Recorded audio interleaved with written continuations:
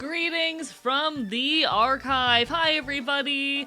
Hello, hello. How are you doing tonight? To everyone who is mad about the VIP price, I'm only a little bit sorry. I'm only a little sorry.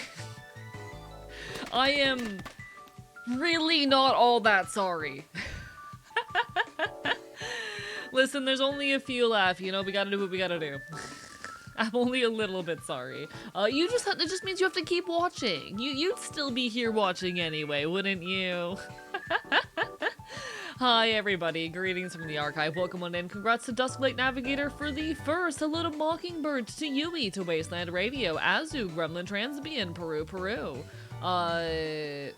I've been scuffed. They made me... I need to fix whatever the fuck is calling that. Or causing that. I need to fix whatever the hell is causing that. They made you hit your starting screen. They really did. Welcome on in, Lupin. Hello, Seijin. Hello, Wonder. Barber Bite Bite. Chat, I'm gonna kill Wonder with a U-Haul. Chat, this is so sad. Can we get 5 gifted? Chat, this is so sad. Chat, this is so sad. Can we get 5 gifted? For folks who are going after first, you need to be here the second I start my stream. And I usually start my stream 5 minutes early. So if you are not here, like within 10 seconds of me starting stream, you're probably too late. It honestly took folks a while this time. I was surprised it lasted like 10 whole seconds. Chat, this is so sad. Can we run me over with a U-Haul? Chat, this is so sad. Can we run Wonder over with a U-Haul? Bark, bark, bite, bite. Did you guys know that you're amazing? Hello, Azu. Congrats on the 25 stream streak. Hell fucking yeah. I'm less than 4K away. I was so excited too. I'm sorry, Vox. Listen, I know it's not fun, but it's gotta go up eventually. And if I held it back every time that someone said they were close, it would literally never go up. Alas. Hello, Gracie. He is kicking my ass today. How about everyone else? Honestly, I've been just inside all day. If I can be honest, today was not productive, and I'm trying to figure out how I can fix that, you know? Like, today has not been my day. I've not been able to be productive. I've not been on top of my shit.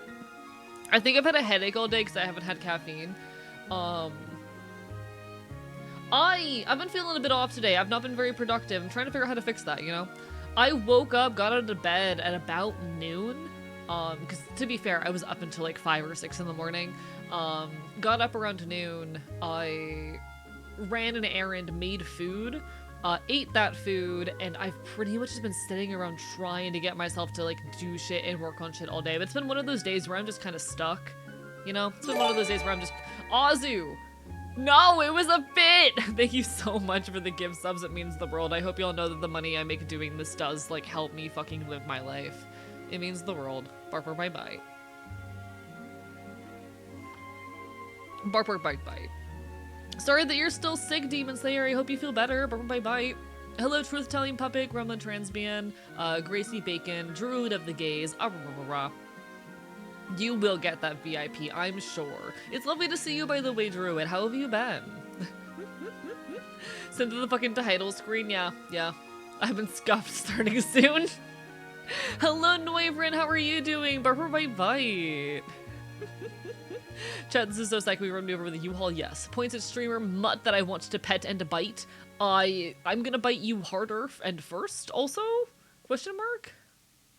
If he ever gambles in my chat, I'm gonna do the dumbest thing and gamble all my points. I'll have a 50-50. I love gambling, chat. Let's go gambling. Chat, I'm devastated. Can we get a hype train going? Like, I'm not the kind of guy who's constantly begging for money, or at least I very much try not to be.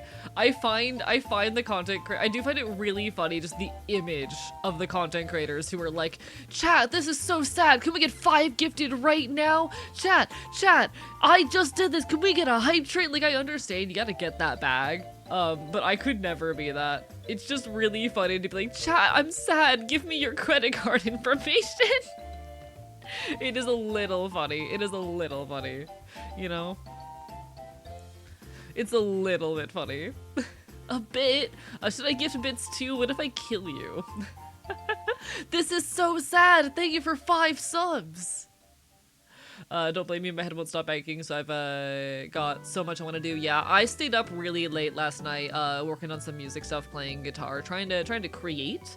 I'm gonna talk a bit more about that later. But I do have a couple things I want to say after I catch up with chat. I'm good, having no focus, going to bed soon anyways, just hanging around. That's how it goes sometimes, Noivren. Sometimes you do just kind of have a day that's a nothing burger, and you got to accept it, you know? If you've been trying to focus and make things happen for a few hours and it's not happening, sometimes you just gotta take a break for a bit. Chat, for the low price of 10 subs, I'll shoot you with this gun I may or may not own for legal reasons. Got a friend log today, so gonna dip in about an hour. No worries, no worries. Take care of yourself first and foremost. There is never an obligation to be here, but I do appreciate any and all support. Like, it means the world. I hope you all know that, like, I never expect folks to donate. I never expect folks to gift subs. Even you being here is not something I expect of you, but it means the world, you know?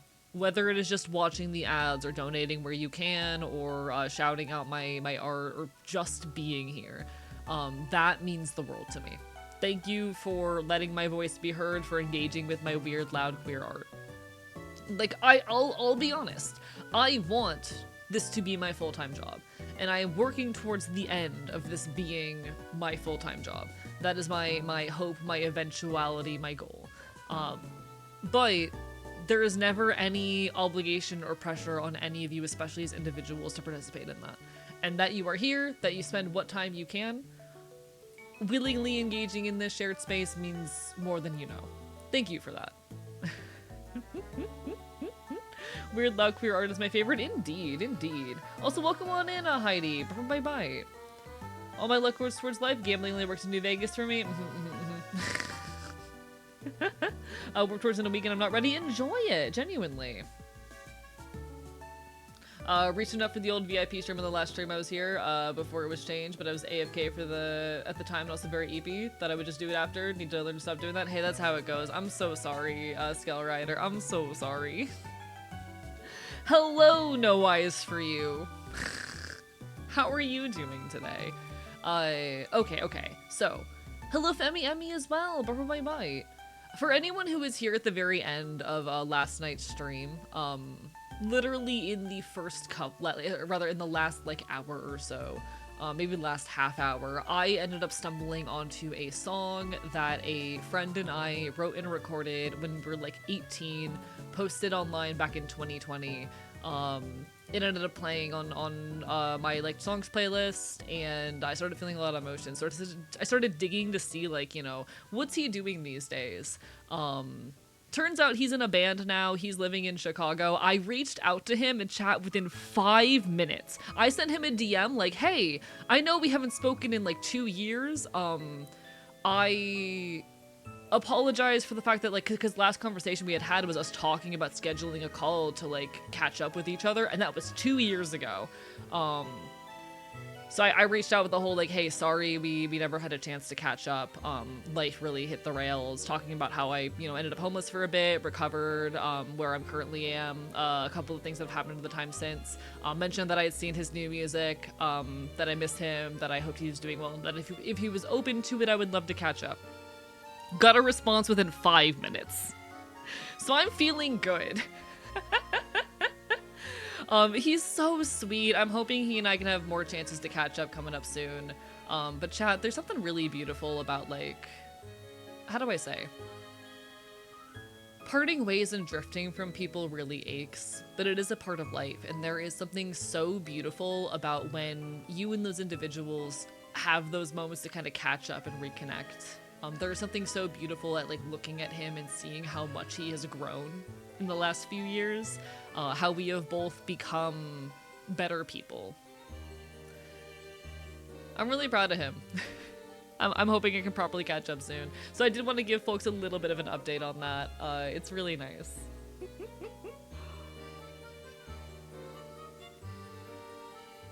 Is 10 years too long to go trying to reach out like that? I don't know.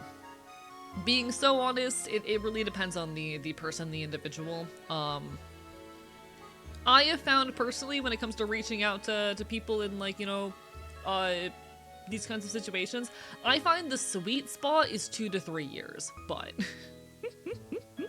I find 2 to 3 years tends to be the sweet spot. Hello, Riri, Barber by Might. I find 2 to 3 years tends to be this really nice sweet spot wherein people have moved on enough with their lives that, like, you know, they've had time to grow and mature. There's a lot to talk about. You are functionally and fundamentally very different people after 2 or 3 years. But there tends to still be enough memory and fondness for there to be something to reconnect over, you know? And it disappeared from the universe for a decade. Hey, I mean, no shame in trying to reach out to folks. Nah, I'm really excited because I've started working on some music again. I'm really energized in that direction right now. And there's so much beauty in just knowing, like, the folks that I was close to when I was, you know, 14 through 18 are out there doing some amazing shit. There's no right amount of time. If they remember you fondly, it's always a good time. True that, true that. Chat, if there's someone who's been on your mind recently and that, like, you know, you just kind of drifted from, if you have the ability to reach out, do it. I actually had a really interesting experience last February. So not February of this year, February of 2025, where I was out at an art market. I had, you know, just ended up in this city. It was my second time at this art market. It's a monthly art market around here. I'm walking around and I get pulled aside. I hear someone yell my name and I turn around and it is my childhood best friend from, like, the ages of, I want to say, what, 6 to 12? Who moved away when we were, like, 14. Who still recognized me, despite the fact that we hadn't spoken in, at that point, I think about 6 years. There's no shame in trying to reach out and reforge those connections, you know? That was someone who, like, we were really close friends when we were children, and who still recognized me. And turns out we're both, like, transmasc and alt now. Turns out he's a drag queen. Life works out sometimes. Life works out sometimes. If you have the opportunity to reforge those bonds, take it. It's really nice. And even if you're never going to be as close as you may have been in the past, or even if it will never look how it used to, there's something very nice in being able to say that, yeah, there are people in my life who have known me and seen me through all of that change. It's pretty cool, actually. Who's your favorite Angry Bird? I've not played Angry Birds in at least a decade. I don't fucking know. Welcome on into the stream. Once met a friend in high school, knew that friend when I was in preschool, so we are good friends now. Hell fucking yeah. No, like, there's something really beautiful about those kinds of on and off relationships that exist. How do I say? I think there's something very beautiful and really special about those kinds of on and off relationships where, like, you're really close for a while, but eventually life forces you to part ways. I grew up without much internet access. Thank you for the stream strike. Welcome on in, Lone Star. I grew up without internet access, and so a lot of my earlier friendships are ones that I couldn't maintain. I did not have any ability to maintain these connections, to contact these people outside of, like, the physical spaces we engaged in. And so when we were forced to part ways, at best I maybe had a phone number or an email. And those are very limited means of contacting people. So, like, relationships I had before the age of 16 or so, I didn't have the opportunity to hang on to. And even many of those since, being so honest, I was a very mentally unwell teenager. Having, at the time, undiagnosed BPD and schizophrenia and whatnot, have made me, at points in my life, a very difficult-to-know person. And I've had to put a lot of work into getting better. I went through a lot of therapy, a lot of trialing different medications and whatnot to get to a point where I'm healthy enough that I am, you know, good on my own, good to exist myself, and a positive force in the lives of others. So, like, many of the relationships I had when I was a teenager also didn't last for various reasons. And it's not until relatively recently that I've been able to, like, maintain relatively healthy friendships. And I'm glad that now that I'm in this better state where I have safety, where I am doing better on the mental front, where I have independence, where I'm really able to live myself, that I am reconnecting with a lot of these people, even ones who knew me well before I had any kind of internet access. Hello, Mitha, Barbara by Bite, how are you doing today? Y'all, fellow trans leftist creator. I don't know if any of my mods are around. No stress mods. Appreciate the holiday, y'all. With the amount of best friend stories you have, you really are the main character. For me, because my relationships were so often very temporal, I was a very, like, isolated kid who didn't have much internet access. Like, my relationships, I went through a lot of best friends because, you know, I would share a space with someone. And when we were forced to leave that space or part ways, oftentimes those relationships festered because we didn't have meaningful ways to maintain contact outside of them. Which sucks. But I think it's given me time to, like, mature and reconnect with those folks later, and I've been very lucky to be able to reconnect with those folks. I've been told before that, like, I have lived a lot of lives, that I give off the energy of someone who has lived so much more life than I have. Thank you. I will drink some water, I promise. And I think that's largely just because I grew up without a whole lot of internet access, and I engaged in a lot of physical spaces.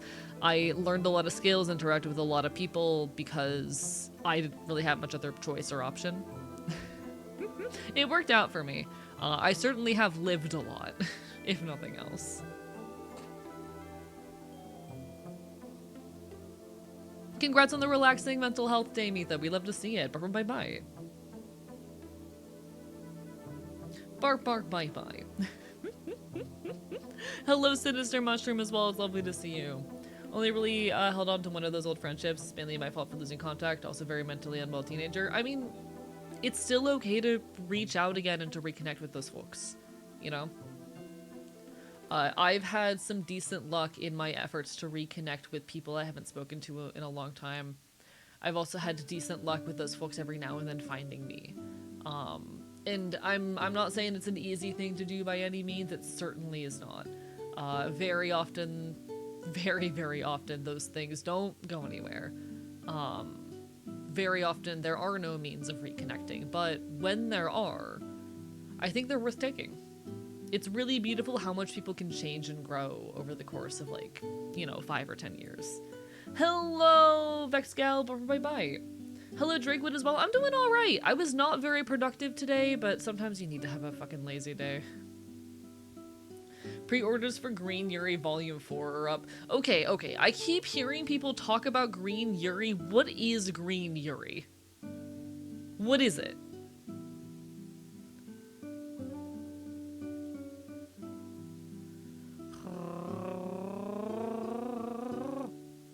I have a friend like that. Occasionally check up on his socials, and it's cool to see him starting in voice acting. Proud of him. Hell yeah. No, it's good when we get to see the people we knew, like, grow up and develop and become better people. I love that shit so much. Yo, I'm Green Yuri. Are you Green Yuri? A Yuri series that heavily uses the color green. Okay, but, like, can I get a title or something? That doesn't really answer my question, you know?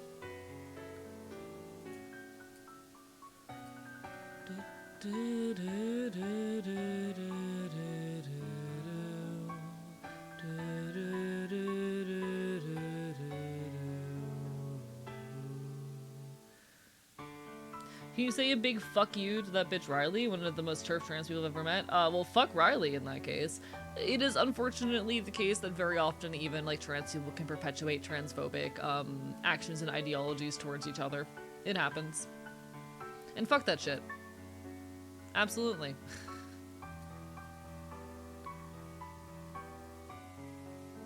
The boy she fell with was not a boy at all. Got it, thank you. The guy she was interested in wasn't a guy at all. Got it, okay. Yeah, I've just heard a lot of people talking about gay Yuri, and I'm like, what? What the fuck is gay Yuri?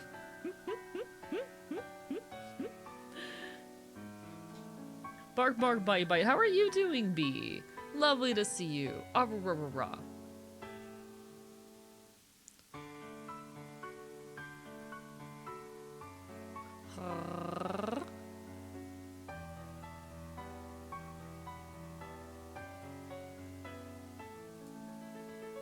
Got a fucking Nirvana song for its anime opening. That's really cool, actually. Like, I don't know if it'd be my kind of series, given how do I say? Chat, I don't like slice of life media. Chat, maybe this is just a me thing. I don't really like slice of life media. Like, that's no shame to people who do enjoy it. I just don't. I'm just not big on it. That might be a me problem. But like, I have not engaged with a whole lot of fucking slice of life media. It's not for me. Took a fat nap earlier, woke up cuddling my cat. Hell yeah, I love when cats want to cuddle. That is joy right there. Just makes me feel like I'm looking in on a world I'm never allowed to be a part of. For me, I feel like I'm not big on slice of life. I think for me, I like my media. Okay. I think I know what it is. Chat, I like it when my media is bleaker than my actual life. I enjoy engaging with media that is bleaker and heavier and darker than the actual life I lead. My version of escapism is getting to touch and interact with universes that are worse than my own, because it allows me to pull back and feel hope, you know? And sure, yes, like, that hope is in some way kind of fictional. I am relying on the idea that even in much worse scenarios, fiction can have a happy ending to maintain a certain level of hope in my own life, but it's working! It's working! It's working! My immediate thoughts for hearing Green Yuri, some rom-com featuring some person's Tumblr post about a trans femme Grinch or something. That would go kinda hard, though. That would go kinda hard. Wait. Hello, LGBT community. Hello, LGBT community. Have we considered trans femme Grinch Yuri?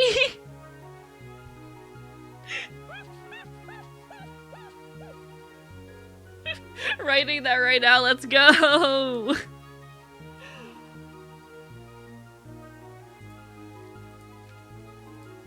This song is Don't Ever Forget from Pokemon Mystery Dungeon. Very, very good song. Thank you for making me normal, Bug Splat. Bark bite bite.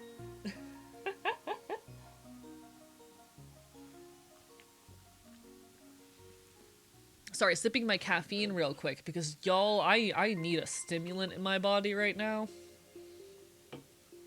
Can't stop considering it now. Help. Sorry. Fuck you.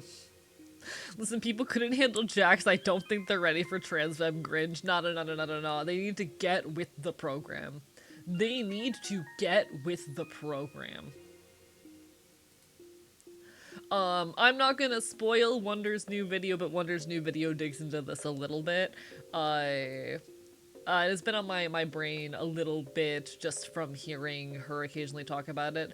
I think we as trans people need to be more okay with, like, messy trans representation and with silly trans representation, and with trans representation that's a little bit transgressive, you know?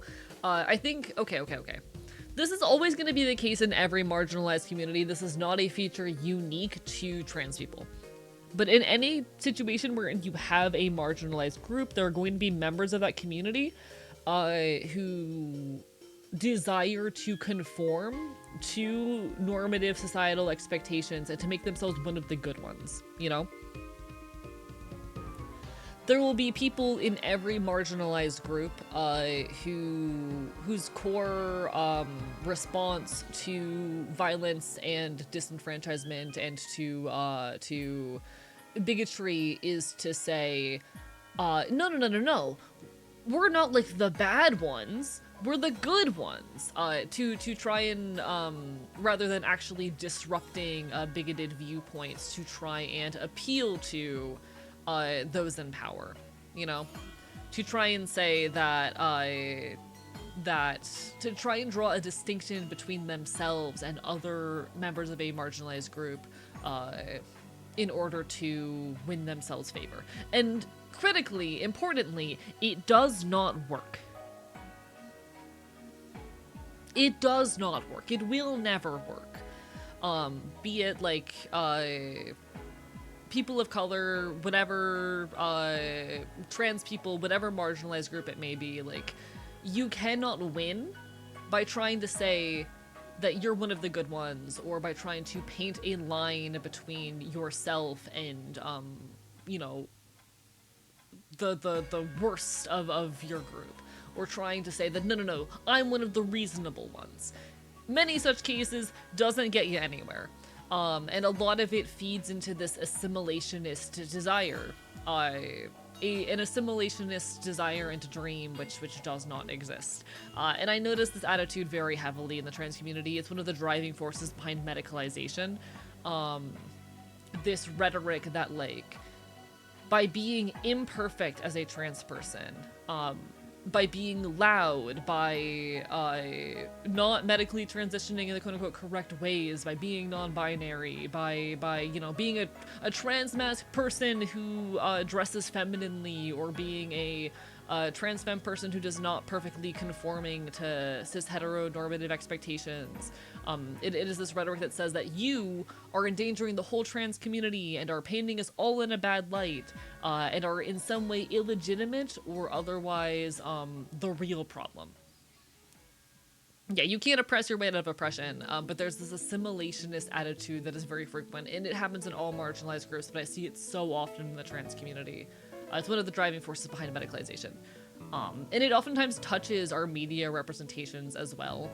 There is this pressure for trans representation to be perfect.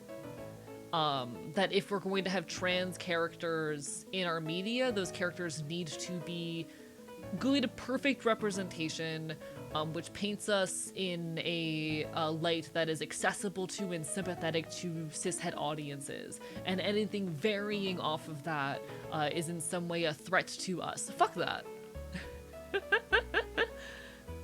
Barber by might. Fuck that shit. One of the reasons people keep getting mad about Jax is that Jax, they say that Jax is bad representation of trans femme, you know, experiences, because Jax is mean and aggressive and a ontologically bad person. Fuck off with that. It is a very real experience of many trans people. Jax is a self-insert for the trans femme author. This has been openly admitted. Don't do that. What the fuck, Twitch? Hi, Wonder. I'm definitely not stealing some of your talking points right now. How are you doing? Barker by bite.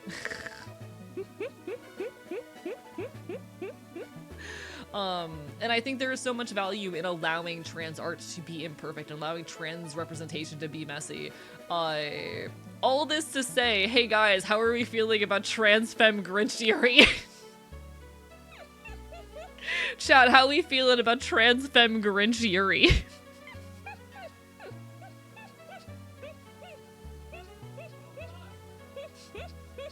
Enjoy your lurk, Aloe!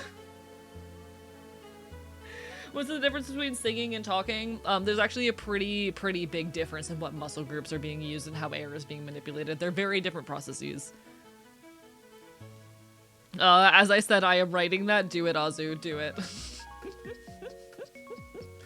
I find that there's no clean-cut representation of transness. You will never get an example that satisfies people. Oh, absolutely, because everyone's experiences are different. Dead ass, like, I love the trans community, and we do have a lot of overlapping experiences, but to pretend that there is one definitive trans experience, or even like a definitive trans femme versus definitive trans masc experience is bullshit. Gender is a cultural construct that exists differently from time and place, and people are raised with different ideologies and upbringings. Like, there is no one trans experience. Even if we have more in common than we have different, there is no one trans experience. Yeah, you're never gonna make everyone happy because people are always gonna get mad that isn't perfectly to their experience. You know? I would read Transfem, Gringieri, fuck yeah. Really need to hurry up and grind out the rest of TADC. I'm on the 3rd episode right now, but I'm loving it so far. It's very good. Really, really good show, would heavily recommend.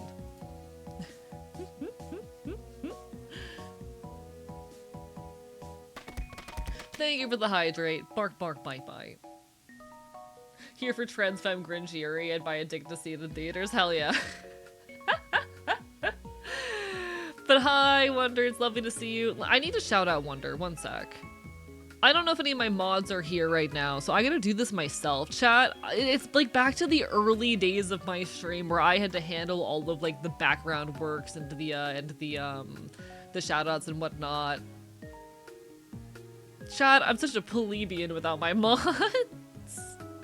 Also, hi, Good Humored Gaming. How are you? Bye bye. I need to remember to ask you a couple questions sometime soon. Jax is the bunny girl and that's always valid. True that.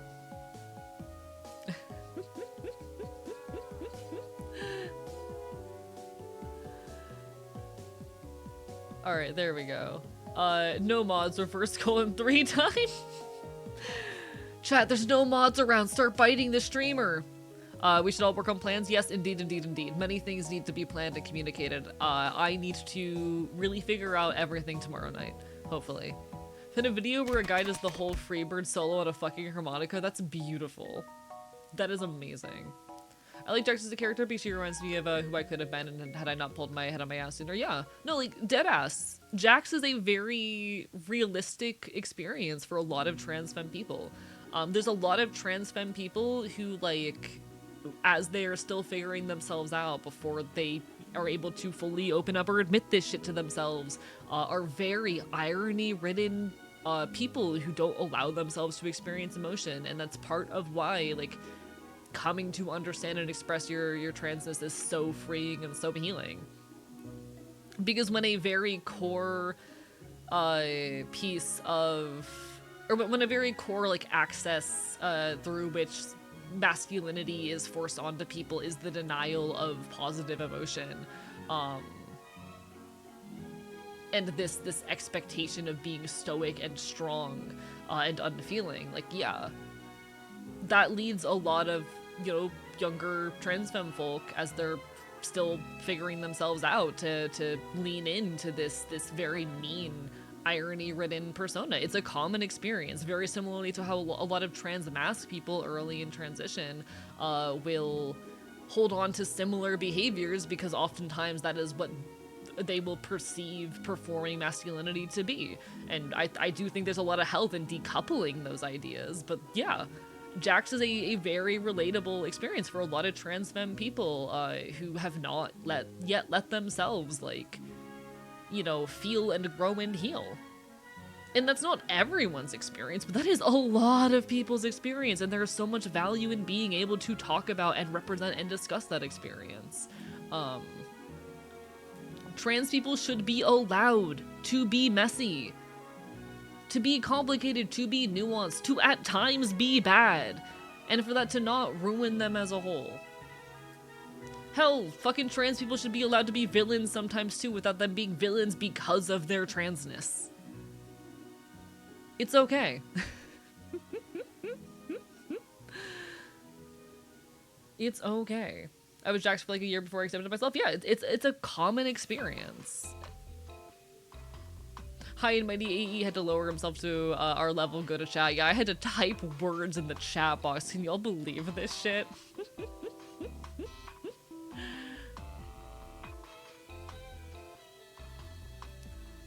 This is just me talking off my ass. I'm sure I could say this all a lot better had I had the time to write it out, but you know, thumbs up. Let me be a woman and kill people. Real!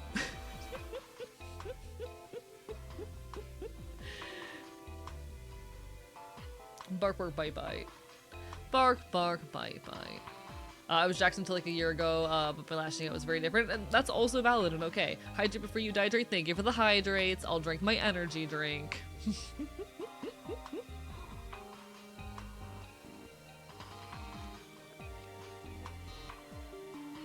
All this to say, I'm very excited to see Wonder's new video. Very excited for that one. One of my childhood friends transitioned into a girl. Failure, also valid.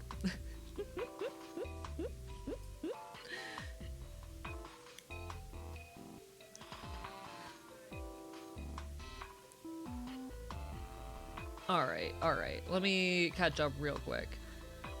Anyone else here have that awful experience of someone trying to forcibly crack their egg and causes a massive regression in your journey? I can't say I have. I can't really speak to the experience because I don't know many people who have had it, but I'm sorry that happened to you. Oh, chat, I got transphobes. I'm checking my my held YouTube comments in the background. I have comments I need to delete. Fuck you. Fuck you.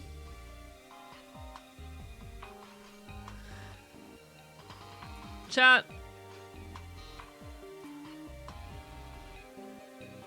Not to be that guy, but I will, okay. I will never understand the obsession that especially seems to exist in the trans community of like policing how other people use labels. This comment that I'm currently deleting is someone telling another trans person that they are a walking contradiction and essentially calling them wrong for simultaneously using the labels non-binary and a trans woman. Fuck off. Fuck off.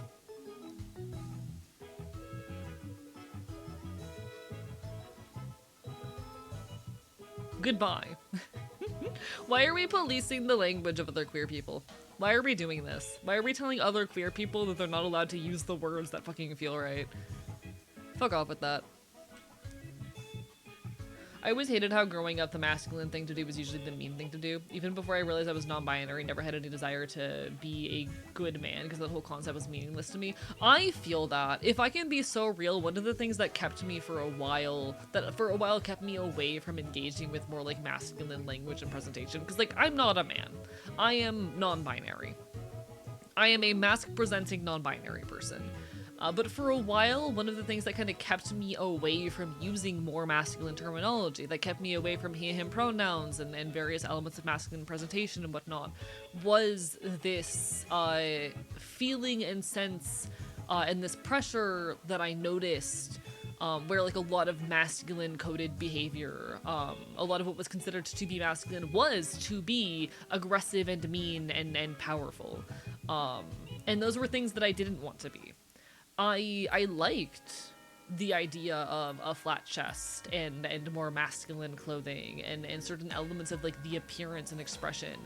But I was extremely uncomfortable with and turned off by this idea that to be masculine was to like to be aggressive and to be angry and to be unemotional and unempathetic.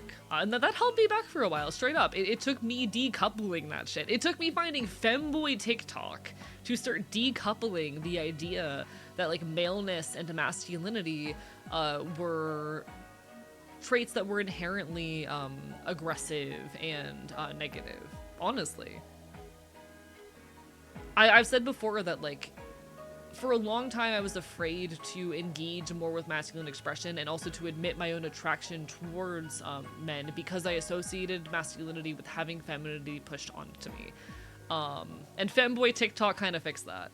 And I think there is so much value in taking the time to decouple these negative associations with masculinity from maleness itself and from and to reconstruct a masculinity that is healthier, you know? I think there is so much value in taking the time to decouple these ideas that like masculinity has to be negative and has to hold us back and has to feature all of these harmful traits. You know. We can't defeat patriarchy without, like, you know, deconstructing a lot of the gendered standards and expectations that it upholds.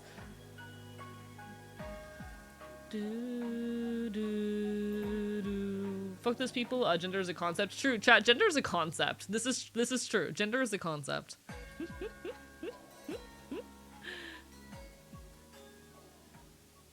An ex would exclusively call me by mask pronouns back when I was identifying much more gender fluid. Got on my nerves some days. I would avoid presenting male. Skip 2 years forward, move to a trans man. Sometimes that happens. Also, it's totally valid for your identity to shift. Like, sometimes it wasn't necessarily that you were wrong, it's just that your identity shifted in some way due to your surroundings or cultural context or whatever it may be. Like, those are both okay outcomes. You know? Shout out to Femboy TikTok. Chat, shout out to the TikToks shout out to the femboys on TikTok that revolutionized my sense of gender and sexuality.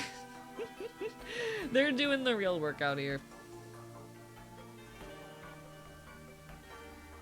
Rah. In any case, though, like, I hate the policing of other queer people's language that sometimes happens within trans spaces. Why are we telling other people how to use gender terminology? Why are we limiting what gender is allowed to be?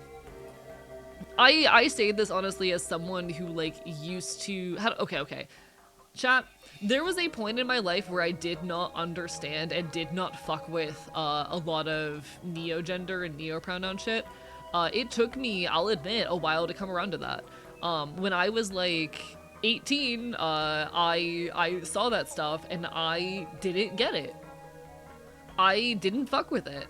And it took some time of me reading queer theory and engaging with the community and coming to better build out my ideology around queerness to realize that actually that was stupid. For me to realize that gender is not real and that, honestly, like, neo-gender and whatnot, these are tools through which we can deconstruct what gender is allowed to be, and that there's no use or point in putting limitations on this stuff. And that is growth I have had to do.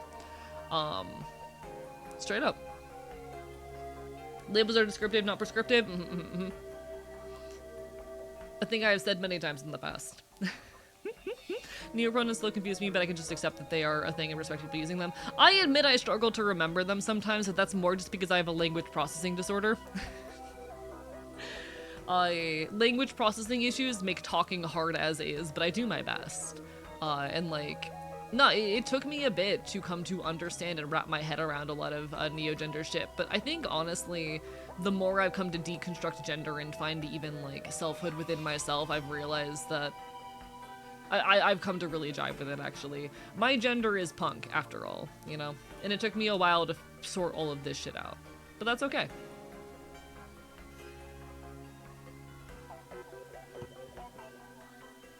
Gender is a fucking folks. I'm sex!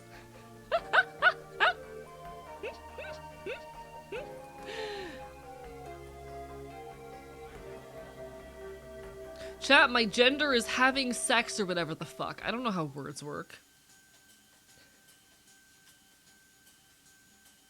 I will say I love the joke of, like, instead of just saying something fuck, saying it has sex. That's become a part of my vocabulary recently that I absolutely adore. Like, I'll be eating a meal that I made and I'm like, y'all, this pasta has sex. It's great. It's the funniest shit ever. I click on stream sex. Yep, I'm watching a hi, Aurora.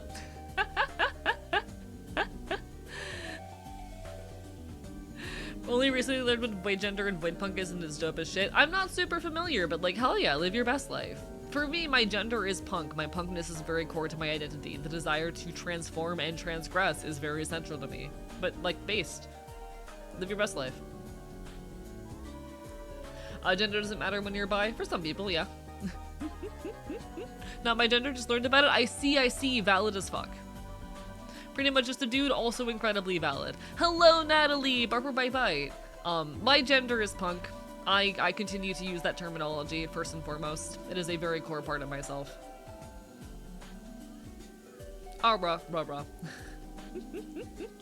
How is everyone tonight? What if I started biting you? Chat, what would you do if I started biting you? All this race doesn't just fuck, it has sex. I say as my friends look at me, like I've been hit over the head with a baseball bat. Peek. It's not an AE stream yet. There was no mentions of vor. Time to change it. Eating your gender. See, I'm not even the one who brings up vor half the time. See, I'm not even the one bringing up the vor half the time. What the fuck, y'all? Hello, Asuno Denshi. Bye bye. Me and my partner use your gay sex soundboard button very often, at least twice a day. That's beautiful. I'm glad, Lupin. I'm glad I live in your head rent-free. Chat, it is one of my greatest joys to live in your head rent-free. If I have influenced your vocabulary, the way you speak, the way you think through shit, the ways you express yourself, thank you. I win. That's called winning. I live in your head rent-free. How long have you held the my gender is punk idea? Honestly, that's something that only started really becoming a central part of my identity and ideology. Like, I've been punk for a long time, but I don't think it started becoming a core part of my, like, identity, a part of my gender. That those pieces really slotted into place until early 2025. When I started working on I Don't Regret Girlhood, I knew it was going to be a trilogy, and at that point, I had really come to understand how core punk was to my sense of gender. But it wasn't until I started interacting with my IRL punk scene that I started really finding and vibing with those parts of myself, you know? It wasn't until I had the opportunity to exist and engage IRL with a local, like, punk community that those things really slotted and started to make sense. Pumpa started to say she will bite or kill you with my teeth since watching AE. Teehee. Hello, Terrapin! Bite. Lovely to see you. You live in my head rent-free, but there are like 6 other people there already. I mean, that's okay. I don't mind sharing the place. We can be roommates.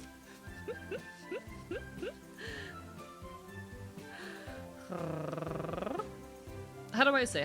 But yeah, it was I think the moment that I knew it. It was the same day that the idea for I Don't Regret Girlhood was really solidified. This would have been mid-May 2025, and when I drove to Gainesville, Florida with my childhood best friend, who is the transmasc drag queen that I interview in I Don't Regret Girlhood, we drove to Gainesville to go to Transversary, which is an annual like queer punk music and art event that happens at the Civic Media Center in Gainesville every year. I did not get to go this year because I just couldn't get the day off, but I try to go to it whenever I can. It was my first time going, though, so I guess I've technically only been to it once. Whoops. I'm so sorry to Adam Dumpster Mez that I didn't get a chance to go to it last year as well. It happens sometimes. Or rather, this year. I'm sorry, Adam Dumpster Meds. I know you're not going to see this. I'm so sorry, Adam, that I didn't go, though.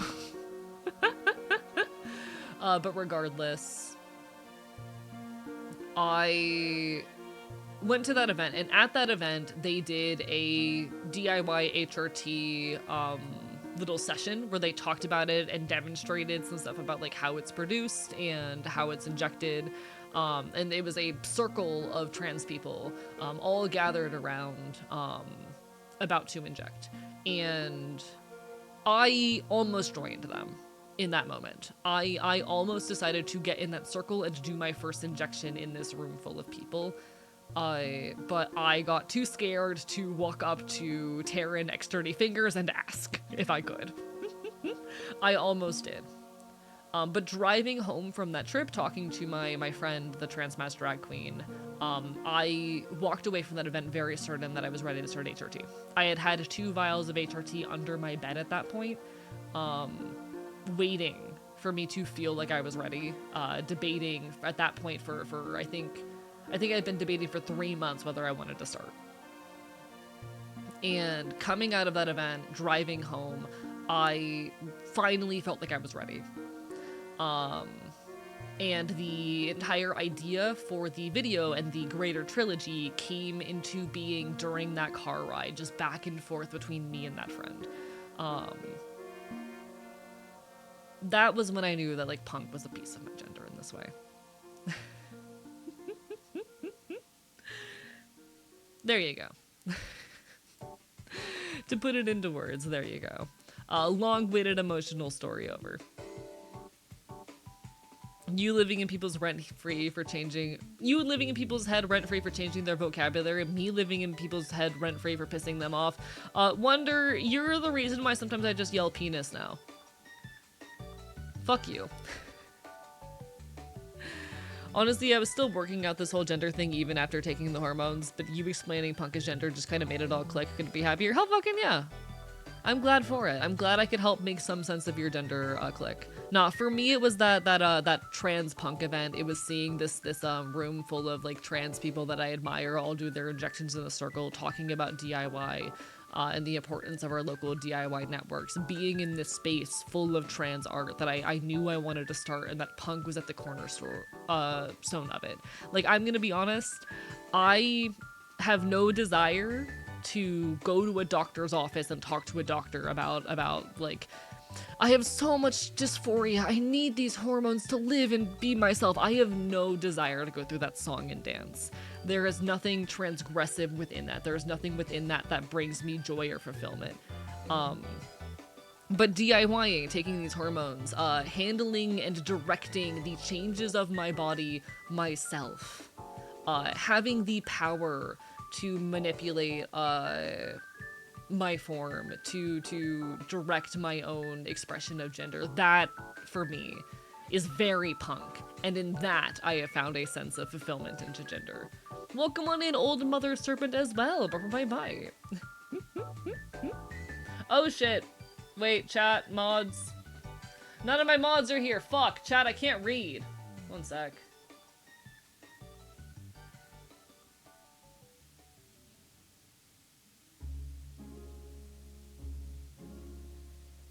Chat, this is why you read the messages before you greet people.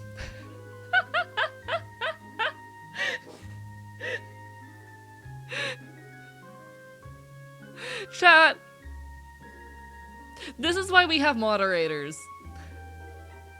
Deleted, gone, gun. Chat, I found the gun and pulled the trigger, it just took me a second.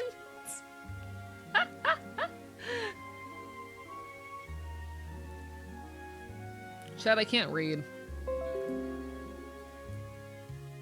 I'm used to having mods around who take care of that shit before I even see it. Quite the message. Wow, glad they exploded. Yeah, Jesus Christ. Y'all, what the fuck?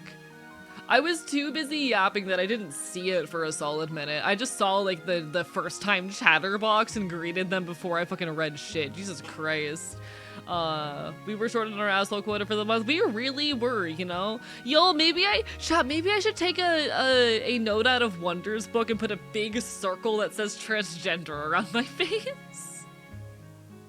It'd be really funny. Thank you for leaving the message. Honestly made me uncomfortable. Oh, absolutely. No, fuck bigots. Like, for the record, if it was not obvious, rhetoric like that is completely unwelcome in my space. I just didn't notice. It took me a second to notice. Like, straight up, if any, assholes get through, to chat, like, please assume that it was on accident and that I didn't notice. Please assume that messages like that getting through are on accident and I didn't notice, you know? None of my mods are around and I didn't catch it until I read the full thing. It happens, don't think anyone thinks about it for it. I hope not. I hope people are capable of recognizing that, like, oh, I straight up just didn't fucking read. It's so much fun, I love banning bigots, hit the curb, real. We shoot on sight, I just have poor vision. Can't control everything all the time, yeah. Sometimes I'm really big on a ramble and I'm skipping shit. Chat, I was telling Wonder this story. Earlier. Sorry, so for folks who are not aware, my mods are all out right now. None of them are here. The chat is like there's moderator lists. I'm moderator list right now because all my mods are busy. But I was telling Wonder this story from like my very early content creator days earlier. Chat, this would have been like first 6 months of me streaming. my moderators were like my close IRL friends who usually weren't around but would poke their heads in when I needed it. So this was like a much smaller operation. I didn't know what I was doing yet, and this particular night I was drunk. I was drunk this night. I happened to be, I was tipsy, I was sleep deprived, and a user follows me, chat. Now, the username is Minecraft Gaming, but in my sleep deprived state, and in it, given the word was all caps, there was no, like, you know, indication of where new words started, my brain goes, me in camp? And it takes me a solid 2 minutes to notice. It took me a solid 2 minutes to notice in my sleep-deprived, alcohol-ridden state.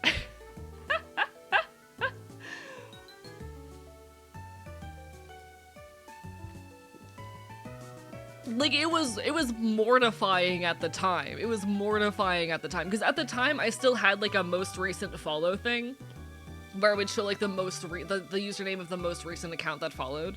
And so that was on my screen for like 2 whole minutes before I noticed.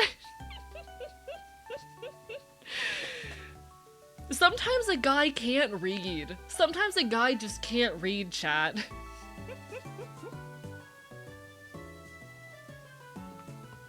That's funny, but also awful, but also really funny. Yeah, like ultimately, you know, shitty troll. The account literally got suspended like 2 hours later.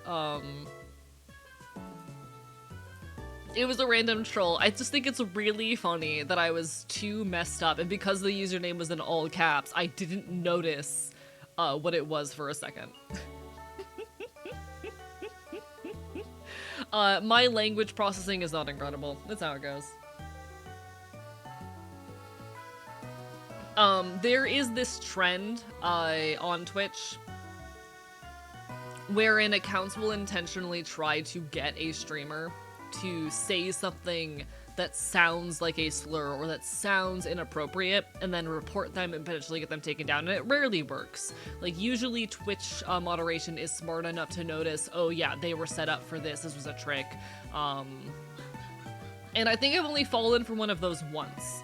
I got really good after a while with like suspicious usernames of like checking when the account was made, etc, before I fucking fall for that shit. And at this point, my mods tend to catch them before I can even read them, but like, it's a thing.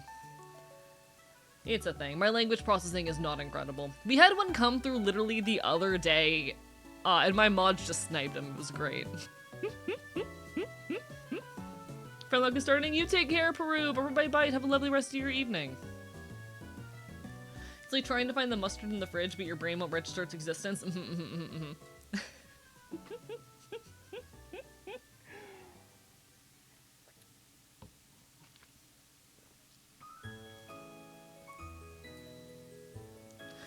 For the past few sessions, we've been helping some elderly people who got plane shifted. One basically went onto my character, wanted ice cream really badly.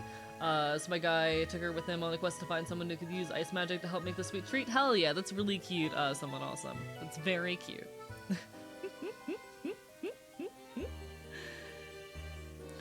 Chat, sometimes a guy is just a silly little guy. Sometimes a guy is just silly.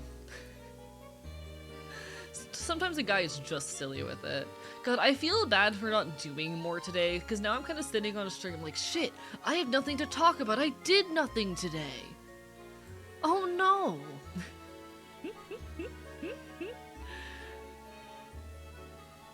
Welcome back. Lovely to see you, Demon Slayer lover. Congrats on the tteokbokki. I've only had tteokbokki once. I've only had it once.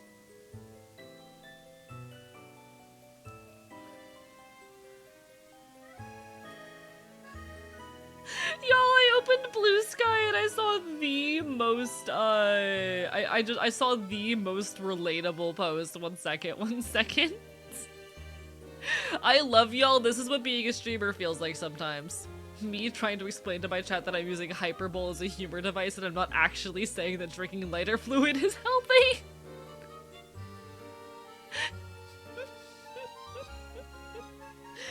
Sorry, sorry. I love y'all. I love y'all. That one was just a little bit relatable. That one was just a tiny bit relatable.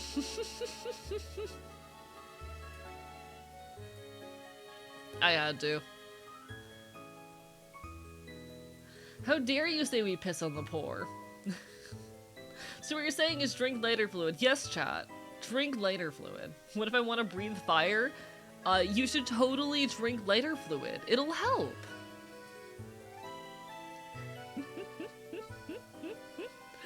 Alright, one sec. I gotta fix this shit. There we go. I'm a little bit out of chat. Do I take a Vyvanse? Will that fix me? Will taking a Vyvanse fix me? It might. It honestly might. I could take a Vyvanse. I'm not supposed to drink the gas, but at least it's a good advertise. So relatable with my with all my autistic roommates. Hello, autistic people. Hello, autism community. Chat, I'm gonna take a Vyvanse. One sec.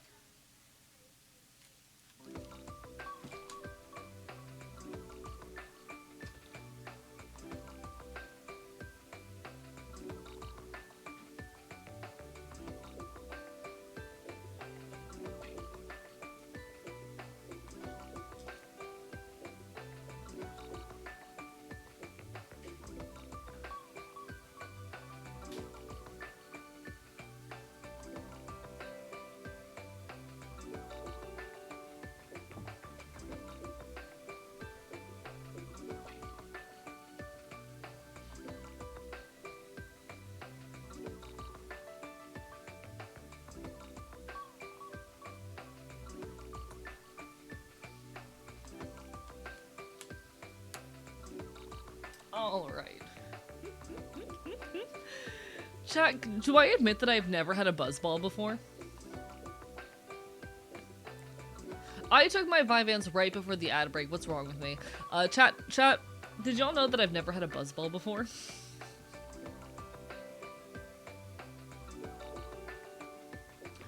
Oh my god, wait, chat, we would admit to something embarrassing, which I think goes to show about how well I am capable of, like, thinking through my choices on a daily basis, you know? Like, I like to present myself as a relatively well-read, smart person, and I think a lot of people read me as a bit older than I am, a bit more mature than I am. I think a lot of people think that I am relatively smart and well-read and full of, big thoughts. And I would say, yeah, I am. I'm a relatively, like, you know, and smart person. There's a lot of thoughts in my brain. I have a lot of information and knowledge. However, the other day I went to the liquor store, and I said, this liquor store has the little, like, the tiny little, single-serve, 99 brand plastic bottles, for 99 cents. And I'm like, you know what? I'm gonna get one of these because I want to see how fucked up I can get on one of these. I want to see if, like, one of these alone is a pleasant level of drunk to get. See how I feel about it, because, you know, maybe that'd be an easy way for me to get fucked up on a budget casually, if I, you know, don't want to be drinking a lot throughout a night. Could be fun to stock up on a few and just have an understanding of how fucked up they'll get me, for the occasions where I want to get fucked up quickly. So I buy one of them. I'm looking at the flavors, and my brain goes, sour cherry. That sounds delicious. It is not until I get home. It is not until I get home, chat, that I sit down and have the dawning realization that that's just cough syrup.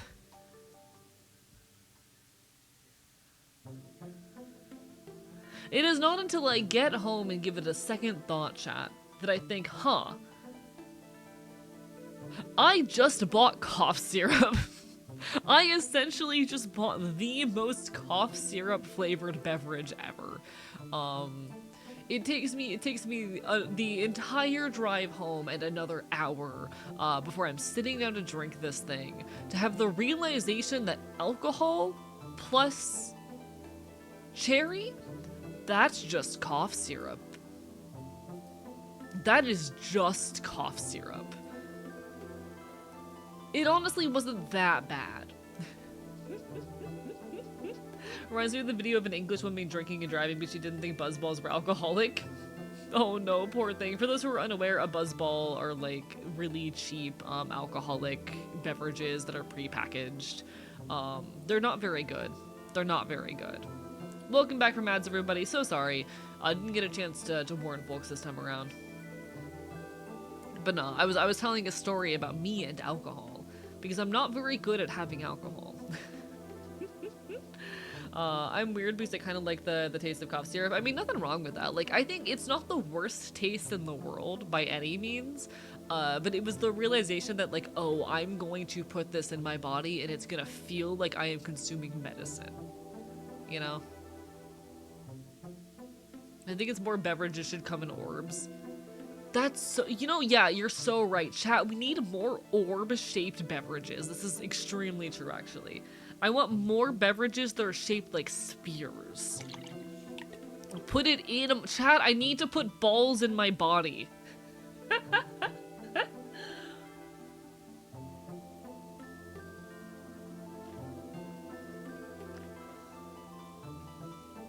Chat, I need to consume spears. Put it in my body.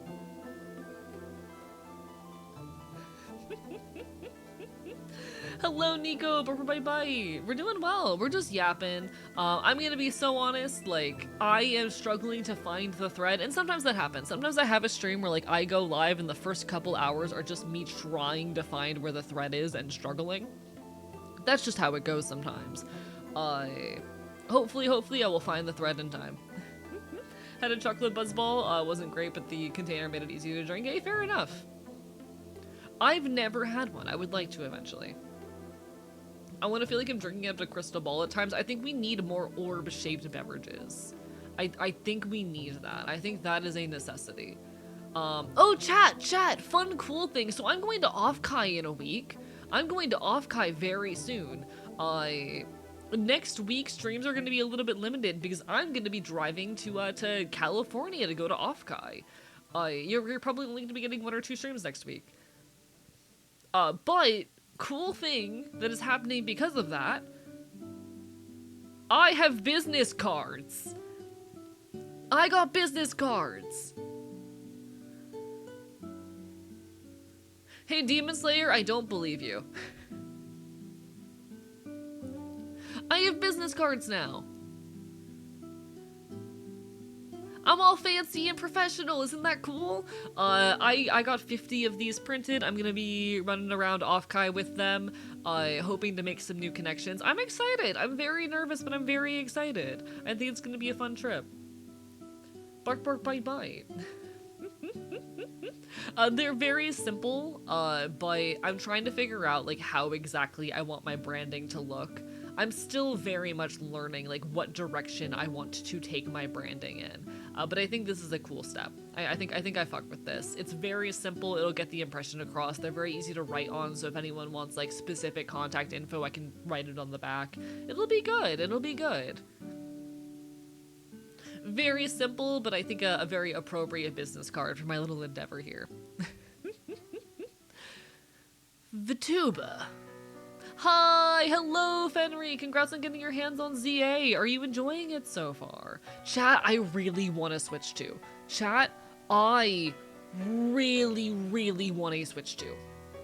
I want a Switch 2 so badly. I am really debating if I can afford a Switch 2 next month. Because I need to get one before the price increase. The price increase is gonna be really rough. I don't know if I'm gonna be able to afford one before then, being so honest. Stress. On vacation in France and I didn't bring my Switch case with all my games, so I got desperate. Hey, fair enough, fair enough. Bark, bark, bite, bite. Would love to get one of your business cards. Is there a chance we could get one with a merch purchase in the future? If I have one if I have some left over after, you know, I am done with the trip, maybe. I will likely also in the future, depending on how this goes, be ordering more. We'll see. Hello, Katie Rady. Barker bye bye. Very fun. Just been doing all the side quests. First, valid. It's a good game. I enjoyed it. I thought it was a very fun video game. What's the appeal for a Switch 2 over a Switch 1 over piracy? My PC literally cannot emulate Switch 2 games. My PC can't do it. My PC is not high enough specs in order to do it.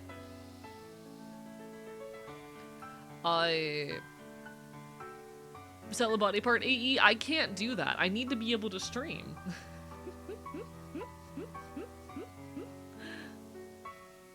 I can't do that. But I'm thinking of getting some hard seltzers. I mean, do it if you can.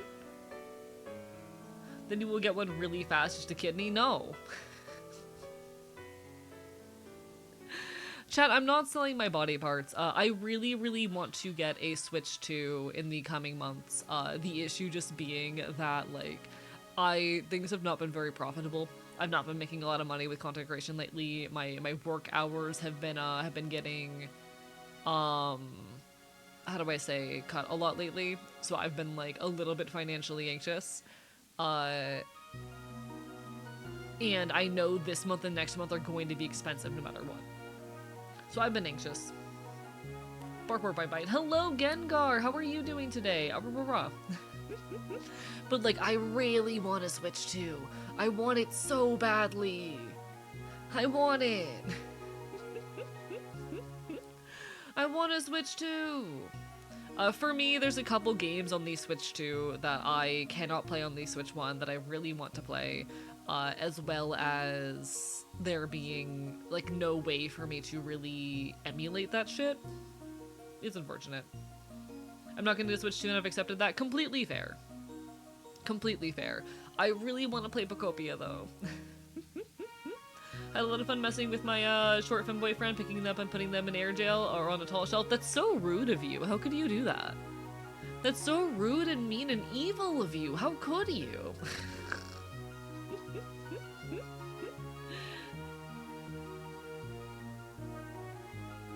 How could you? But hello, Plague. I'm doing alright. I'm a little bit disorganized today, trying to find the thread. That's how it goes. That's how I refer to it sometimes. If you ever hear me say that I'm trying to find the thread, it's that, like, I'm trying to find the direction to move with my commentary and whatnot, to get things, like, going.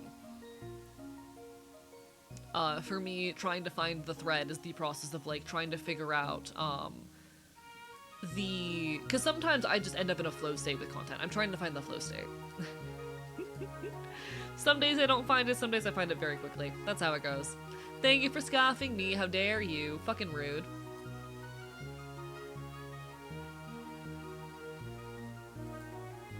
Fucking rude. If hospitals need organs so bad, why they call the police when I show up with 10 kidneys, 5 lungs, and 3 hearts? I know, right? God, can y'all believe this shit? Hello, Pyro! Barker by Bite. Like, being so honest, I could just try to donate plasma for a bit to see if I could help, like, fund getting a Switch 2. I could do that. That is an option. But do I want to do that? So episode 16 of season 2, I get why you can hunter now. Which episode is that? Chat, I really want to rewatch The Owl House.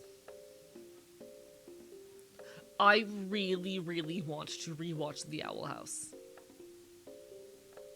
I really want to. I'm very tempted. The one where they go in the bad guy's head? Got it. Cool. Thumbs up. Yeah, you understand now. Chat, I've been really wanting to rewatch The Owl House recently. Hunter is my little meow meow. He's so me-core. He's so me-core. My cat has fallen asleep on my foot and I can feel her purring. Life is good. Life is good. That is love right there. That's beautiful. The Owl House has confirmed that Gus and Matt are gay and have been dating since season 2. That's beautiful. That's so beautiful. I fucking love The Owl House. Very, very good show. I kin Hunter from The Owl House very aggressively. He's my little guy. It's amazing. Gonna be back in a bit. No worries. Do what you need to. I love it. Top tier shit.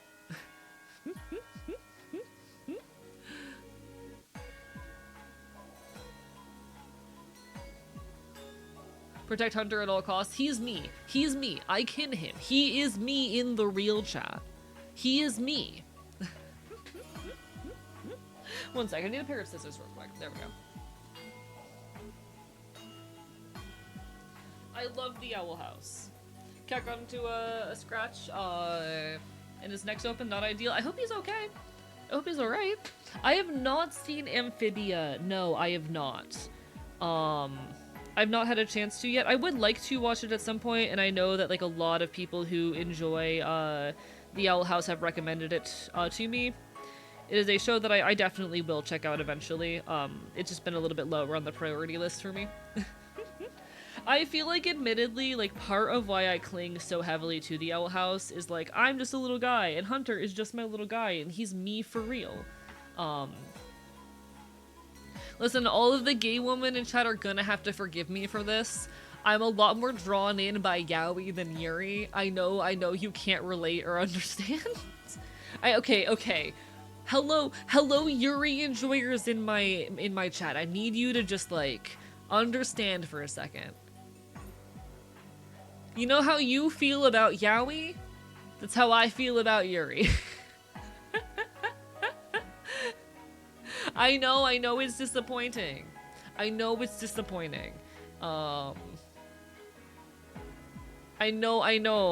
sad. And I'm so glad y'all have your Yuri. You deserve it. You deserve your Yuri. I know. I will take Yaoi over it any day. I still love my Yuri. I'm glad to see it. I'm glad to see representation. I am, however, primarily into men. You know? I say this lovingly. I just, you know, I am primarily drawn to my gay boy content. Just because I'm gay and I like my men, you know? And we're all valid. We're all valid. As a Yuri enjoy valid, some Yaoi is hot as fuck. Yeah, and there's definitely some Yuri that draws me in. Like, all my love, all my respect. Ultimately, I hope we all just get more representation. It's just really funny to me sometimes, because, like, I'm a gay boy. And I see all of my, like, woman lover friends simping over, like, all the fictional women they see, and I know I'm the exact same way with my pretty boys. And every time I'm like, good for you, not my type, you know? Every time I'm like, good for you, I'm so happy for you, not my type. What about ye, NBX Nunby? Pretty good. I'm here for it. But I say this affectionately, though. There's definitely been times where Yuri has drawn me in, and I've enjoyed it. Wait one sec. I need to get Wonder to send me a video.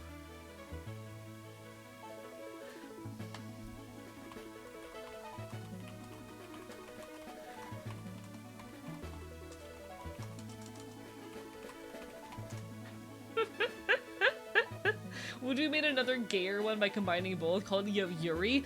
God, that's so weird and fucked up. How could you? Hope you find the thread eventually. I appreciate it, Drake. When you have a lovely rest of your evening. All my love, all my love. Yuri is very respected among the yaoi, but we do very much love our Yuri. No, and like, listen, I'm so happy. I'm so happy that y'all are thriving. It's just really funny to me how often I'll have like my friends come to me with like some woman that they are hopelessly attracted to, and I'm like, good for you, I don't get it, you know?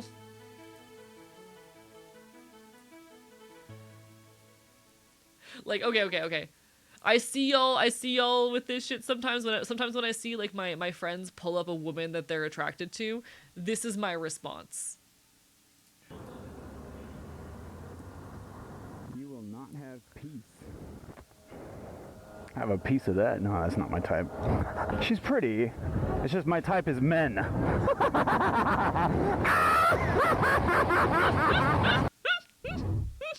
That's me. That's me, chat.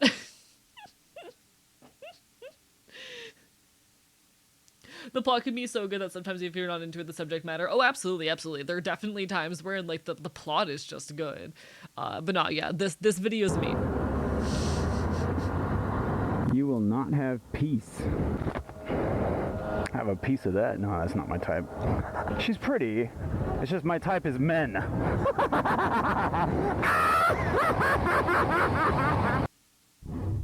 See? Exactly. You understand.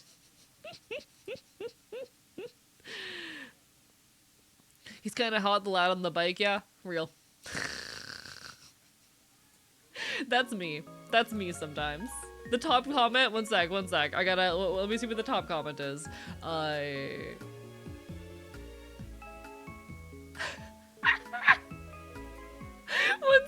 sec. You're too late, Batman.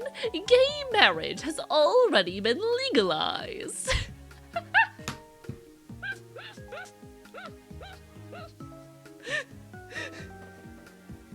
You're too late, Batman.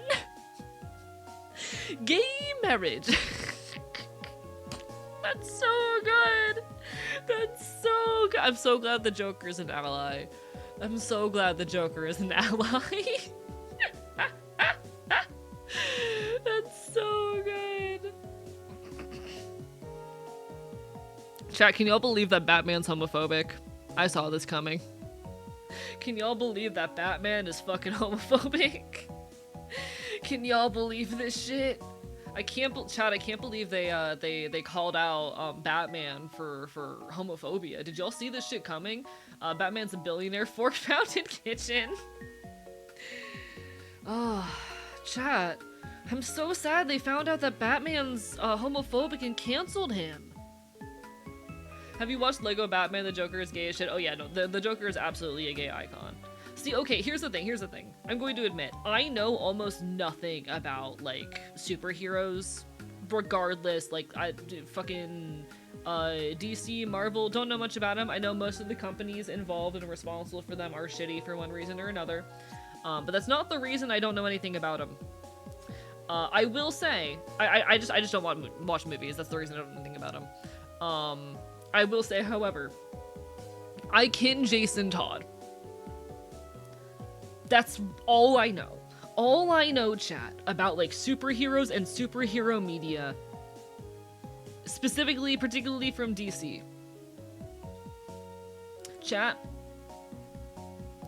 I kin Jason Todd, and I know a lot of shit about Jason Todd. That's it.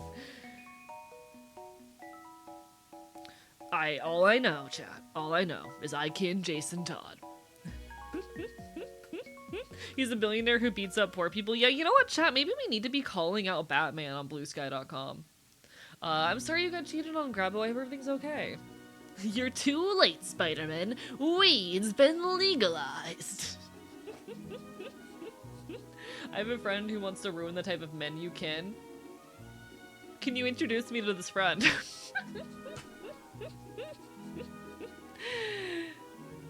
Love how you read my message wrong. It was Yaoi respects Yuri. Oh, got it. Sorry, listen, I'm doing my best. I'm a little guy.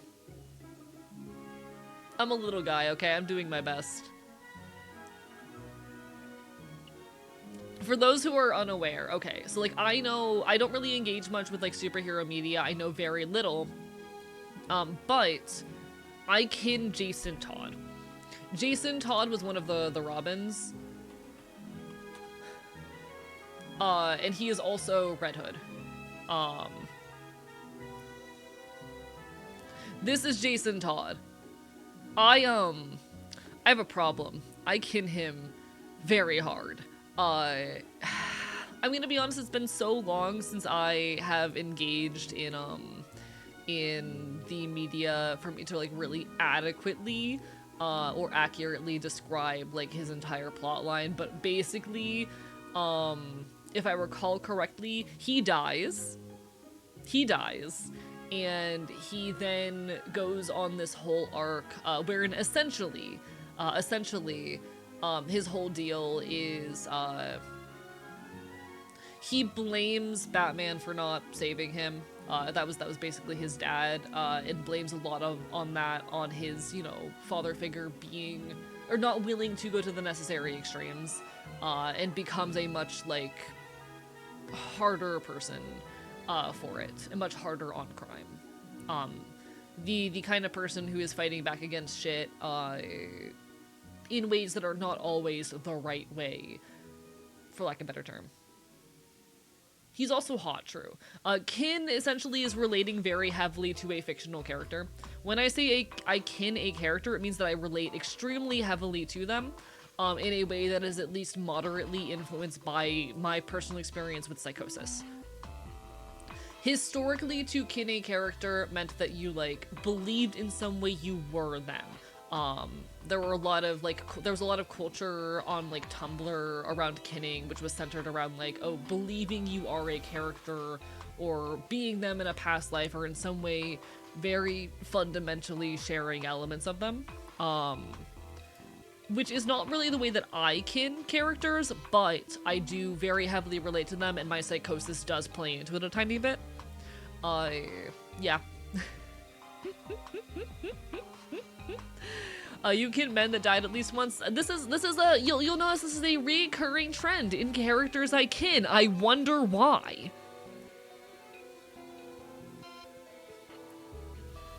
I wonder why. Hello, smoke detector alarm. How are you doing today? I wonder if there's a trend there. I wonder if there's a reason AE kins a lot of characters that have died at least once, or have had near-death experiences. I wonder. You know, I don't talk a whole lot about those experiences, actually. I have almost died before, actually. I have almost died more than once. Hello, everybody who's beeping. I have almost died, at the hands of authority figures more than once. But I won't get too into that.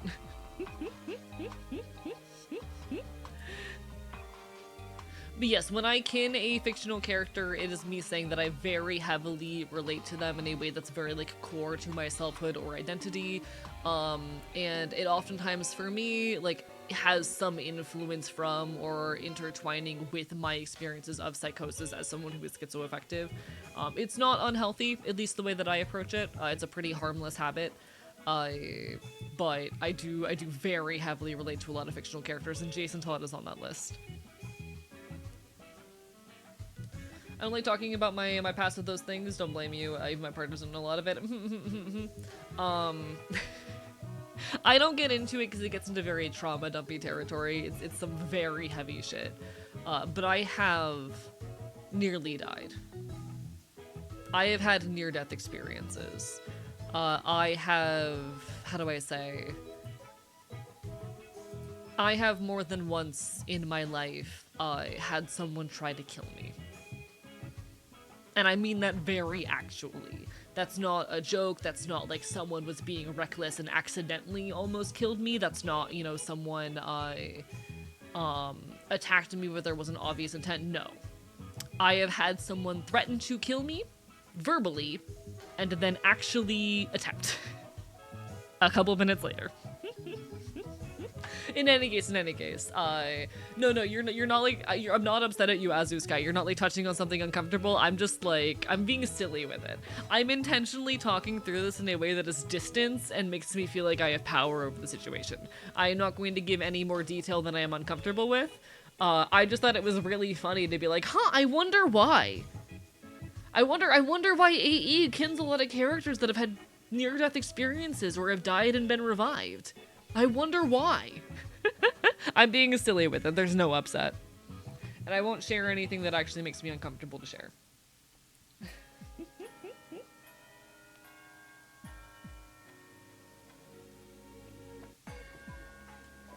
Gonna assume it was ninjas.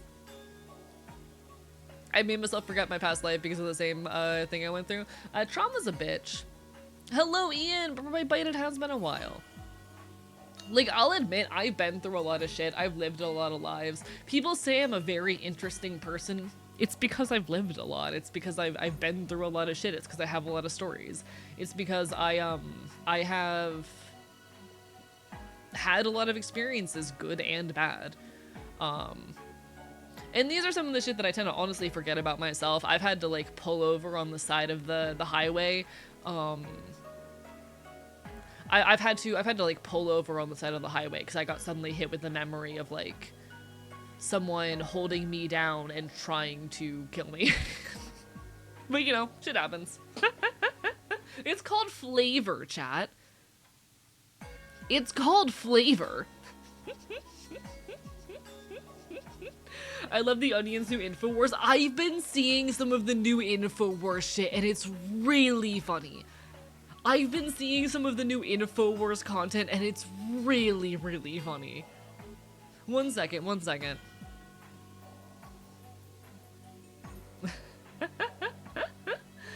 Can I find this? Some of this shit was shared in a group chat or voice chat I was in earlier. Can I find it? This. Okay. Chat. I love the new InfoWars content because it's such a beautiful parodying of like right-wing Christian conservative viewpoints. Science is fake, but this is real. All fish have vestigial mammary glands that are carried over from the time half of Adam and Eve's descendants started evolving backwards into fish as punishment for drinking dirty water. Like, I love this because it is, how do I say? I adore this because it is so close to being something that like believably a conservative could say. Parody is a very difficult skill to master. It requires being able to, like, you know, mimic the viewpoints, perspectives, and talking points of an enemy in a way that is realistic enough to be believable, but just slightly too absurd. You make it too far out there, and suddenly, like, you know, you're losing the plot, and it becomes a lot less funny. You make it too close to reality, and people can't tell that it's a parody. And this sits perfectly in the realm of parody. I love it. Like, it's something that I could almost see a conservative saying, you know? It's so similar to shit that they do actually say. It's great. Can I find any other good ones on here? I love- okay. Sorry. I am demon free, bitch is so good. That's so good. On one of their streams, the token hot blonde woman waits until being verbally told you may speak and then gets cut off by the editing. That's so amazing, holy shit. I'm talking about the YouTube vids they've been releasing. I have not seen any of their YouTube yet. I'll have to see if I can catch any of it. But like, for now, even just the posts are really good. Marriage is insignificant compared to the bond between man and horse. Wait, can I like retweet this unironically? Chat. What if I reposted this unironically?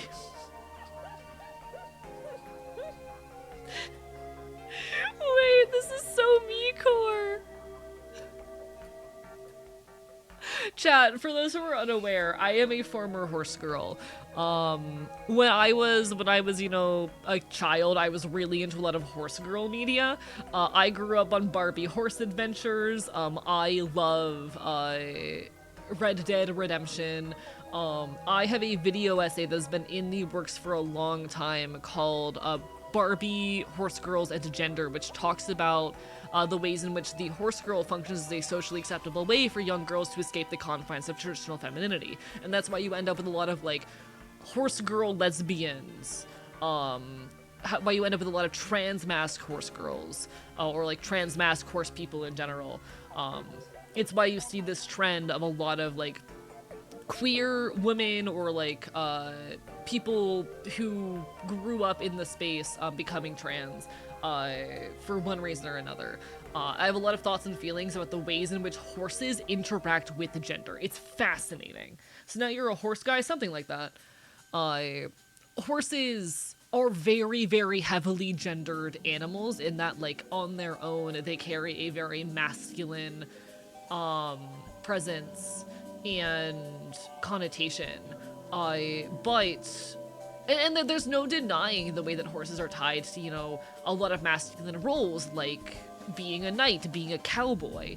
But more recently, especially in realms of play, horses have become a very femininely gendered animal, and there's so much very interesting intersection between misogyny and horses in the horse world. The whole notion of like a mare being more flighty and harder to tame and control. The whole notion of breaking a horse being a inherently demasculizing you know, ritual.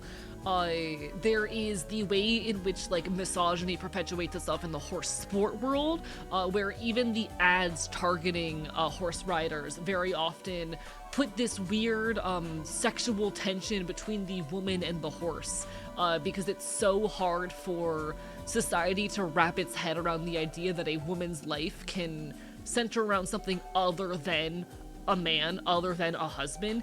There's so much going on with like the horse human bond in relation to gender. I have so many thoughts about horses and gender. This post is fucking incredible. Hi, Doubtful Snake, how are you? Barber Bite Bite. How are you doing today?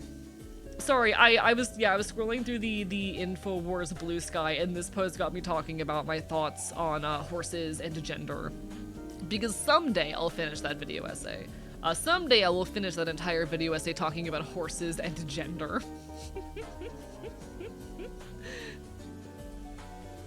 Do we just like heuristic into perceiving male horses into being more flighty, or are they genuinely more like that? So, no, it's mares, female horses that are seen as like more aggressive and flighty and harder to handle. There is a negative stereotype or stigma against female horses. It's really interesting, and a lot of it feeds into like this whole idea of the horsewoman being a very deviant woman, and why there's like this entire genre. Hello, Queen Ramen, thank you for the 2 gift subs. What the fuck? How dare you? But there is this whole like type this genre of NSFW media where it like very heavily sexualizes horsewoman and perceives the relationship between like horse and woman in these dynamics as being inherently sexual, because yeah, society cannot understand the idea that like a woman can have a life or lead a fulfilling life that is not centered around a man. And so when you have horsewomen, women who are engaging in horse spaces, very often like the relationship is forced into that heteronormative gaze and spear, because like cishet society does not know how to process this. It's so fascinating. I have a lot to say about horses and gender. I will make that video eventually. Also, thank you guys for the hype train. Thank you, Azu, for the 5 community gift subs. How dare y'all? I appreciate it. It really does allow me to live a life, especially when I've got this big trip coming up and I'm trying to afford a Switch 2 coming up soon. Shit. Like, it's going to be a really expensive month, so any money and stability y'all are able to offer means the world. But please put yourselves first and foremost. Oh, you've discovered horse fucking porn? Listen, I don't want to get too into it because my channel is not NSFW, but it is a thing. It is a thing, and I've been aware of it for a long time. You'll even see this, like I said. Thank you so much, Good Hubert Gaming and Mudkip for the subscriptions. How dare you? What the fuck? Don't listen to the fobs, you will never get the video done. I will finish this video. I have 3 video essays out, and 2 of them have come out this year, okay? Fuck you. My goal is to get 4 videos out this year, and I will make it happen. There's gonna be a video coming next month. I promise. I would never give subs if I wasn't in a good enough financial situation, and it means the world, Azu. Thank you, genuinely. Bark, bark, bite, bite. Thank you for the hydrate and the stretch as well, Yui. Bark, bark. But like I was mentioning, even in a lot of the advertisements that are targeting horsewomen, there is this tendency to sexualize and like make into romantic the relationship between horse and woman. Give me a second.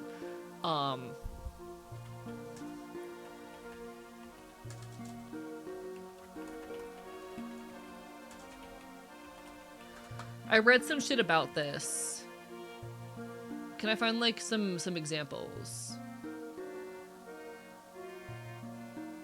Can I find this?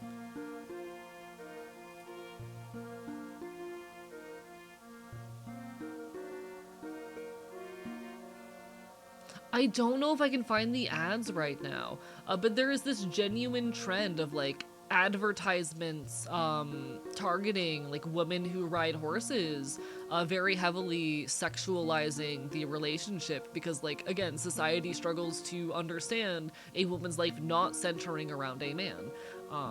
And so by centering the horse-woman relationship around a dynamic wherein the horse becomes the man, it's a thing. It's a thing. You've been working on them for years at this point. I have not touched this video in 2 years, okay? Fuck you.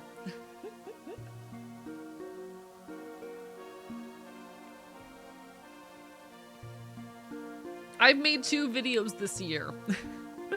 I'm very proud of myself for finishing 2 video essays this year, and I will make more, and this video will come out someday. But yeah, no, like, yes, there's the whole brand of NSFW content, which, like, heavily sexualizes that relationship as well. I'm trying to find them.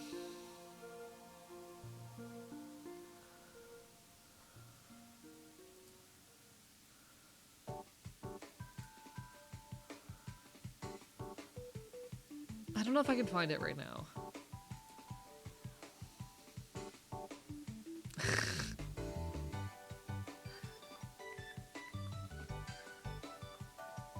I'm not finding them.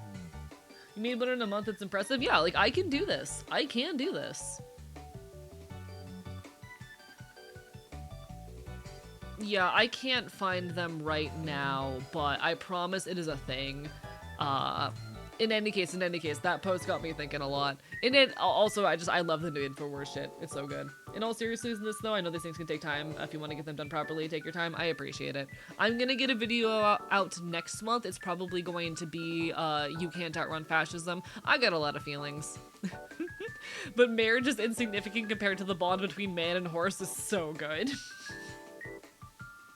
Can I borrow some of that made a video in a month fuel, please? I'm stuck making the thing I'm working on. Sometimes I pull back-to-back all-nighters to complete projects. Doubtful Snake, did you hear about how I put out a video for my 1-year HRT anniversary, and I stayed awake for 40 hours straight while working on it?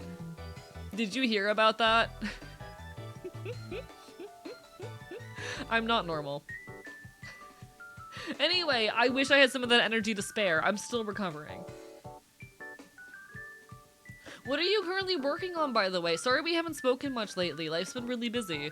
I appreciate the hell out of you, though. We love AE posting videos. I'm so done with shorts, by the way. I fucking hate them. We love AE posting videos and get mad when he doesn't. Exactly. Enjoy it while you can. One day you won't be able to do that. See, I don't know what I'm gonna do when that day comes. I don't know what I'm going to do the day that I can no longer pull all-nighters like that, because it's the only times I get anything done. What's wrong with shorts? I hate making them and they have no payoff. I'll put like 6 hours into making a YouTube short, it'll get like 3K views, and that will net me under $1. I hate YouTube shorts. Nah, I appreciate you though, Snake. Burger Bite Bite. I want to get better at texting people, even if it's just fish pics. Got the idea for a dumb video essay, so I'm watching like 30 movies in order to get the research I need. It's a title first idea. That's how it goes sometimes. I'm curious. If you ever want to yap about it, my DMs are open. I'm just terrible at responding.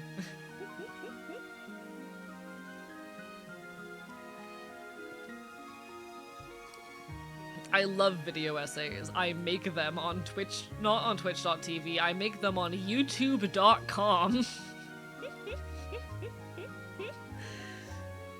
I would never say no to an unwarranted fish pic. I love sending my friends fish pics. I interact with so many fish on a day-to-day basis, you know? I love fish. How do we sign up to the AE Fish of the Day newsletter? I should do something like that. That'd be really funny, actually. Hearing someone actually say .com is weird. I think it's funny. Showing fish on Twitch? Do I have any recent fish pics? One sec, let me see if I have any recent fish pics.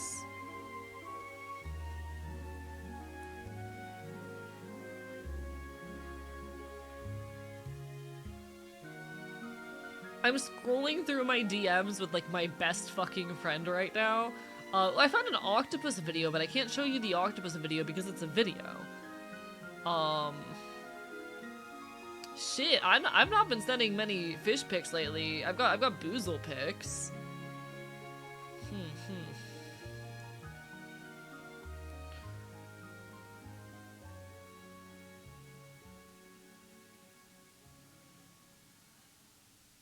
Where are the fish?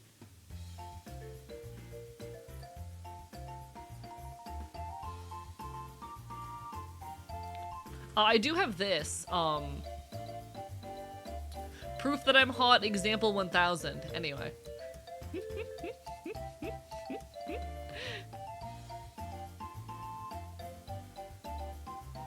Oh! I found one. Chat. It's a crab. Fish.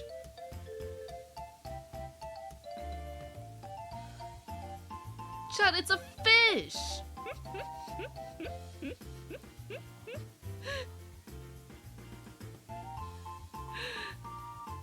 Do I have any others? Y'all, I've not been taking enough fish pics lately. I've also just not been productive enough. I've not been doing enough with my life. I need to get better. I need to become better, chat. I've been struggling a lot lately, admittedly. I also need to interpret the tarot reading I did for the month because I haven't done that yet. I've been slacking. Chat, June's been a bad month. I've been off to a bad start. I really need to use the last little section of this month very productively.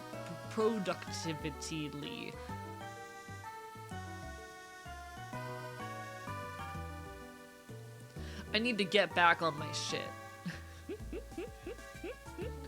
Sorry, July. July has been a really rough month so far. I've been struggling to stay on top of things.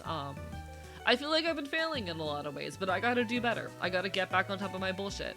I gotta really take advantage of the rest of this month and live it to the fullest. I need to stop letting myself waste time.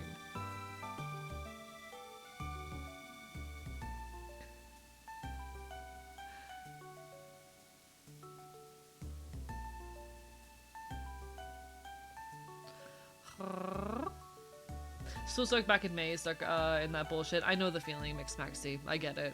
I appreciate the hell out of you, though, and I'm glad you're still here and trucking along however you can. Things are hard right now, straight up. Like, I have been really struggling to keep up this month and to, like, be where I need to be, but I'll be okay. Whatever happens. I'll be okay. It is July. When I say June in these moments, it is because my brain is still fucking stuck. And I've been very much struggling to keep up. But I'll be okay. I'll figure it out. I know I'm capable. Streamer gives chat crabs and more on tonight's news. Chat, it's a crab. I'll be okay. I need to very soon really sit down and figure my shit out.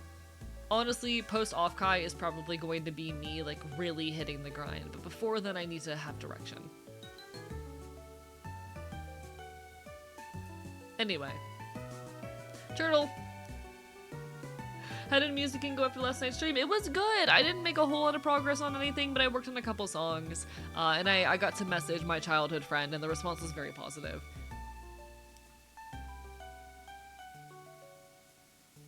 It has been a while when I'd Ghost Kid. How have you been? It's too late, Batman. I'm already sending them fish pics.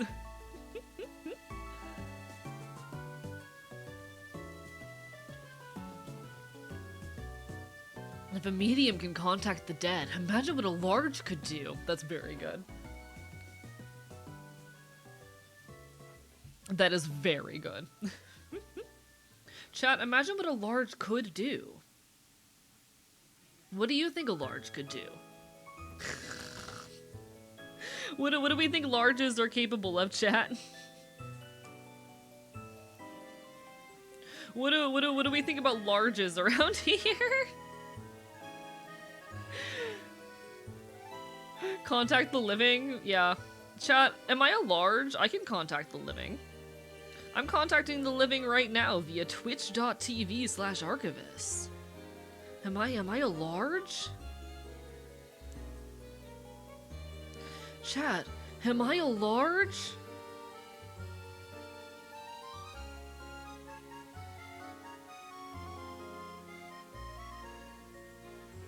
Am I a large? How do you know I'm alive? I hope you're alive. I'll be very concerned if you aren't. That says some concerning things about me. I am the dead. Don't do that. Chat, don't be dead. That's bad for you. Don't you know that that's bad for you? Don't you know it's bad for your health to be dead? Chat, we can't be doing that. It's bad for your health.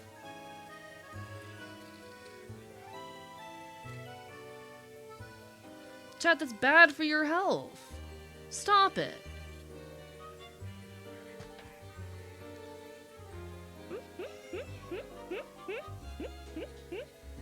Stop dying.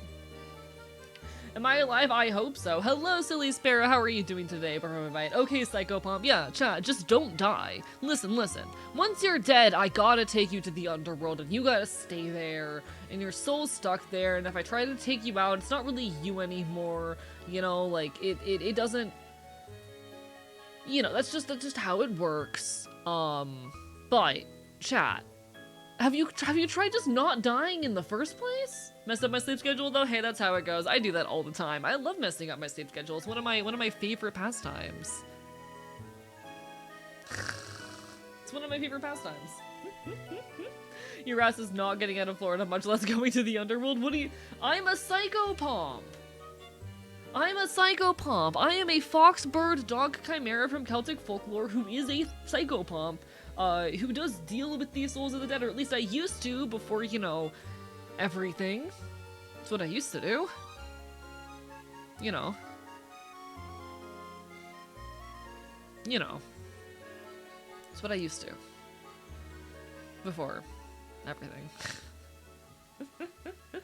Sorry. Take me to dinner in the underworld? I can try.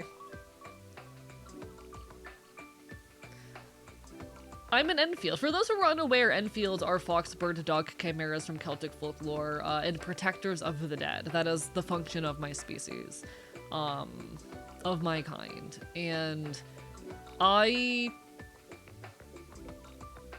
don't really have a place in that world anymore, being so honest. I don't really have a place in that world anymore. That role, that space, that job, that everything it's not a world wherein I belong. But I found my own purpose elsewhere, and I'm pretty happy with the life I'm living.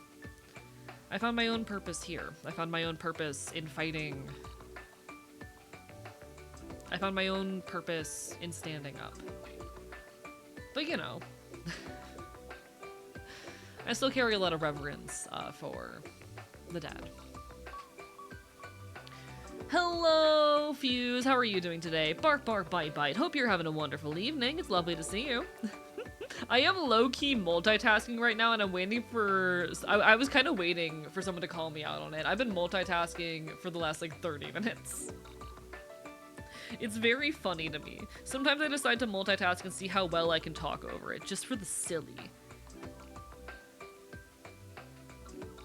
Did leaving that behind mean burning certain bridges? I mean, yes.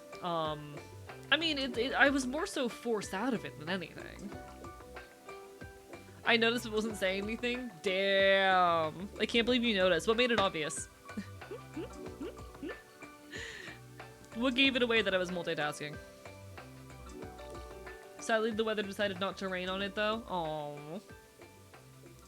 I just got back from a music festival. Or rather, so sadly, the weather did decide to rain on it. I'm sorry that happened, but hey, I'm glad you survived. Glad you still went. I hope you enjoyed, even if it was a little bit stormy. We do love live music around here. Big live music enjoyer, as I'm sure no one is surprised to hear. Great time for all that went. Hell fucking yeah. That's a win. We still call that, chat, we still call that winning. Around here, we still call that winning. Slightly longer pauses. Interesting. Very interesting. I love this shit. There's a webcomic called Loving Reaper that fucked me up. It's about the Grim Reaper and he's a really sweet guy. Oh. See, more so Enfields, we're an entire species who guide the souls of the dead and who protect the bodies of the recently deceased from necroviolence and whatnot. It's why I care so much for these things. But, you know. Except for the one ass that got kicked out, but we don't talk about them. No, I love shitting on assholes who get kicked out of music venues. I love shitting on assholes who get kicked out of music venues. Tell me about the asshole who got kicked out of the music venue. I want to know. I want to know what they did. I thought you were still looking for fish pics. Oh, I stopped looking for fish pics. How are you doing, Charlie? Bye bye.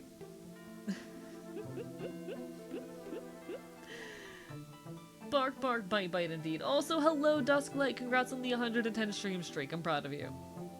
Chad, did you know that I'm proud of you? In case you need to hear it. I know sometimes we do need that bit of affirmation. If you need to hear it for one reason or another, I hope you know that I am proud of you for continuing to be here and fight. For continuing to live as yourself. Life is messy and beautiful and so incredibly worth it. I'm proud of you. Heck you, I'm proud of you. Well shit, have you considered giving me $5? No. Taking my bestie to her first hardcore show, and then sweaty 3'6", 250 pound man starts crowd killing, directly targets us. That's incredibly real. I'm so sorry. I believe they were supposed to be one of the musicians, but they started talking down to the one that put the whole thing together and the people that opened up their property for us. Damn! Well, I'm glad they got kicked out. Fuck that guy. Fuck that guy. Nay, a horsey, sheep in horse clothing. Heard through a line that there was a Boston sheep found guilty of fleecing. Oh dear. Please currently have him behind bars. How are you doing today, Caligo? How are you?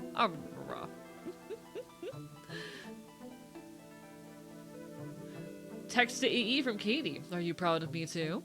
How proud? Nah, chat, I hope you know that I'm proud of you. And it means a lot that many of you are proud of me as well. Oh shit. I am really lucky to be where I am and to be making the art that I'm making. And I hope that you all continue to enjoy and appreciate the art that I make. I'm not very proud of myself, honestly. I don't think I'm doing enough just about ever.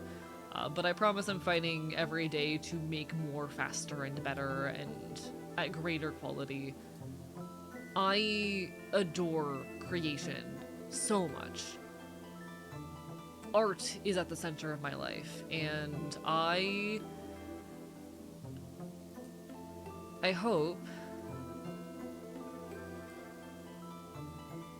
that it shows through. I hope that this is only the start of something better. Headphones are dying. No worries. Do what you gotta do, Snake. I'm well and you. I'm doing my best. Also, thank you, Mockingbird, for the subscription. You don't have to. It means the world. Thank you. What the hell?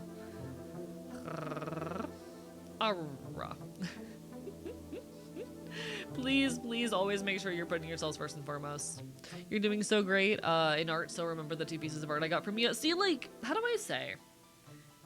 I do enjoy doing commissions and all that as well, but like I want to be doing so much more.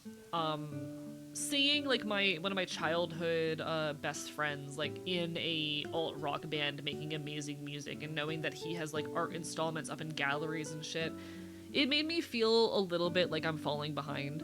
And I know what's most important, and he actually said this to me, and it's funny because it's the thing that I've oftentimes said to myself, was like, all that really matters is that you're living a life that's worth living. But I know for me, a life that is worth living means doing more. It means creating with everything I have. It means pushing boundaries.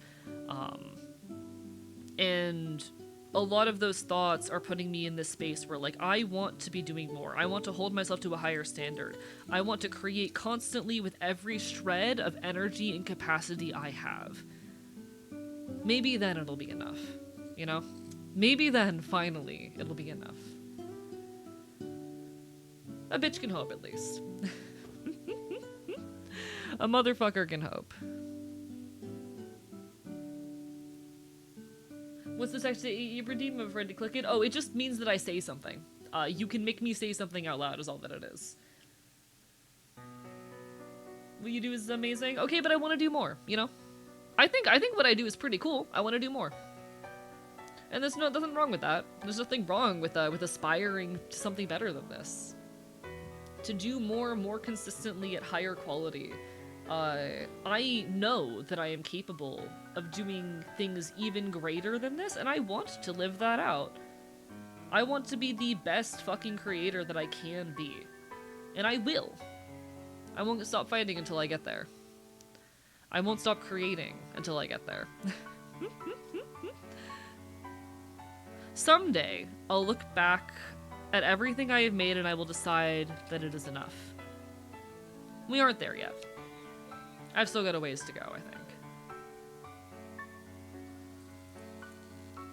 I'll know when I'm there. It's not a comparison as the thief of joy moment either, to be perfectly clear.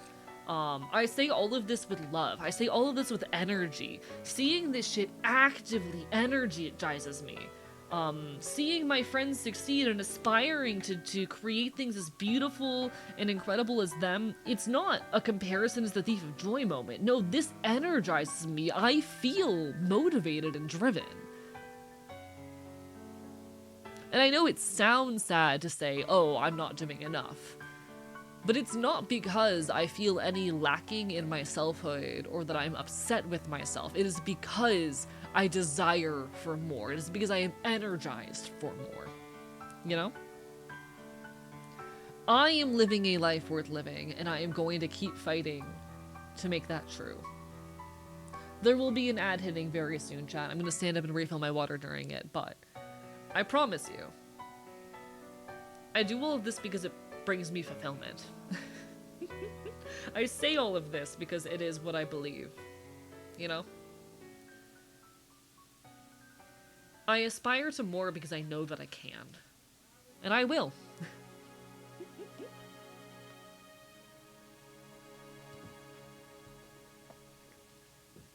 I'll be right back.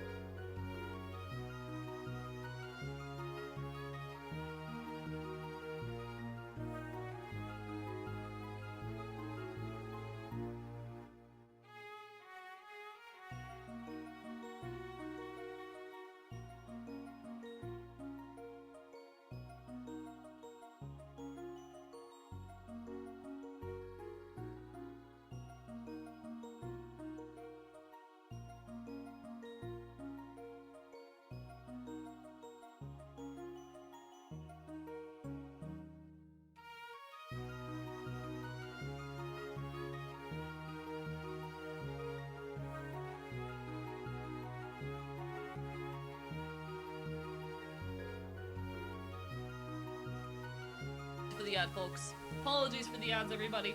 Hi. How's everyone doing?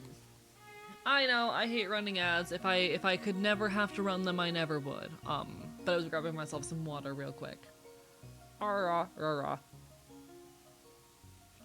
I also grabbed some donut holes. Big donut hole enjoyer. Gay people be like,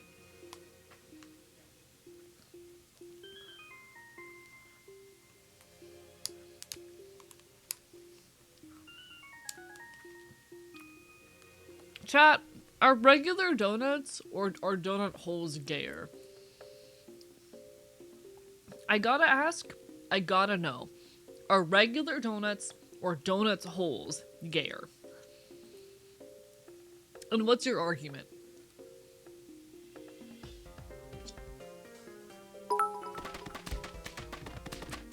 Thank you, Cardell, for the bits. What the fuck? What do you mean? Enjoy your dinner, but what have I done to deserve this? What the fuck? Heard a bit today, need to hear it. Donut holes because the gays want the forbidden center. You know what? You know what? We are transgressing the normal bounds of what donuts can be. You can stack regular donuts on things. Okay, alright, I see where we're going. Y'all give some love to Cardell. Being a cool cat, that's why. I'm just a guy on the internet. I'm just a loud punk fox on the internet. What the fuck? How good are you? Everyone's talking about the straight of Hormas. When are we gonna talk about the gay of Hormas? That's just funny enough for me to give it a pass. How are you eating the donuts? I'm putting them in my mouth and chewing them with my teeth. Is that not gay enough for you? I'm putting the donuts in my mouth and chewing them with my teeth. Is that not gay enough for you? They're donut holes, so it's the little circular ones. I just fucking pop them in my mouth. Now I must consume chicken. Enjoy your chicken, Cardell. I appreciate it. What the fuck? Why are you nice to me? We gotta talk more sometime. I've been so busy.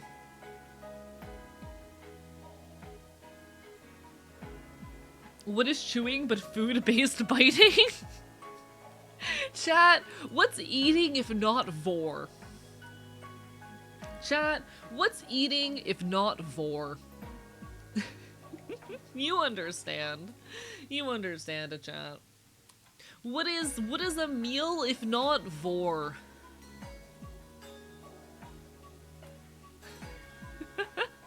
I think I'm right. I think I'm correct. I think I am objectively correct here. I have shrimp chips. That sounds delicious. I would love shrimp chips. Yeah, I was just eating the donut holes, but I was putting them in my mouth and chewing them, which I'm pretty sure is what we call gay sex, yeah? Hello, Mason Epic, Barber Bite Bite. Correct me if I'm wrong, but I'm pretty sure biting people is like a fundamental part of gay sex, you know? I'm pretty sure I'm correct. I'm pretty sure this is what we in the business call gay sex. I think donut holes are probably gayer because you can fit the whole ball in your mouth. A compelling argument from back on Lord over here. A very compelling argument.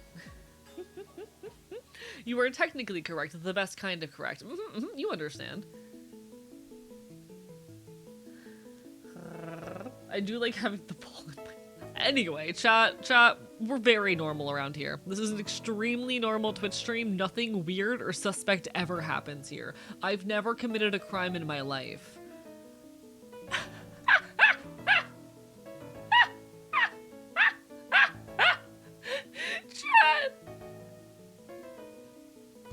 Chat!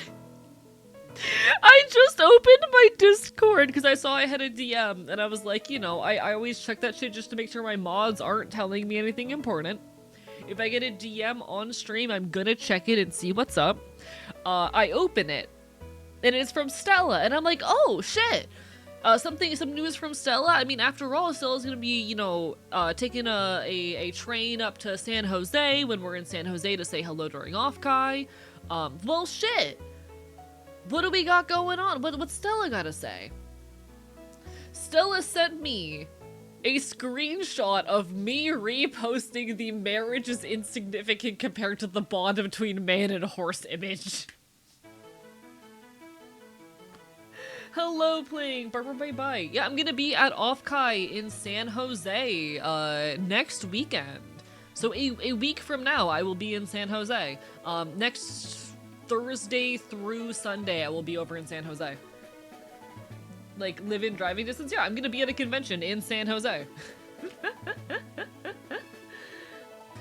Haven't noticed until now this model's literally a stick figure. It is indeed. If anyone happens to be at Offkai, whether you're a streamer or a viewer, no pressure, but feel free to let me know. I would love to say hello.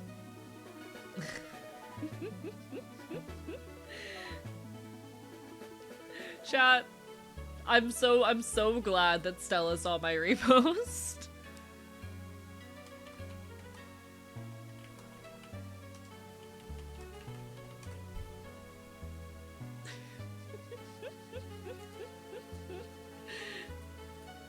You know, I'm gonna send this to a friend real quick.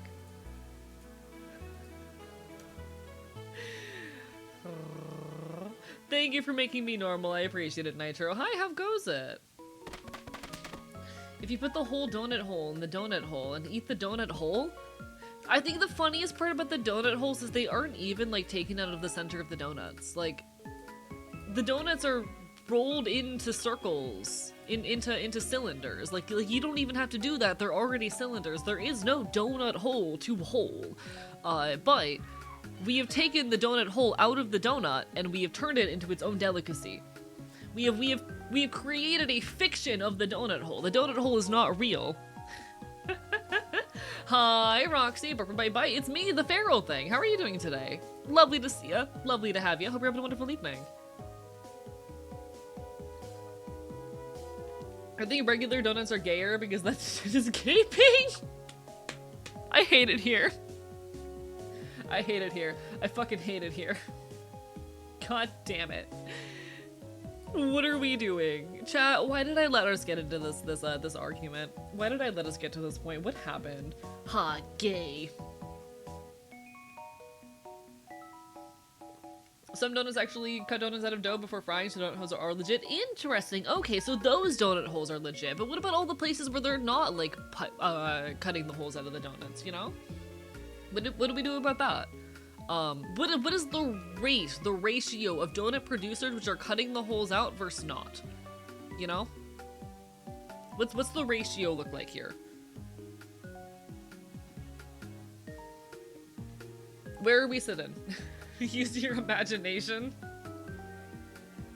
If the donut hole is gayer, then a donut plus donut hole made out of the donut hole even gayer. Yes, that's the gayest. That's as gay as it gets. In fact, at that point, we're kind of looking at self-cest, which, like, I would argue is really fucking gay.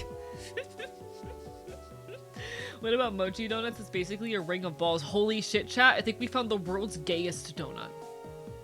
Chat, I've never actually had a mochi donut before.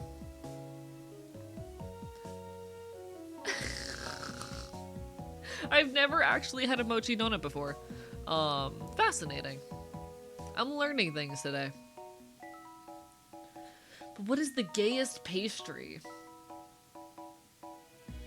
Chat, okay. Not to get too deep into it, but I think, like, the is self-cest,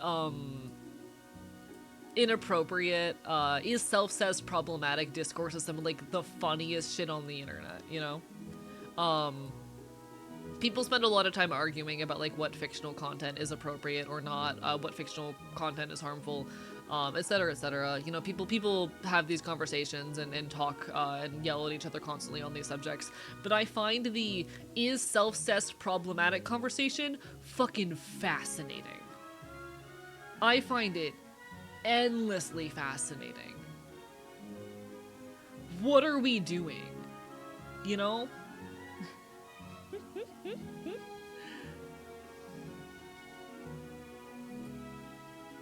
When we are at a point of arguing over whether or not a thing that literally cannot happen in real life, so there is a discourse over, like, whether or not self-cest is, like, you know, a problem and whether or not it should be made, because there's a lot of discourse online in general about, like, what types of content are okay. And there is genuine argument about whether or not self-cess is like okay and whether you're a bad person for engaging with it. And it's so odd that we're having this discourse over like a thing that can never happen. You know? It is just very funny to me. It's very funny to me. Hello, White Flower Black Song. Like, what are we doing at a certain point? At a certain point, a philosopher must make their own problems, exactly. Also, there was a quote said right before I left for the ad break, find what you love and let it kill you. I'm writing that down because that's beautiful, actually.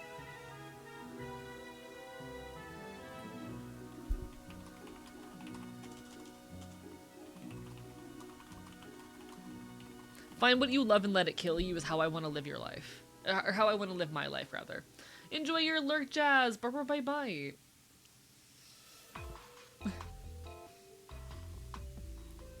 Don't love meth. Chat, I think for me, that phrase, find what you love and let it kill you, is so deeply evocative. I want to dedicate the whole of my life and selfhood to my art because I love it.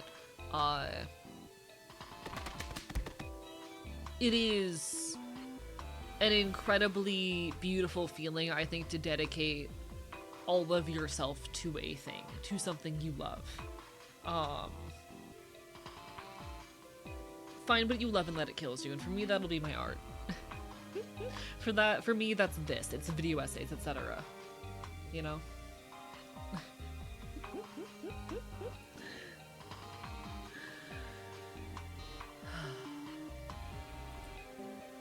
Teehee. Teehee. For me, that will be my music real, and I'm glad for that, yippee woohoo. As someone who also makes music, yeah, I adore it. I adore getting to make art and make music, and I am so deeply fulfilled by it.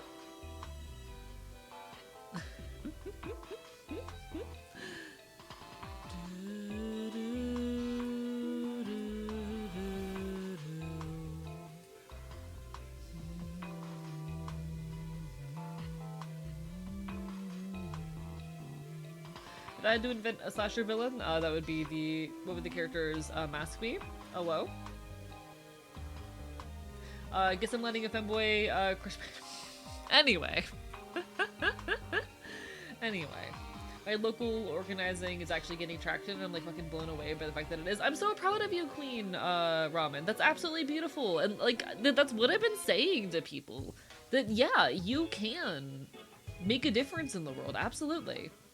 But no, I don't know. I haven't engaged with many slashers. I'm not sure. Can I say furry head? I don't know. I'm so proud of you, Queen Ramen, genuinely. It's by Charles Bukowski. He says meaningful things sometimes. Noted, noted, noted. Yeah, I'm so proud of you for getting involved in political organizing, genuinely. Like, as a leftist who is very involved in my local community and does a lot of fighting for change, I am so proud to see people, you know, trying to create change in their local communities, and I am so grateful and glad to see that you are having some measure of success in that effort. Keep on loving, keep on fighting, you are doing amazing, and I hope it continues to thrive.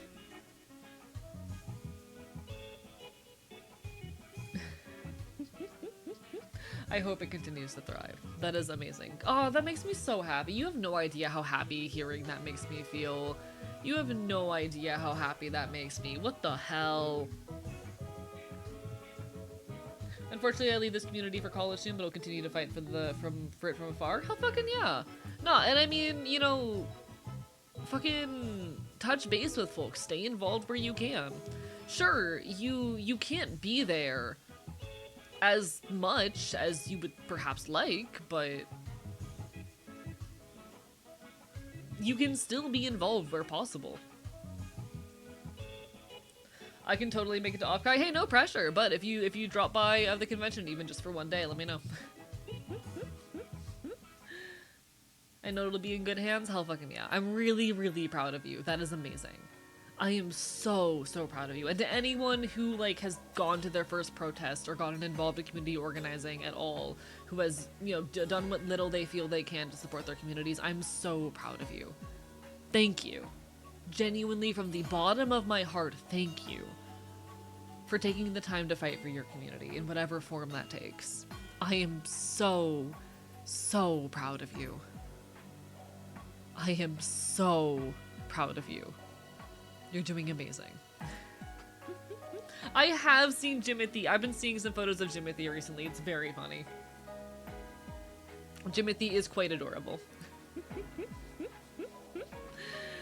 I hope, at the very least, that Jimothy's condition is not one which causes a whole lot of, like, pain and dysfunction. But Jimothy is adorable. And I love the way in which the disabled community has been picking up the image of Jimothy. For folks who don't know, Jimothy the raccoon.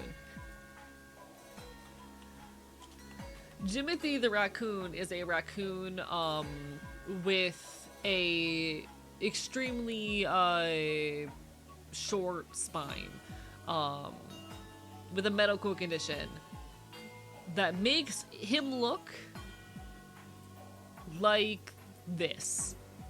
This is Jimothy.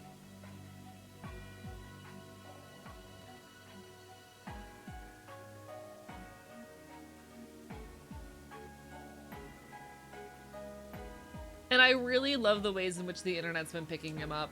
I'm particularly fond of the ways in which the disabled community just absolutely loves Jimothy.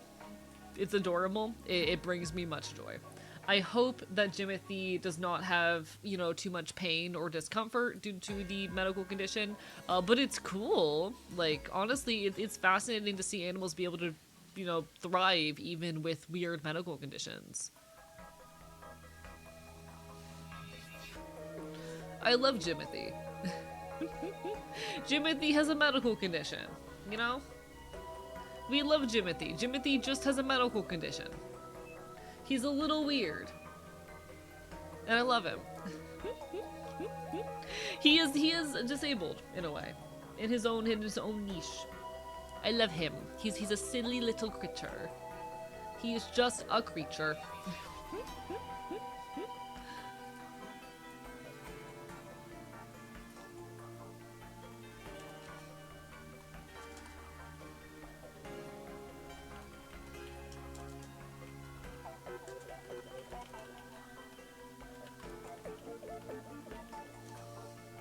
Jimothy's so cute. May he live long and well. May he live long and well. Found a GUI library in Rust, but then found out it used AI, so found a different GUI library. I'm so sorry you had to find that out. Chat, fuck generative AI. Chat, just fuck generative AI. I am sick and tired of this shit. I'm sick and tired of seeing, like, other content creators utilizing it. I'm sick and tired of how often I encounter this shit. I'm sick and tired of how often it is pushed onto the very platforms that I use and require to live. And I'll be honest, I don't entirely know what I do about that. I'm not entirely sure, like...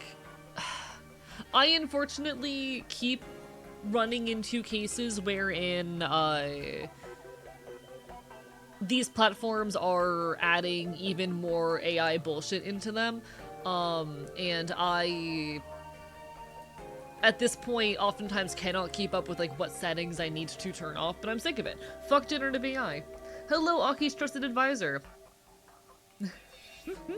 It's not AI if it don't create an intelligent to begin with. Okay, well, okay. AI is a buzzword, but also, like, I don't like that talking point because we need to have common language in order to communicate and express things. Like, how do I say this? The term AI is a frustrating one because, yes, this isn't a thing with intelligence, and it perpetuates that idea. My background is in cellular neuroscience. I've spent time in cognitive robotics labs. I know a lot about how this shit functions.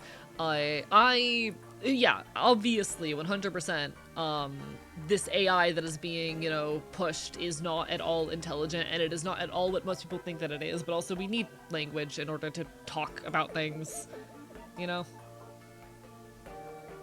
Fuck generative AI. Like, saying don't call it AI, though, doesn't really, like, push us in any way towards meaningful change or towards rooting it out. It just makes communication harder. You know? Ultimately, it's a kind of counterproductive move.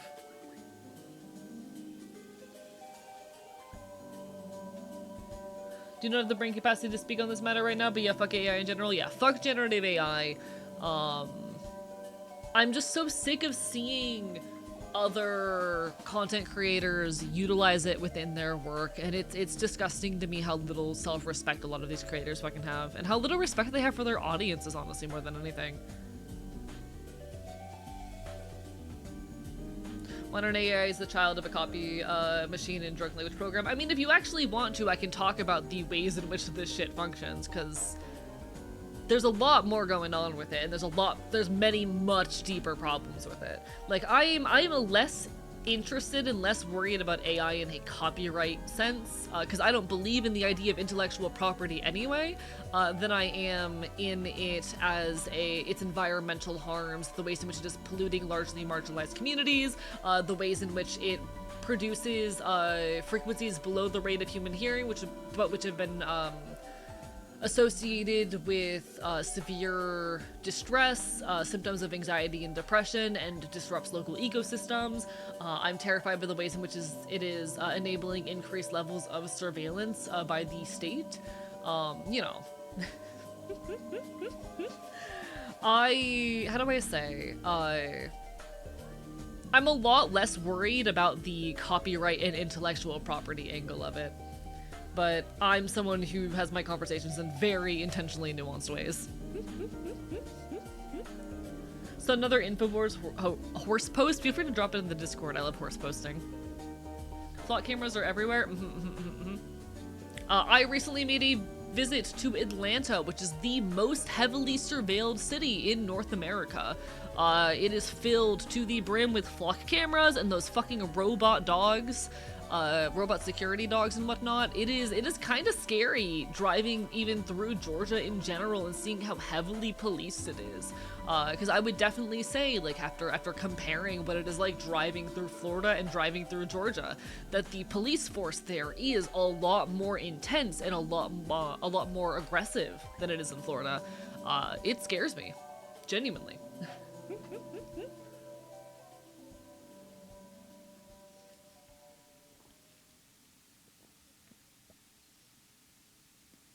I was surprised to see how many cameras are in my city. Atlanta is the cop city. Fuck Atlanta. Yeah, fuck Atlanta. How do I say? Like, the people there are wonderful, and there is so much beautiful culture and art happening there. It's a beautiful city, but fuck the policing culture there. It is the most heavily surveilled city in North America.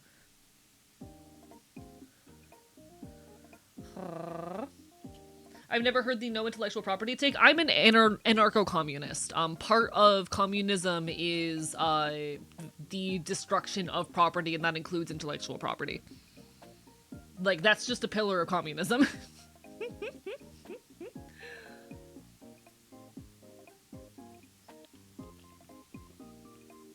I don't believe in intellectual property. I don't believe I actually own anything that I'm doing here. Genuinely. I'm an anarcho-communist.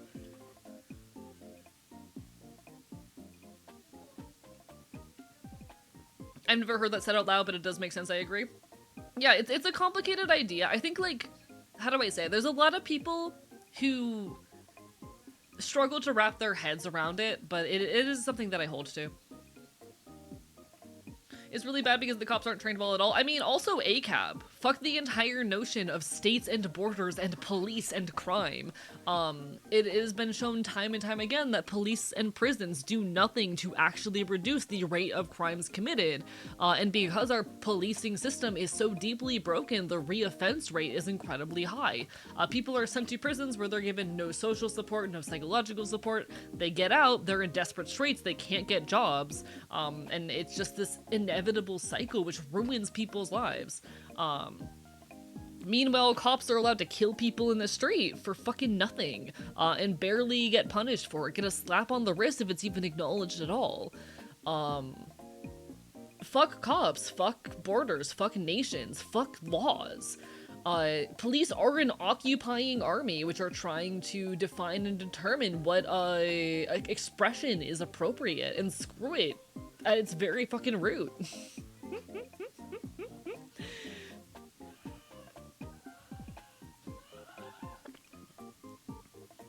ACAB.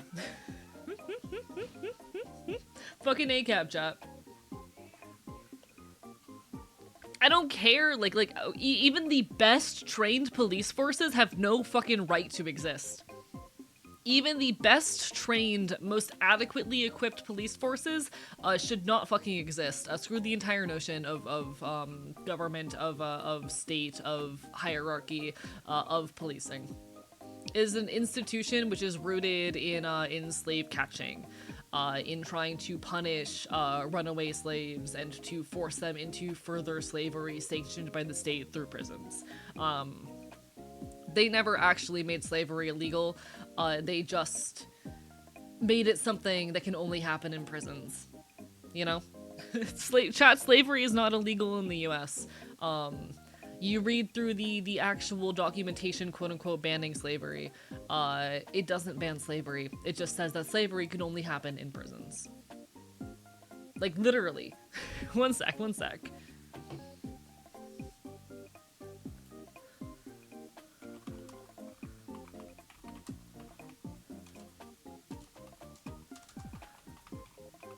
This is in the text.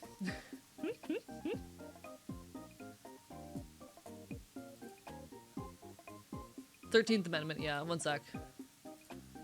I'm trying to find the text of it.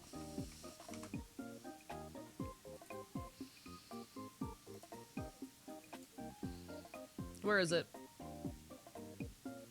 Chat, I'm bad at reading. There it is. Alright. Neither slavery nor involuntary servitude except as punishment for crime whereof the party shall have been duly convicted shall exist in the United States. Neither slavery nor involuntary servitude, except as punishment for a crime. Slavery is well and alive and perfectly legal within the United States. They just have to prove that you're a criminal first. And the entire backbone of our prison and policing system is based around this notion. Oh, sorry. My roommate has friends over. My roommate has, I can put something under the door if they're being too loud. Fuck this shit. Fuck this shit to the ends of the earth. But even the best intentioned and most well-trained policing force is one that I have no interest in perpetuating or acknowledging the existence of, you know? ACAB, fuck cops. I don't give a shit. I don't care if the cops are well-trained or not, fuck them anyway. Alright. I will real quickly block off the door. Oh shit! Delta, thank you so much for the raid! I don't know if any of my mods are around. Let me get you a shout out. Bark, bark, bite, bite.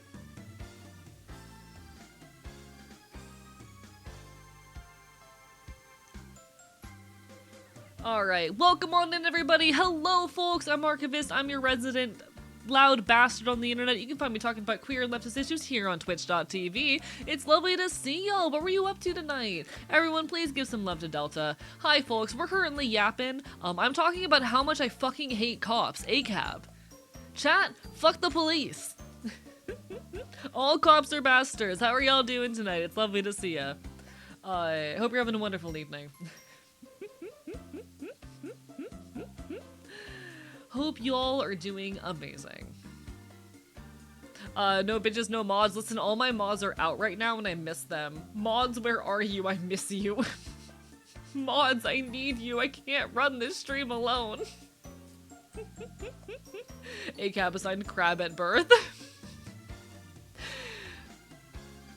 Playing Of the Devil, finishing chapter 2. I've never heard of it, but, you know, I'm glad it's a fitting game. I'm glad it fits well with the theming there in that case. Lycan will be missing. Chat, I can't believe Lycan is dead. Gary come home but AE and mods. Chat, I once got to hear a fucking local hardcore band do a hardcore cover of Gary Come Home from SpongeBob. It was beautiful. It was incredible. It was amazing. Sometimes I miss the scale of ACAB summer, indeed. Chat, we need fucking protests like that always. You know? We need push and protest like that always. Genuinely. Fuck the cops. I love covers in differing art styles. Agreed, agreed.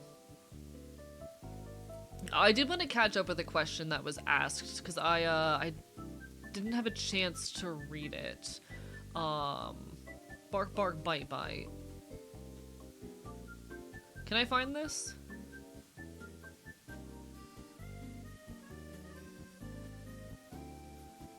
Chat, I can't read, apparently.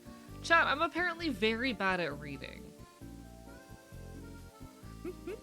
OTD is freaking good. Noted. I'll have to peek into it if I get a chance then. Alright, alright. I have so many games I need to play. Constantly, too many. Can I see this thread?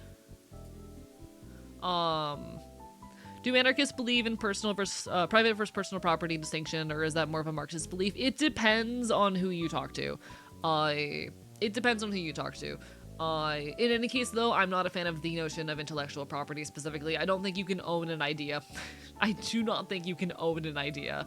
And I think that entire notion is fucking bullshit. What do you mean you can own a concept? You know? Hi, Zelda, welcome on in. Bye-bye. Like, what the fuck do you mean someone can own a concept? How do you prove that you came up with this thing first and no one else has ever come up with it on their own independently, and now you own this concept, this idea? I hate that entire notion. It is a deeply uncomfortable one to me. I mean, it's not even about science. I'm talking even just like fiction and writing. What do you mean you're the only person to come up with this trope, and now anyone else who does so is stealing and how do I say, not copywriting, plagiarizing you. People can have the fucking same idea independently, even in close proximity to each other, you know? The part that gets to me is certain artistic techniques or even systems in video games. Yeah, straight up. What do you mean you can own a specific method of painting, or a specific way of programming something? Is art not in part about taking inspiration from the world around us and the other artists we engage with? I take inspiration every day from the artists that I engage with. And I pick up bits and pieces of their work, and they live on in the things I do. Every artist and creator I have ever loved in some small way lives on in my work because I have iterated myself off of them. That's how this works.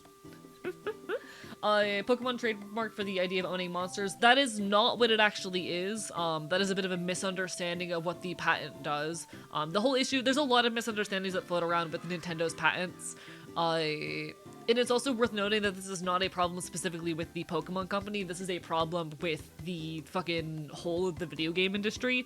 The very nature of video game patents are written like this, where people will essentially patent a relatively vague idea or concept or system.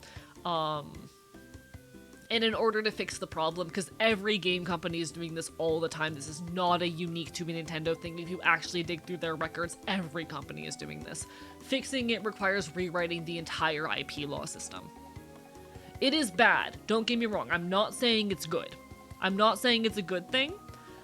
I'm saying that people are very specifically hating on Nintendo for it, rather than, you know, acknowledging that this is a problem in the entire gaming industry that every large gaming company is doing constantly.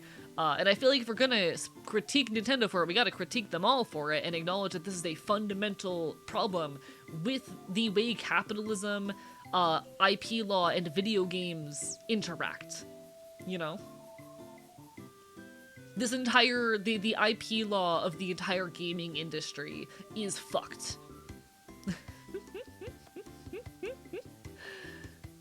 People just only seem to talk about it when it's the Pokemon Company or Nintendo for whatever reason. I assume it's because there have been more attempts at Pokemon fan games than other IPs. Potentially. But yeah, also people tend to misunderstand what the patents that Nintendo filed actually do. Partially because reading them correctly means understanding legalese, and a lot of people don't. But they are more specific than that. I agree with private/personal property as a distinction, but I don't think that means all notions of property that are directly involved exploitation are justified. I'm trying to process this sentence. Sorry, I'm a little bit brain dead right now. I don't think that means that all notions of property that are directly involve exploitation are justified. Yeah, okay, I agree, yeah. I think generally where I stand is like, there is a difference between the fact that I have this laptop, it is mine that I use for my day-to-day activities, you know, and sure, that is a form of property, but there's a big difference between that and like owning land, owning housing.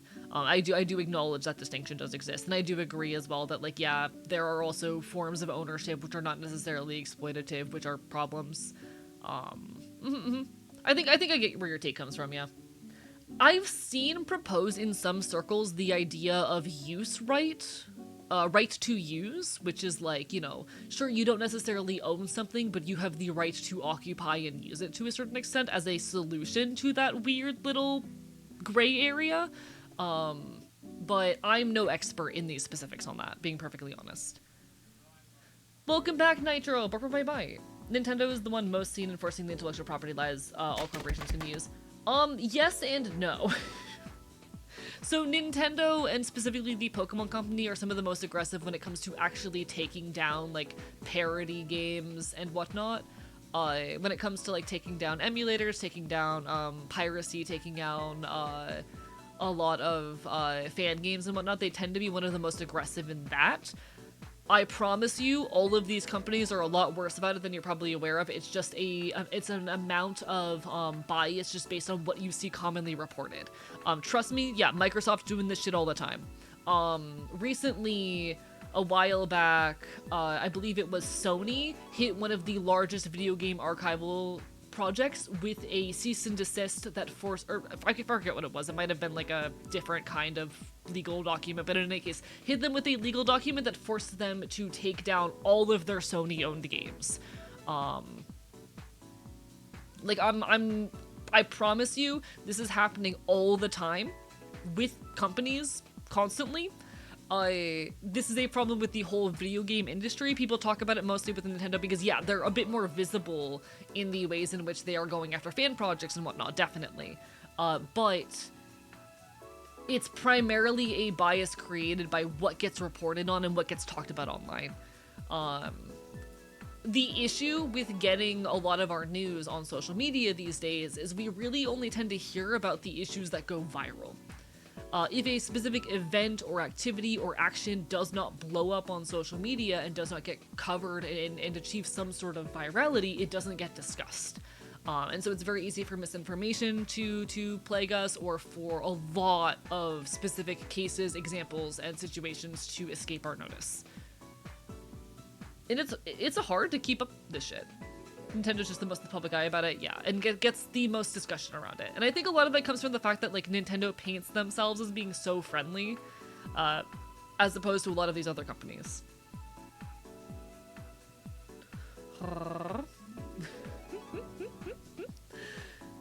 Do what you gotta do, queen! Bye. But yeah, like, Jesus Christ, chat, fuck Microsoft for 10 million reasons. Microsoft is also horribly aggressive when it comes to defending their IPs and patents and intellectual property. And, like, fuck them for a million reasons. They're also an active boycott. To be clear, when Good Humored Gaming was saying Microsoft is king, Good Humored Gaming was saying it because they are, like, king of defending their IP by fucking people over. They are king of being consumer unfriendly in terms of intellectual property and patent abuse and trademark abuse.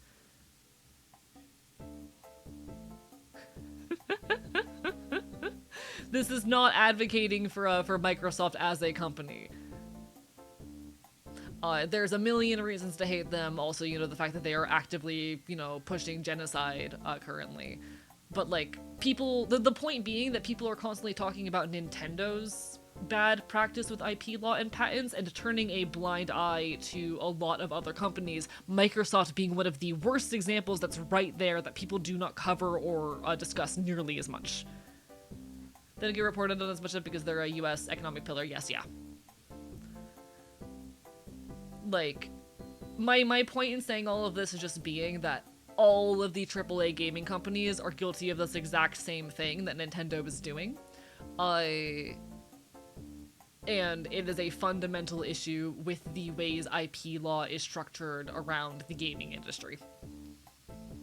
You know?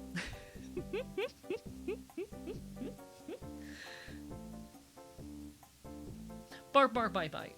Fuck Microsoft for so many reasons.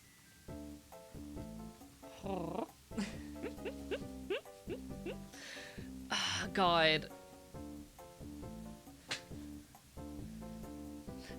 Don't make fun of only Nintendo because I don't care that others are guilty. Make fun of Nintendo because I don't keep up with other game companies. And that's so fair. It's just that, like, how do I say? There's this culture in the... Or rather, okay. I got a little bit pissed off back when the Switch 2 was announced because people were getting really upset with Nintendo's price hikes and were talking about, like, oh, we can't allow this to happen, you have to boycott Nintendo. And when I talked about potentially getting a Switch 2 for my streaming, I literally had friends try to tell me that that I would be a bad person, they would think lesser of me for getting a Switch 2 due to the price hikes and how I, as a leftist creator, need to boycott Nintendo due to their price hikes. My response to which is, hey, I'm not saying Nintendo is a good company. But, y'all, if we're gonna boycott and critique Nintendo, maybe there's much worse things to be critiquing them for. Like the fact that there is a man who will be in lifelong debt and has had his life ruined by them. Or the ways in which they repeatedly strike against, like, video game archival. You know? Maybe if we want to talk about reasons to hate on and distrust Nintendo, it should focus a little bit more on, like, their actual human rights violations. That said, very few of Nintendo's problems are, like, unique to Nintendo, and most of them are reflective of the entire gaming industry. And, like, people, how do I say? People got a really big hate boner for Nintendo when they raised the price of their console to $450 and the price of their games to $80, and started acting as though that is the worst thing a gaming company has ever done, and that kind of pissed me off back in the day. How often people who were still playing Microsoft games despite Microsoft literally funding genocide in Palestine were talking about how we need to boycott Nintendo because they're personally affected by the price increases. It goes to show that there's a lot of people who will not engage in any kind of boycott or protest until they feel personally victimized, you know? Yeah, if you're gonna hate them for the overtly harmful bullshit they pull. Exactly. If buying isn't owning, then piracy isn't stealing. Absolutely agree with that. Like, fuck the entire gaming industry, you know? Hating Coca-Cola for the taste instead of assassinating union leaders to keep production costs low.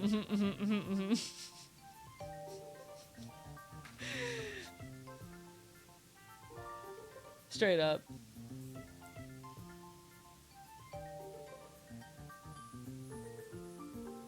Used to get annoyed at anyone promoting Nintendo thinking they were either uneducated or principled. To be fair, that sometimes isn't exactly wrong. However, I've grown to become more radicalized since then, yeah. Like, don't get me wrong, Nintendo is shit, but, like, Microsoft is funding genocide, you know? What are the other AAA companies doing? EA is straight up, like, making media entirely inaccessible even to users that have already bought it.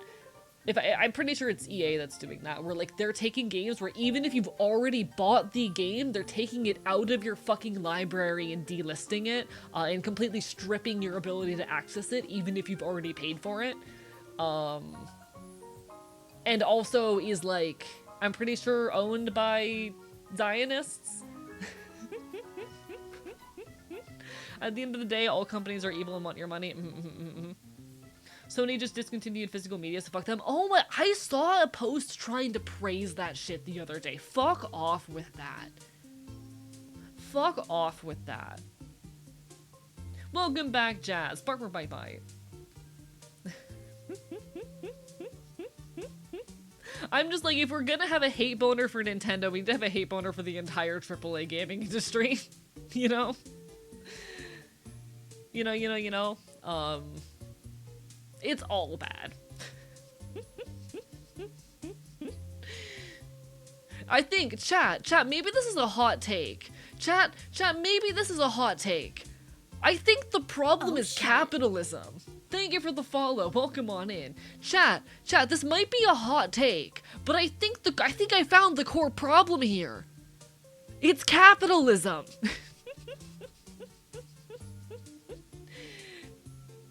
I could get behind a hate voter for AAA gaming. I used to rotate this joke in my head as I was listening to conservative, find out they both hate a lot of the same corporations, but the conservatives will hate them for like having a DEI program, but the socialists will hate them for committing atrocities in a third world country. It's really funny, actually. There's oh god. There's like this one joke I saw in a video recently that was about like how if someone really hates Bud Light, there's two extremely different groups which fucking hate Bud Light, if I recall correctly, and have boycotted Bud Light at some point in recent history. And you have to sit there wondering which group they're part of, you know? Can't just treat the symptoms, gotta eliminate the disease. Why do we hate one sec?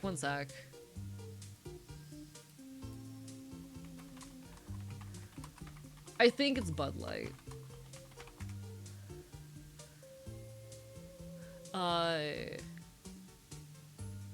Yeah, okay.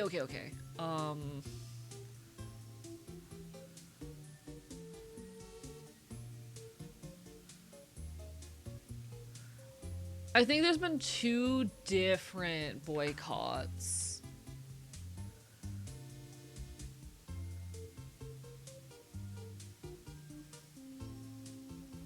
I don't know a whole lot about it.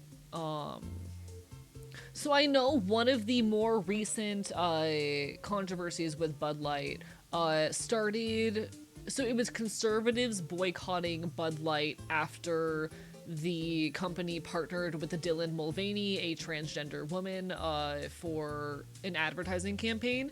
But I'm pretty sure there was another earlier controversy. So like essentially that's why conservatives hate Bud Light. But there was some other thing that I'm trying to find out about right now.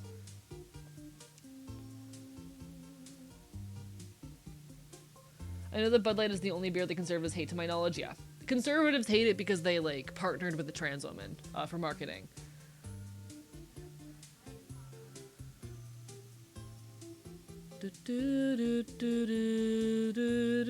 I'm trying to see. I'm pretty sure there was another earlier controversy that made a lot of gay people hate them as well, though, right? Wasn't there another earlier controversy that, like, lost a lot of love from the queer community? You know?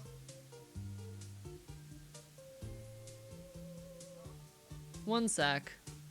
I'm trying to find shit. I don't know much.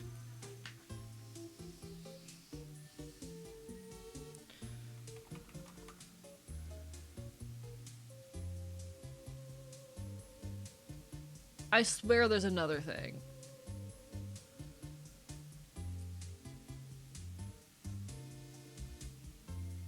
Was it something to do with rainbow capitalism? I don't know, honestly. I know there were people joking about the beer, a lot of conservatives was like historically pro-LGBT. Maybe just landed a date tomorrow. Congratulations, Grabo. Bye bye.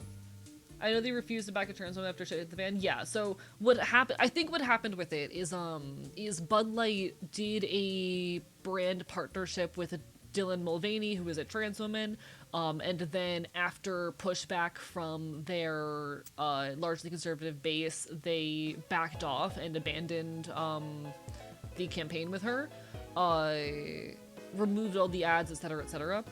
And so I'm pretty sure for that reason what it is that like both conservatives and a lot of queer people fucking hate Bud Light right now. And it's very funny. Welcome back, Queen Ramen. Bark, bark, bye, bye. Bark, bark, bye, bye.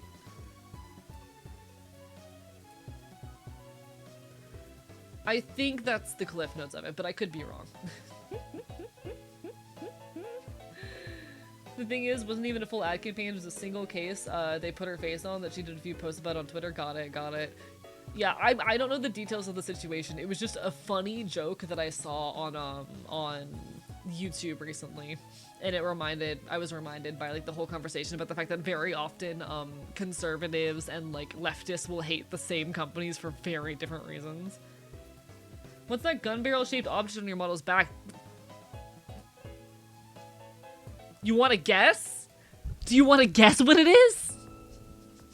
Damn, I wonder what the gun barrel on his back is, huh? Huh? Damn, there's even a strap attached to it over his chest, huh? Huh? Is it maybe, potentially, a gun? Oh my god, Chad, it's a tennis racket. It's a PS5. Sorry, apologies.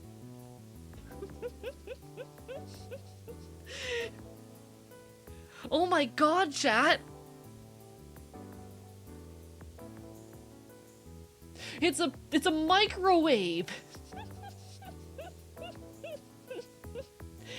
I've never seen the full model. I can give you the full view.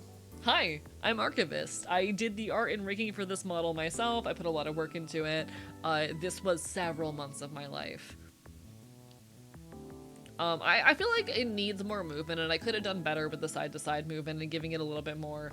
But, you know, this is the model. I do have hands. What do you mean? I put a lot of work into this thing. Teehee. You look so cool, thank you! I've worked very hard. I can give you all some cool, like, up-closes. I got my paws. We have... A lot of people assume this patch is a Green Day reference. It's actually a reference to the song Your Heart is a Muscle the Size of Your Fist by Ramshackle Glory, but okay. We got the Molotov, of course. Is that a gun on your back, or are you just happy to see me? We got the Bites You patch, some stars. All of these stars used to represent close friends of mine, but one of those friends is no longer in my life. Because he's a piece of shit, who stole $200 from me. And also, despite being like 28, keeps dating people under 20. And I'm just gonna leave that there. I'm no longer in contact with him.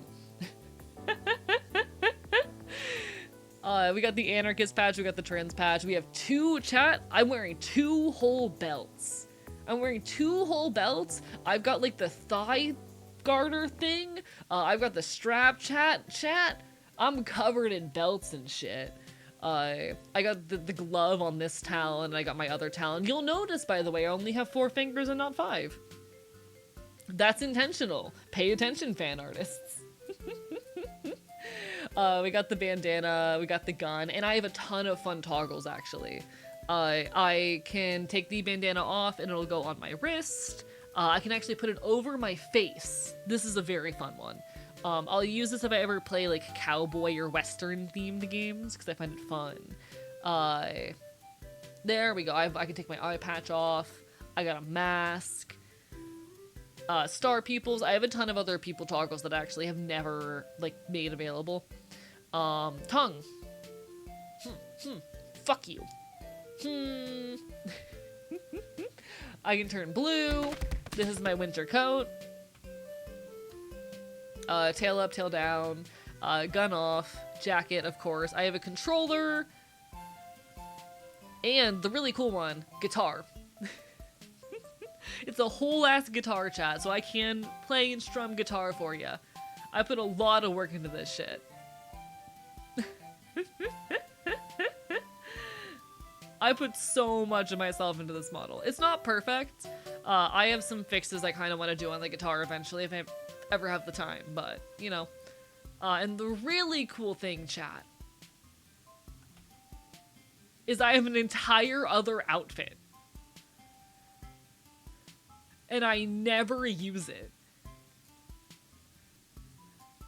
I never use it. I'm so cool. I'm so cool. Does your AK happen to say this machine makes folk music? It actually, okay, so, chat.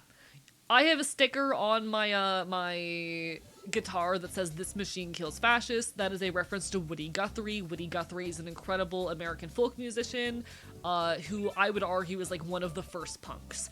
Punk may not have been a thing when he was alive yet, but like he is one of the first punks. He wrote the phrase "this machine kills fascists" on his guitar. He's very famous for that moment. He's really cool. I'll explain the sticker with the lines in a second. So very, very, you know, famous quote from Woody Guthrie. It is a reference to the ways in which art can be a tool for fighting back against fascist interests. That art and expression are valuable tools in our arsenal against fascism. On the back of my gun, you cannot see it. It is a secret. My gun has written on it, "This machine also kills fascists." There is text on my gun that reads, "This machine also kills fascists." Because I thought that was really funny. There will be an ad hitting soon, folks, I do apologize. As far as the sticker with the lines, that is OM. Does anyone remember what it says? It is Aussie, the Fey language of my setting, of my world. Shit. Written in OM. It reads "bad dog," or translate to "bad dog." Bark, bark, bite, bite. Thank you also, Bob, for the Sharky, for the hydrate. How are you doing today? We might be moving into the game soon, but I'm gonna yap for a little bit longer if y'all are open to it. Does this mean there's a backside to the model? Oh, no. It's just hidden behind my back. There is no backside to the model itself. It's not 3D.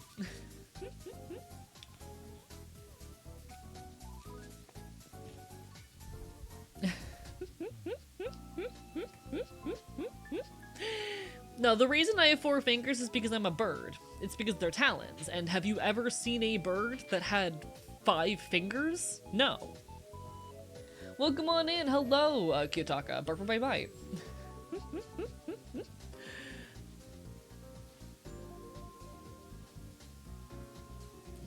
But no, have you ever seen a bird with fucking 5 fingers on its talons? No, they have 4. They usually have 3 or 4. That's an intentional detail. I thought it was a Phineas and Ferb reference. No. It's bird anatomy, because that's actual bird anatomy. What kind of bird are you? A mourning dove. I don't know if you've ever seen or heard a mourning dove before. They're very nostalgic for anyone who lives in North America. One sec. They are my favorite birds. Chat, if you've never seen a mourning dove before, now you have. These are mourning doves. I love this bird. They're my favorites. They're my favorites. Look at them! They're so round. They're so silly. Bird. Chat, you know what that means.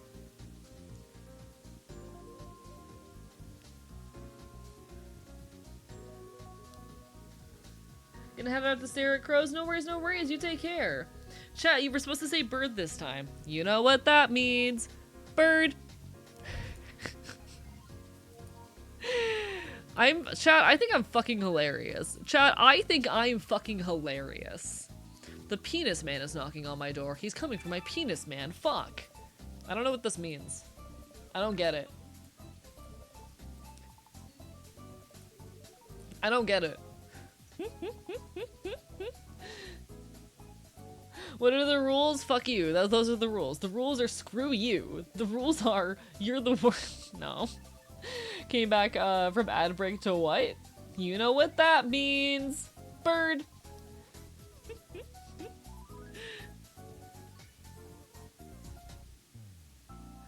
You, me, gas station. What are we getting for dinner tonight? Sushi, of course. Uh-oh, there was a roofie inside our gas station sushi. We wake up, we pass out and wake up in a sewer. We're surrounded by fish. Horny fish. You know what that means.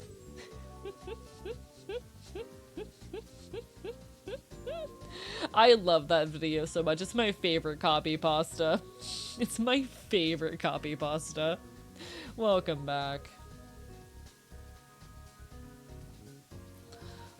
Chat, sometime we should play a game of fish versus bird where I show you pictures of fish and pictures of bird and you tell me which is which. I think that'd be a really funny bit. I think that'd be a really funny bit. I kind of want to do that now. Y'all like kinda want to do that well.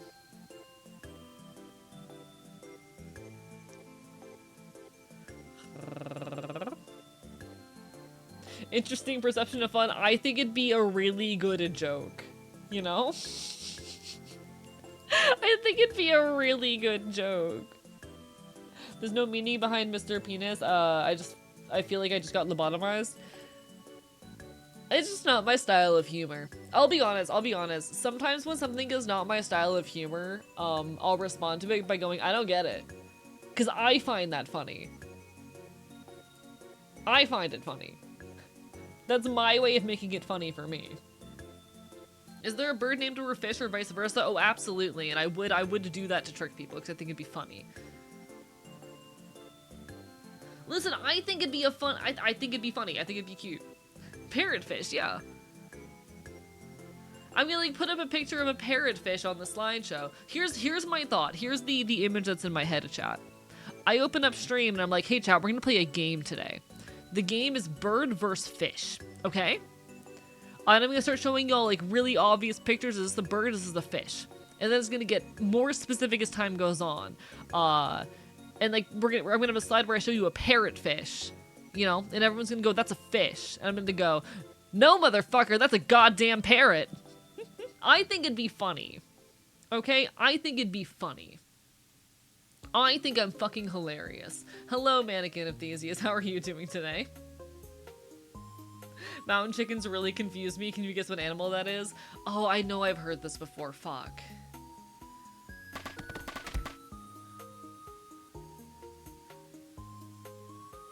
I don't know. Oh, this one's a tough one, I say at the flamingo. It'd also be really funny if y'all intentionally get the answers wrong for the bit, you know? There were a few philosophers back in the day who thought that every land animal had a sea and sky counterpart, so a bunch of creatures got named after other creatures. That's really silly and cute, actually. I like old philosophers. Yeah, mountain chicken is a frog, right, I forgot about this. They're very cute. They're very silly. I love the mountain chicken. Hello, Omega Scales. How are you doing today?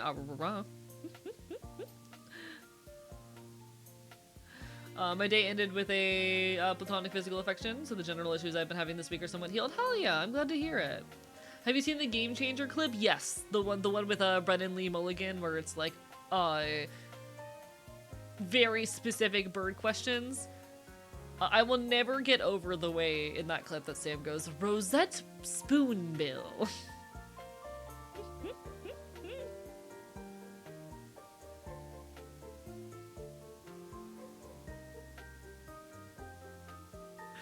Please include a picture of a dipper bird. Noted. Perhaps one of these days I will. I think it'd be funny. The handfish is a funky little guy. I want to protect the environment for him. Give me a second. Who is he? Who is the handfish? I love the handfish.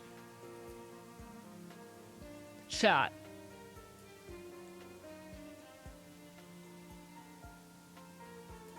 I love him. Chat, I love him.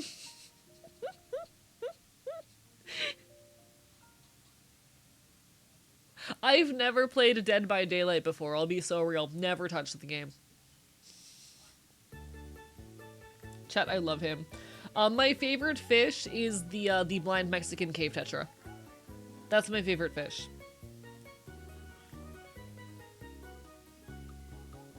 Birds and fish are both such weirdos and I love them. That fish looks like he just got assaulted on the subway and is upset about it. I really like him. He does look like a Pokemon. Chat, I really like him. I really like him. He's very good. He looks so miffed. He looks so upset. I really like him. Chat, this is me. This is me when I wake up and I haven't been productive. This is me when it's about to be stream time and I haven't been productive today. Hitting the mom said it's my turn on the Xbox. That fish could beat you at rock, paper, scissors. Speaking of rock, paper, scissors, our game tonight is a rock, paper, scissors game. You know?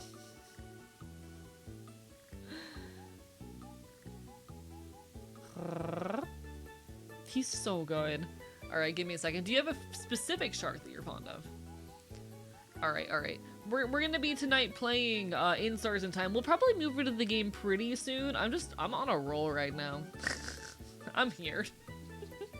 Give me a second. I gotta make sure my alarms are set for the morning because I know I'll forget if I put it off any longer.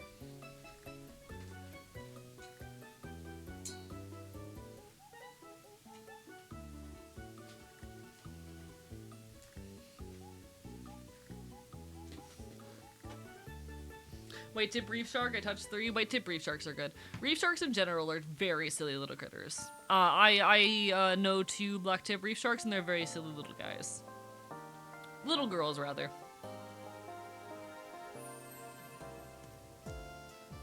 Alright. I need... What time do I have to be up tomorrow? One sec. Apparently... What the fuck? Do I not have this shit in my calendar?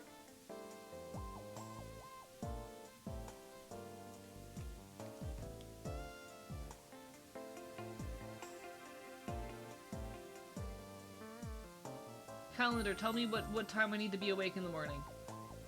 Fuck me. What time do I need to be awake tomorrow? If I do not set my alarms now, I will forget. Goblin sharks are good. What are your thoughts on cryptids? I think cryptids are cool. I like them a lot. And I think there's a very good reason why a lot of the queer community vibes with them. It's fun to believe that there are little mysterious beasts out there, to which we may have some amount of kinship in our queerness, you know? It's quite fun. Alright, tomorrow 1:15 to 8:15. Got it. So I need to leave at noon. Let me put that in my calendar real quick. Apologies, folks. I need to make sure I wake up at a reasonable hour tomorrow. Okay. 1:15 to 8:15. Got it.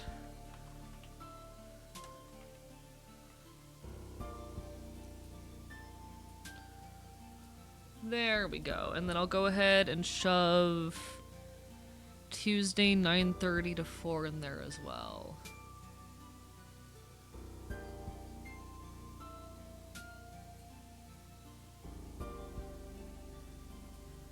There we go.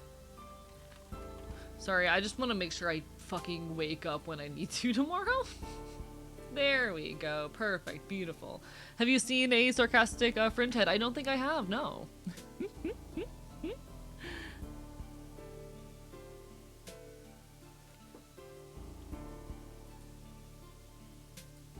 Did I do that right? Yes, I did. Cool. Nice. Alright. Apologies. Got a chronic shark toucher here. See, I interact with a lot of aquatic animals on a regular basis for reasons that I will not be disclosing to a live studio audience. You are my live studio audience, by the way, if that wasn't obvious, chat. Congratulations, you are the live studio audience. You're welcome.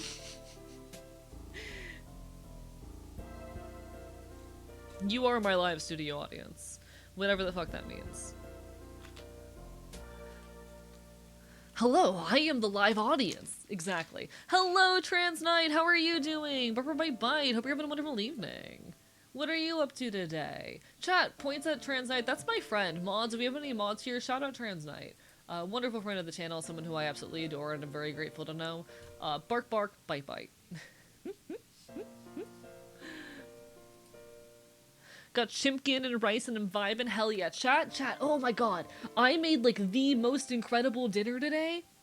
It was so good. I woke up really late and I didn't eat until like 3 p.m. because I was too busy crafting this idea.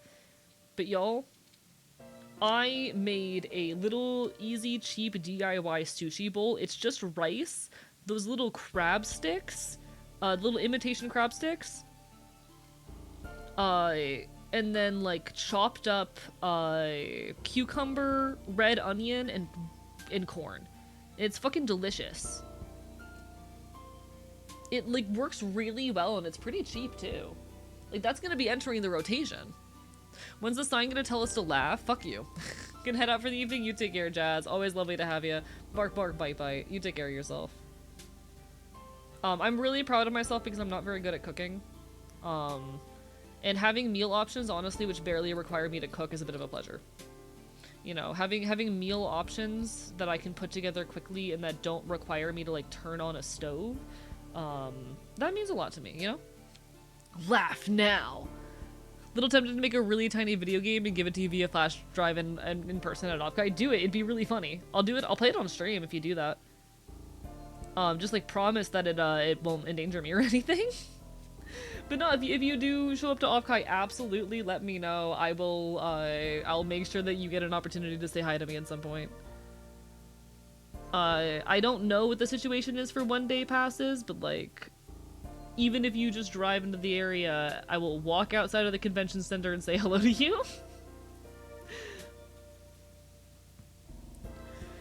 Been obsessed with my tiny cube dinner meal prep these last couple weeks.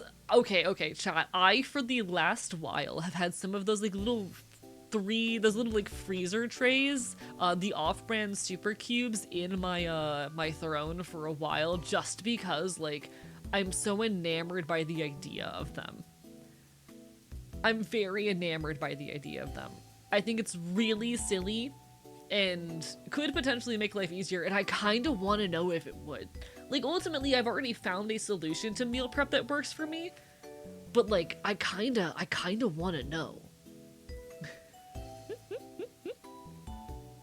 I think one of my favorite environments, always wanted to explore through the camera, is the deep sea, especially the Huddle Zone or Challenger's Deep. Absolutely terrifying, but it's most of the ocean. No, real. And it's cool shit. Like, the ocean is fascinating. Obsessed with making my girlfriend rage quit because I'm just really good at Dead by Daylight. If I can offer my hot take here, I feel like that's shitty and I don't like that. This might be my hot take, but like, I really hate when people go out of their way to piss me off while playing video games. Especially given I'm someone who's very sensitive about the fact that I'm bad at games because I didn't get to grow up playing them. I don't know. I don't like how competitive and obsessive people get with being good at games and being better than others, and like any joy taken in other people rage quitting or in other people's badness at games really rubs me the wrong way. I don't know, it's a culture that I don't like and chances are your girlfriend is also really bothered by it. Use them with my vacuum sealer to prep a ton of different frozen dinners. That sounds amazing, and I would love to have that in my life.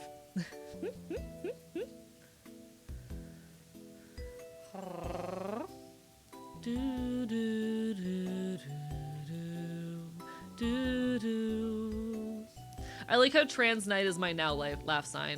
Y'all, please give Trans Night some love. We gotta fucking hang out and do something soon. I'm so sorry that I've been so bad at keeping up with folks.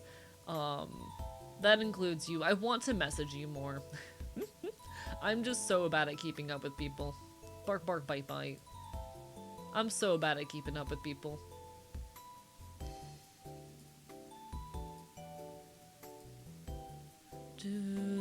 Life happens, things get in the way, so I know how it goes. Yeah, but I want to be better about it. I want to keep up with my friends. I'm lucky to know a lot of really cool people. And those people deserve more of my time. I'm a fighting games player and I do that sometimes. Scratches the niche that I would rather be scratched here. Fair enough. I'm just someone who's really bad at video games and I don't like okay, when I am playing video games with someone else, I need them to be gentle with me. And I don't like how often people presume that it is okay and a good thing to, like, intentionally bully me in terms of in a game. You know, if you're introducing me to something and you want me to have a good time, you need to take it slow and take it at my pace and be gentle and, you know, teach me slowly, introduce new concepts, don't overwhelm me. And the whole culture of, like, hard game good is a culture that has bothered me for a very long time.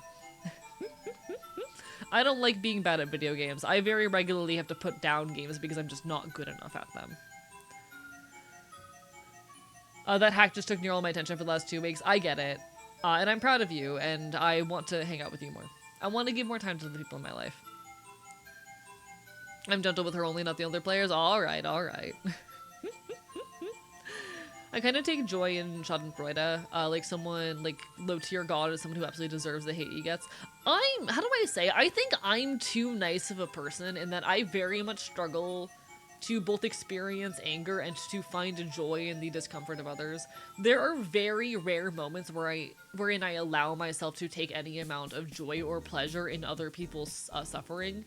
Like, the furthest I get in that chat, I think the meanest thing I have ever actually said to someone and meant, or said about someone and meant, I think the meanest thing I have ever said about someone who wasn't, like, actively a fucking fascist, you know, perpetuating, bigotry and shit like that, who wasn't, like, a fascist in a position of power or influence. I think the meanest thing I've ever said about another person who wasn't, like, you know, politically influential, and whatnot, is that I hope their streaming career never takes off. I think that's the meanest thing I have ever said and meant about someone who isn't, like, a fucking politician or political figure.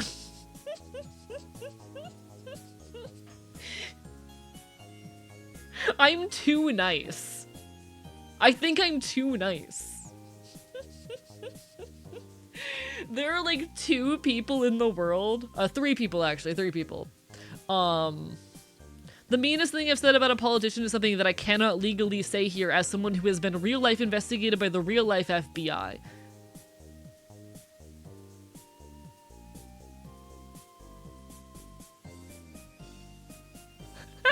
Oh yeah! Chat, lore drop for the newer folks around here. Hi, I'm Archivist and I have been real-life investigated by the real-life FBI for the crime of being a moderately successful queer content creator. This was actually before I got really political in my content as well. I've always been very open about the fact that I am an anarchist, you know? I've always been very, very open to the fact that I am an anarchist, and I've talked about political theory in more vague ways beforehand, but in the past year or so I've gotten a lot more open and orientated my content a lot more heavily towards politics. You know, politics went from background noise that I occasionally discussed and addressed to the core of my work after I got FBI investigated. What happened is some transphobes decided it was a good idea to dox and harass me. For a period of 5 months on and off, they were spreading my personal information, including name, former address, photos of me, etc., in my Twitch chat, etc., etc. And eventually, they kind of realized that they weren't getting anywhere. After 5 months of this, and me continuing to stream, and my mod team getting really good at dealing with it, they kind of just realized they weren't getting anywhere. So they decided to go to the next extreme.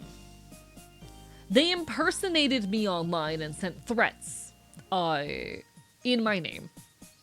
Those threats got me FBI investigated. So I got FBI investigated because some transphobes on the internet decided to dox and harass me. and decided to decided to sick the FBI on me. And the FBI did in fact show up, did in fact not just investigate me, not just like put me on a list, not just phone call me. I got forced into an in-person interrogation. This is not a joke. None of this is a joke.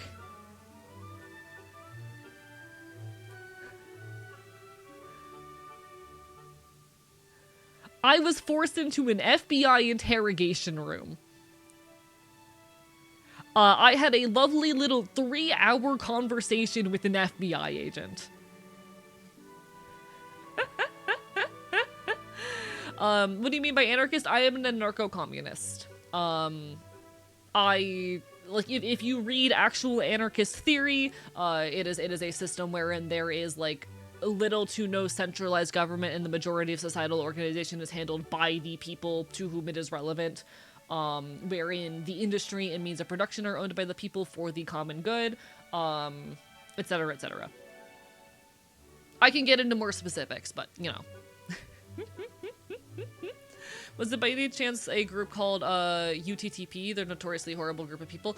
I don't know. I still, to this day, have no clue where or who by the attack was organized. Just that it was on and off for about 5 months.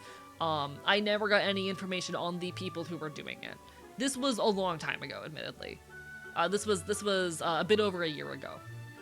The FBI incident was June 2nd of last year, and that's where it all ended. One of my old teachers got interrogated by Secret Service because one of her students did something really illegal. Damn.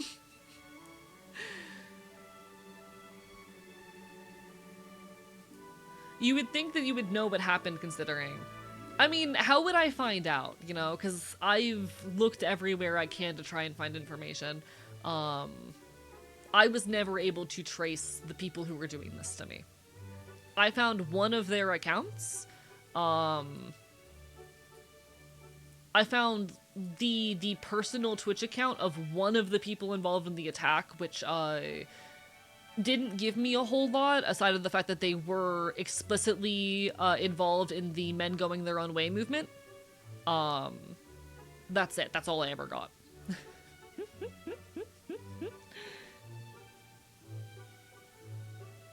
If anyone has any information, the what movement? The men going their own way movement. 1 second.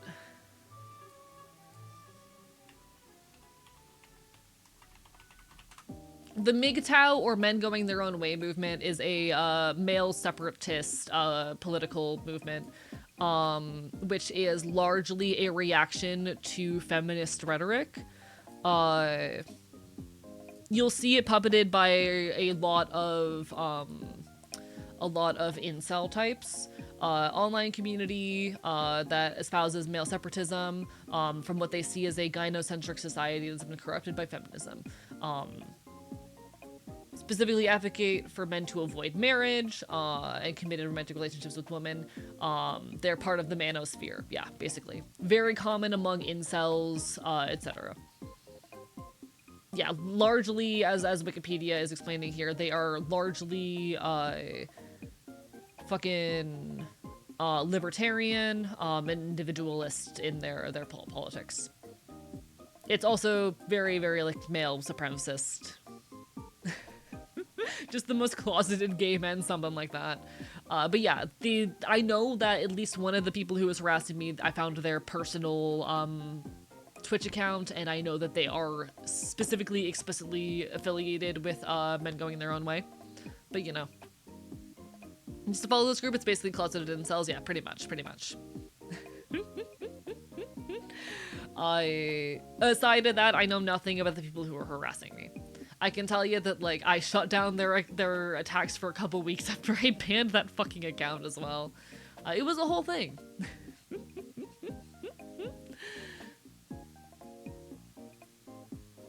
Yeah, it's part of the manosphere. It's a whole thing.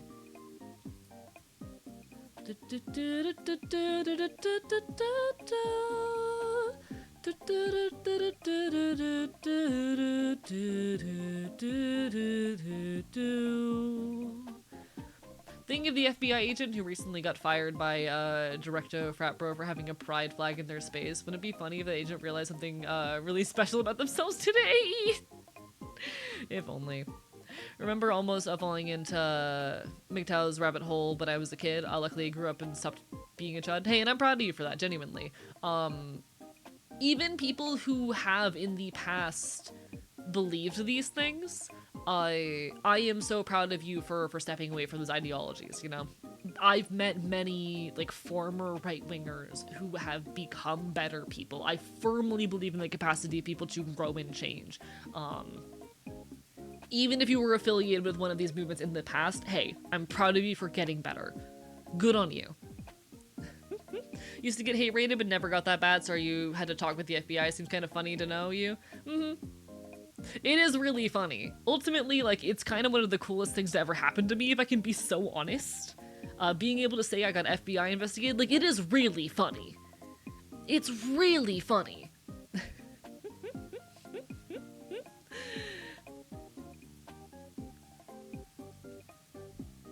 Penguin Zero does sound familiar. That sounds familiar. I'm a former right-winger, now I'm an anarchist, kind of funny. Yeah, like, all the more power to people who grow and change. I firmly believe in people's capacity to become better. I also believe in people's capacity to become worse, but I think more often than not, people become better. UTTP are kind of like a Somali pirates of the internet. Everyone, and I mean everyone, hates them, from Lefty Spear to Kiwi Farms, even to apolitical spears. Interesting. I have no knowledge of who was behind the attack. Could have been them. Could have been, but I have no idea. Ironically, VTubers got me out of the alt-right pipeline. All the HoloLive clips all over my YouTube homepage cutting me off from it. Hell fucking yeah, proud of you. Okay. If I had a nickel for every YouTuber I've watched that's been open about being interrogated by the FBI, I'd have 2 nickels, which isn't a lot, but it's weird that it happened twice. Who's the other one? Bark, bark, bite, bite. I do have a friend who's, like, been, harassed on Kiwi Farms. I don't think my name's ever shown up on Kiwi Farms, at least to my knowledge. But honestly, I would not know how to check. If I've ever been mentioned on Kiwi Farms, I'm unaware of it.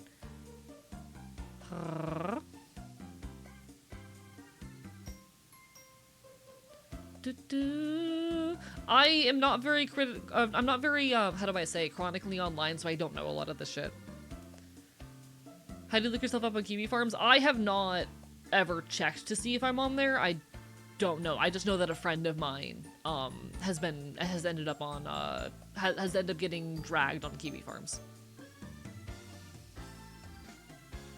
What really got me distance from my alt-right friend was how flabbergasted he was when I was genuinely unaware of how leftist Wikipedia is. That's really funny, actually.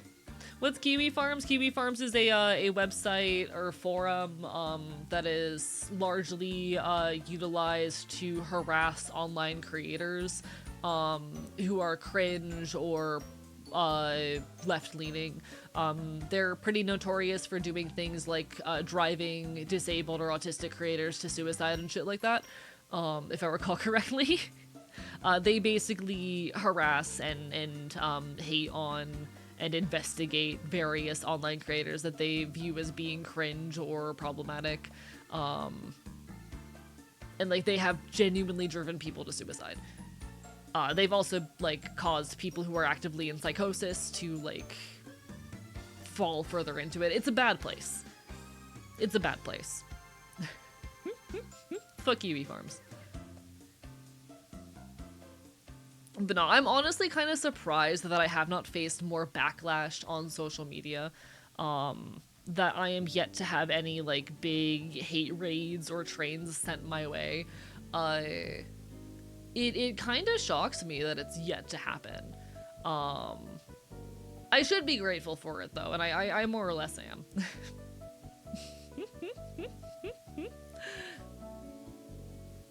It does surprise me that, like, I have not had more instances of people taking the time to fucking try and tear me down, even in the midst of, like, how do I say? God, I have been through some private drama.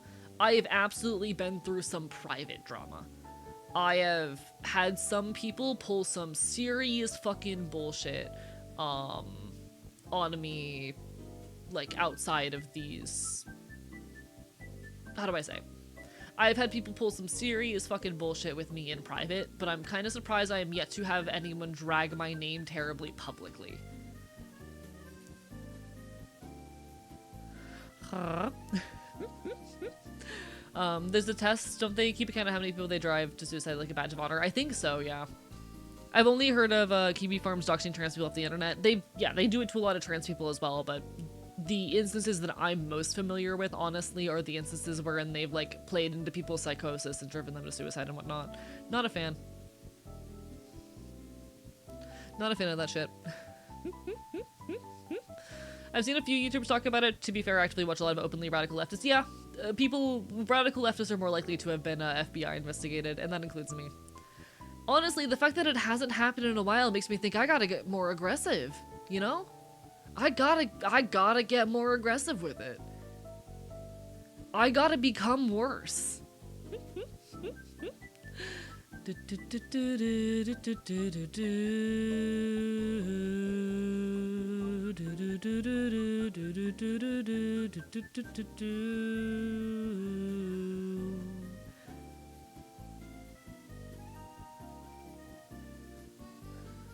I am currently, how do I say, ego surfing just a little bit. I'm looking at how many people who have reposted some of my video content, and maybe I do need to keep making shorts every now and then. Insert CIA award for excellence in journalism joke here.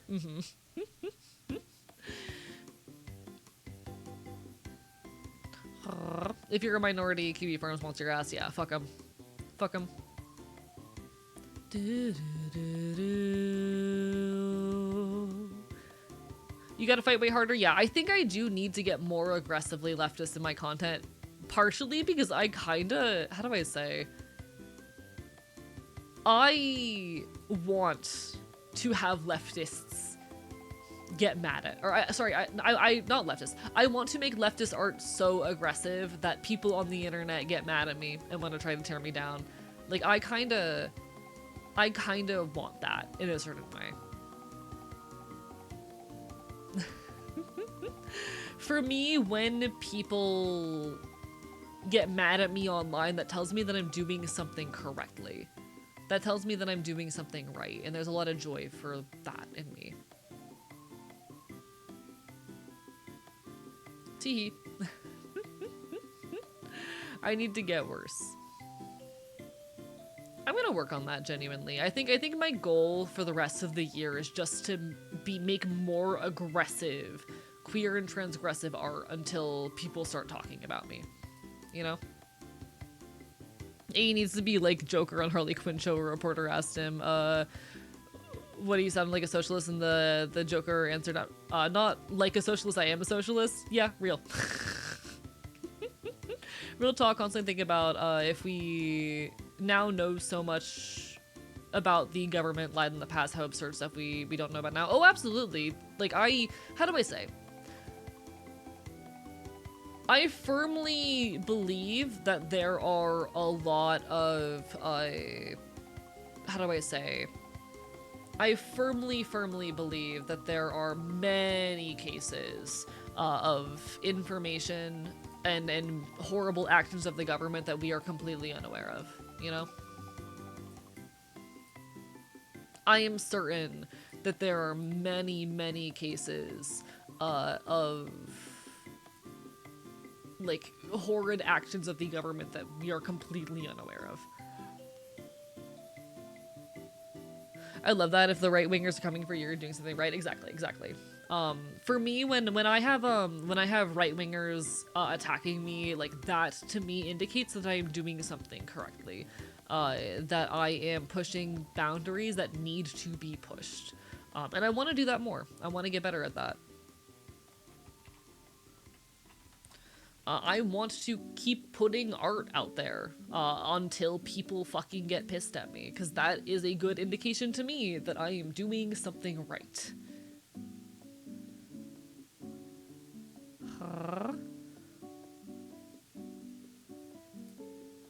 I feel like I haven't been being the creator I want to be lately, and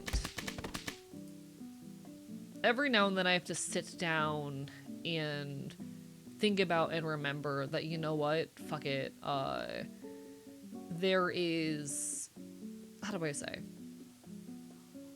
every now and then I have a moment where I recall and remind myself that there's a point to this. Or rather, I'm not saying any of this well. Hello, Asher T. Burp by Bite. Really enjoyed the spiky carrier model has. Thank you. I appreciate it. I very often end up in a hole where I feel like I'm not doing enough as a content creator, and this is not me doing that. This is me reminding myself that I'm very committed to making art that is as, how do I say, transgressive and loud as possible. And I feel like I haven't been doing as good a job as I could at that. I very oftentimes hold myself back because I'm scared of taking up too much space, which is directly adverse to my goals in my art. And I need to get a little bit better at being loud and aggressive. I know that I'm doing the right thing when people get mad at me. And I need to lean into that. I really need to lean into that shit.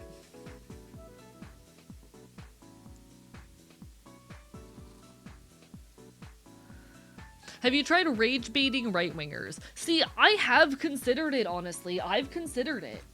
There are a lot of creators I know, like leftist creators, who do get a fair bit of their appeal and success for the fact that they drag right-wingers online. And I'm always a little bit too scared to lean into that culture.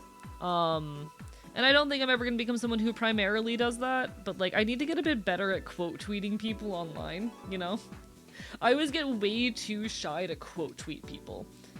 Not tweet specifically, but to like quote post others when they're being, you know, assholes or being wrong. And I need to get better at that. I need to become less apologetic, I think.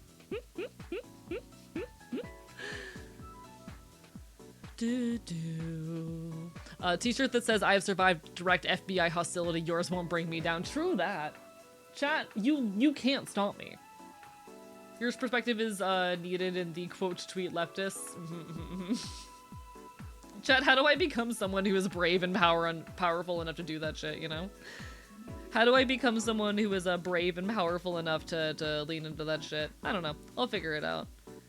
I've been thinking a lot recently about what my next steps are creatively, and I mean, the true answer is finish my next video essay.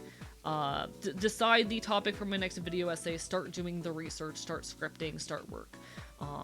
That is where I put my intention and time. But like, I think I also just need to get more aggressive, in general in my takes and opinions online, you know? I really appreciate the creators that actually don't rage bait the right-wingers, focus more on helping people or being positive. The hatred tends to wear you down. And like, that is what I try to do most of the time. I want the bulk of my content and rhetoric to be very like actionable, positive, about hope and help.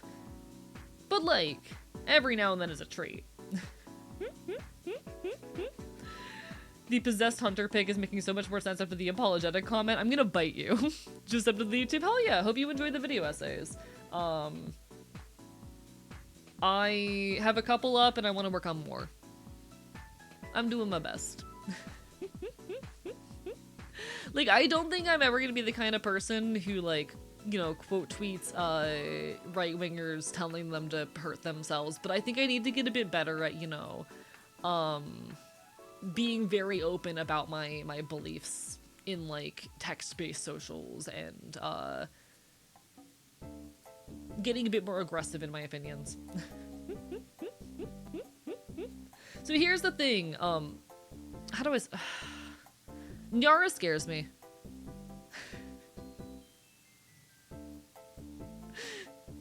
Nyara scares me. I know I have some mutual friends with Nyaras. I know I'm mutuals with Nyara. Nyara scares me. I'm too scared to directly engage with Nyara, I think.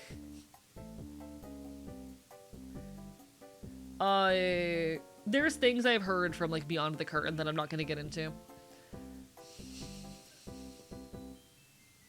Will there be an Archive X Fortnite collab as they soon? Absolutely not. Fuck Fortnite. Fuck Fortnite. I'm not gonna, I don't think I should speak to any of the reasons why, because, okay, if I can be so honest, Nyara has DM'd me about potentially collabing, and I've been too shy. Not even shy necessarily. I've been debating whether or not I respond to it for a while. I have been debating for a good bit now whether or not I will ever respond to it.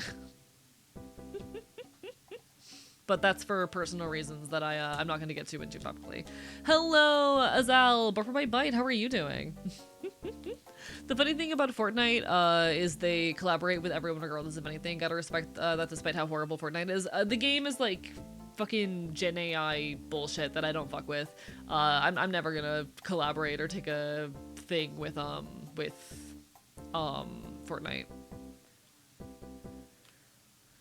I'm gonna...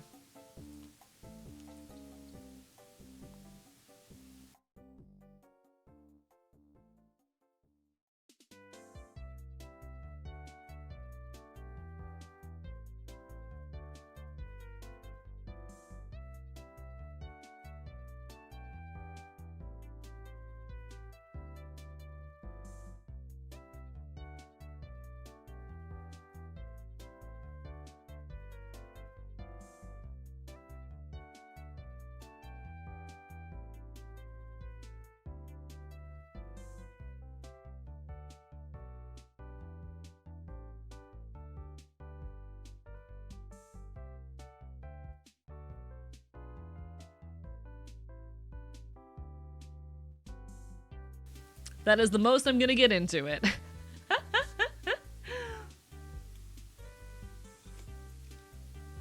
I heard some shit through the grapevine that has had me on edge and nervous. You know?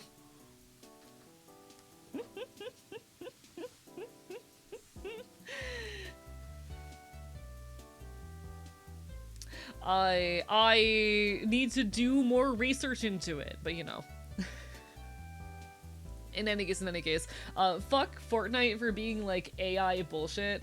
I don't respect Fortnite. I have no interest in collaborating or doing anything with Fortnite. And while I'm at it, fuck Roblox.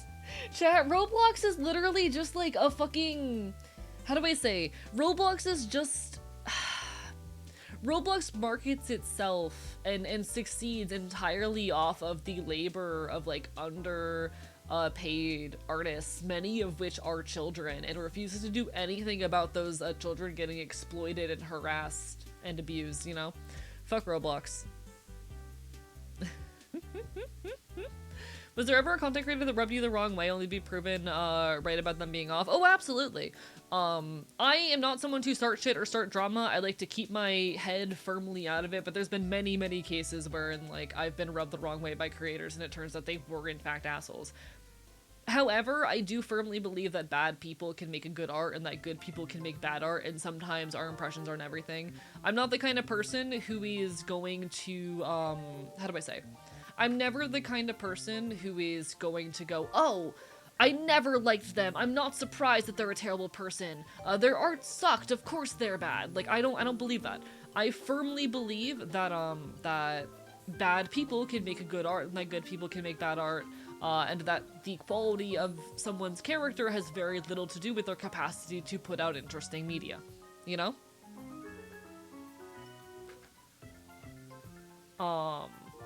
Those things are not necessarily aligned. And so I'm not, just because I had bad vibes off of a creator, I'm not gonna sit there celebrating when it turns out they were actually an asshole. However, it has... There was one creator who, like, we were mutuals for a bit, unfollowed me. And I was salty about it. You know, we were mutuals for a while and just unfollowed me out of nowhere. And then re-followed me as soon as I started seeing 50+ average viewers. And reached out to me for a collaboration right as I reached about 50 average viewers. Like, I was a little bit, like, stung by the unfollow. I'm like, oh, that's rude, but whatever. It happens. The fact that this person then came back, refollowed me, and tried to collab with me right as I started to see success and traction, that bothered me. And then that person did get called out about 6 months later. Oh, shit. That person got called out for some bullshit 6 months later.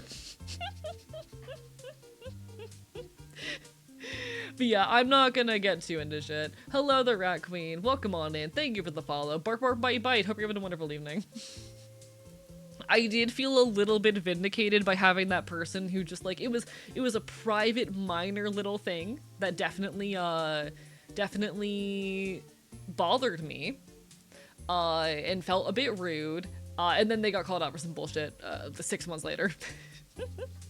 No, and it's really funny because I talked about it with a friend who was close to this person when it first happened. Because, like, hey, is this normal behavior? This feels weird. It's giving me bad vibes. I don't like this. And at the time, that friend was like, oh, probably just was running out of follow slots. I wouldn't take it personally. But then 6 months later... I'm horrible at feeling out if creators are bad or not, and then I learned everybody else had a feeling and it pains me. I mean, that's not your fault. I'm really bad at reading intention and understanding, like, what's going on with people. Thank you for the follow, bark, bark, bite, bite. Oh yeah, you can only follow 2,000 people on this website, I think. I could be wrong on the exact number there. But I know people who have run into it.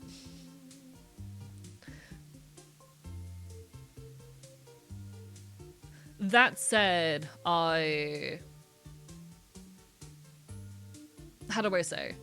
Oh my god, where was I? My thought got interrupted. I tend to keep my distance from folks until I can feel out their vibes, just because there's been a lot of instances wherein, like, I've befriended people and then found out they were assholes later. Unfortunately, I do think there is something to be said for, like, the people who tend to succeed in a lot of these online spaces, tend to be people who are more willing to take advantage of others, unfortunately. That is not to say that, like, you should distrust every famous person ever, but there's a certain extent to which power corrupts, and there's a certain extent to which a willingness to take advantage of other people will get you ahead. You know? It happens. I've had someone try to force associations like that, almost never hang out with her on or off stream until I started doing well and suddenly trying to be buddy-buddy anytime I was in stream together with friends, upwards of 100 plus viewers as a result. I will never call it out because I can never know for sure, but there have been a handful of cases wherein, like, I've befriended other content creators and I will notice they will only pop into my streams when my numbers are high, and it's something that is it's like a beige flag to me, you know? It's something that bothers me just a little bit because it's subtle enough that I can't know anything, but it does rub me the wrong way, you know? Like, if you're saying hi to me in most of my streams, or like half of my streams, and you're lurking most of the time, cool. But there are times where I'll notice people will, like, pop in only when the views are high and then leave immediately afterwards and not lurk and whatnot, and I'm like, okay, that's a beige flag to me. if it's a repeated and constant thing, you know? Sometimes they make it pretty obvious, yeah. I have no intention to be famous for these exact reasons. Okay, there is a content creator, J-Reg or Drag, however you want to call him, and his content, it's definitely not everyone's cup of tea. I would make the argument that, like, I don't like all of his content. A lot of it's very heavily irony ridden and you can never quite tell what he believes, and so, you know, whatever. It's definitely not everyone's cup of tea, definitely fair warning if you do engage with it, but a couple of his pieces have been some of the most impactful artworks that I've ever engaged with. I particularly am very deeply impacted by the media he has made talking about schizophrenia. He is someone who has autism, and though he doesn't quite qualify for a schizophrenia diagnosis, has a lot of like the underlying symptoms and behaviors because like it runs in his genetics. His brother is schizophrenic, and he doesn't quite qualify for a diagnosis, but has a lot of those tendencies, if I recall correctly.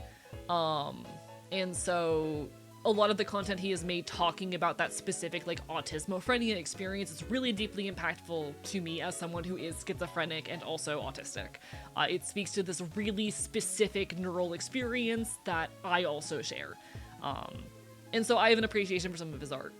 There is something he said once in a video about how when you are a content creator, it very much complicates your interpersonal relationships because there's an inherently transactional angle to a lot of your dynamics, and anyone you interact with then has the capacity to tear you down or to ruin you.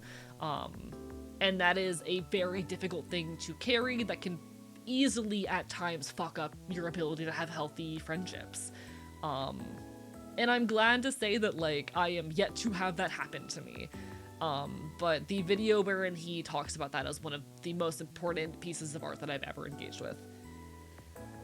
You can't just lore drop that you're schizophrenic. Yeah, I have schizoaffective disorder. I'm well medicated and very well functioning.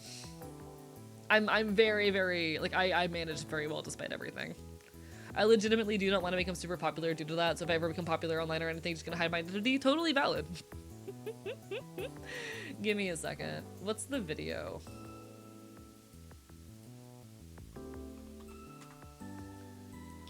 I'm so normal. Watched a Jarek video once and felt like I was on crack afterwards. Yeah, it's an experience. It's an experience. But I do enjoy, like, some of his work has been genuinely impactful to me. Can I find it? I think it was, like, content creation ruined my brain or something.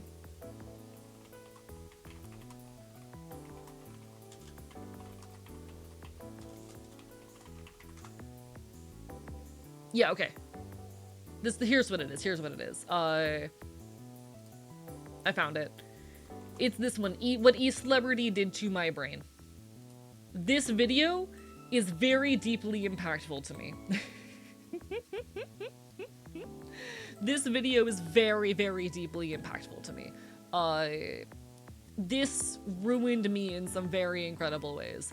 Cause I love content creation, but I'm not gonna pretend that it's all, you know, fucking roses. It does fuck with your ability to have genuine friendships and relationships at times.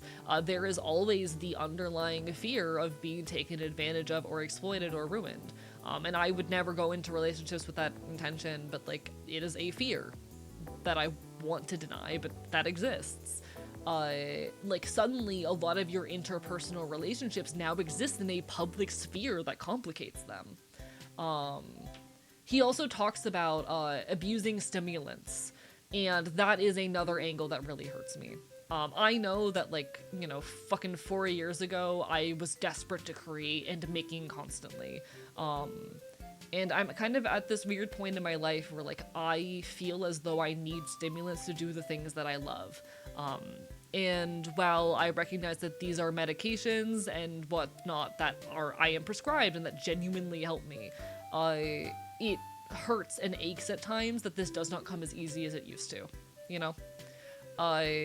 It's a really, really interesting piece that talks a lot about the commodification of art and what being a creator does to your mind, you know?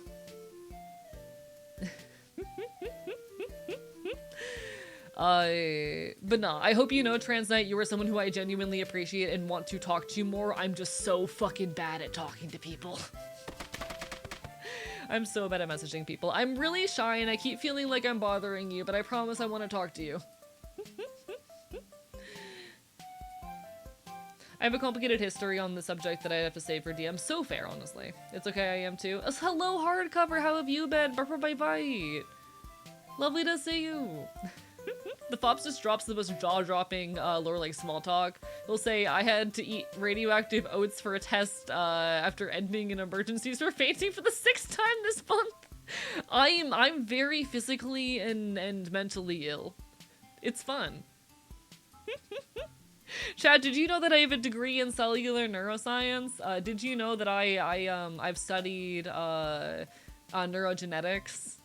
What's other weird facts about me? Shit.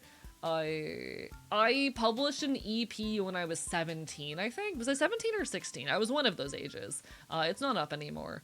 There is still music that I released at 18 up on streaming services, though. I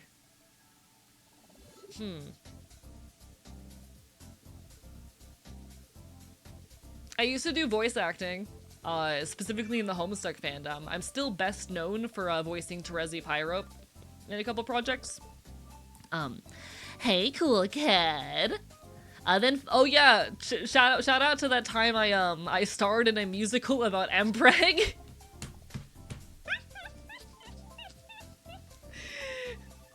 you know. As a political science major who studied research methodology and public political behavior, cannot help but scream every time I see the typical political quiz online. Yeah, the political compass is a very flawed metric. It can be fun just to like plot yourself on it as a bare bones means of explaining political alignment on the most basic level, but like it's not useful beyond that. Did someone mention Mpreg? Yeah, I mentioned Mpreg. I did find a song featuring you that was a pleasant surprise. Oh yeah, the song I did with my buddy Host. That was actually a demo that I wrote in about okay. I do have one song currently publicly released under this name, which is a collaboration with a friend of mine. There is a song that I made. I spent like 2 hours working on this. It was a demo, and I was planning on putting it down and never touching it again because it was one of those very edgy, venti pieces that I don't think really reflects my branding. It wasn't the energy that I want to put out there, you know? It was a demo that I did like, but it didn't really align with any of my current projects, and it's a very mopey heavy piece that just really isn't what I want to be putting out into the world. But my friend really liked it and turned it into a whole song. It's called I Think It's Getting Bad Again. Hello, Index! Welcome on in, Paige. Bye. Been struggling with how to say this and thinking of how I want people to know. I think you just needed to hear it with your ears. Worcestershire. There will be an ad hitting in about 30 seconds, by the way. Bark, bye. Bark, bye.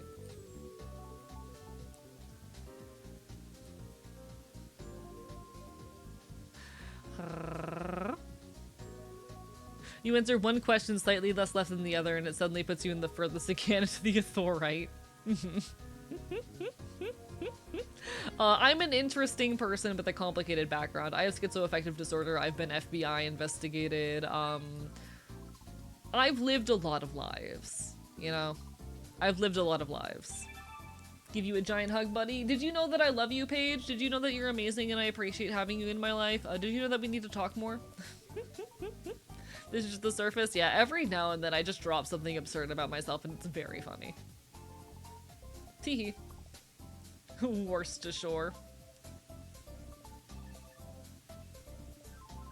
Legitimately terrified yet amazed? Teehee. Just wait. Were you here when I talked about my near-death experiences earlier? Peru getting fucking hit at the door.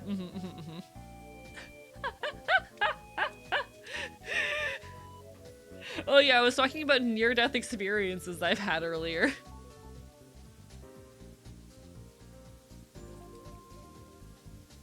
I really want Asher and Yippee to try and guess how old I am right now.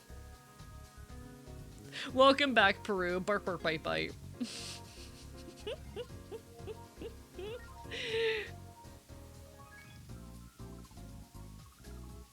I'm gonna wait to see if Yippee submits a number before I respond. He or a he. Fucking Asher was really close. I'm 24. Most people assume that I'm like in my late 20s, early 30s, because of just how much life I've lived. I'm 24. I'm 24 years of age. How many of you had? I was specifically describing a time wherein an authority figure like actually tried to kill me. Taking this as a win, congratulations, Asher. Trick question, AE is immortal. I'm 24 years of age. Chat, fun lore drop, I've been homeless. I was homeless a year and a half ago, that's a fun one. I escaped homelessness on December 16th, 2024. That was fun. That's a fun part of my life.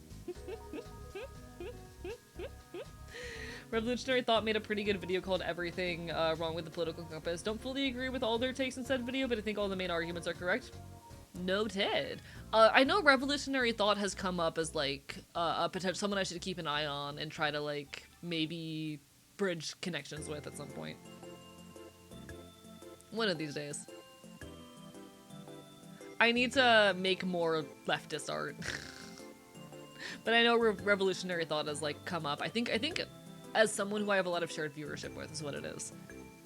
Archivist legitimately gonna have done everything possible in life by 40 and then just chill for the rest of their life. I'm probably gonna be dead by 35, being so real. You still don't have it? Oh, I've been in the news actually. I've never been in the news as Archivist, but I've been in the news.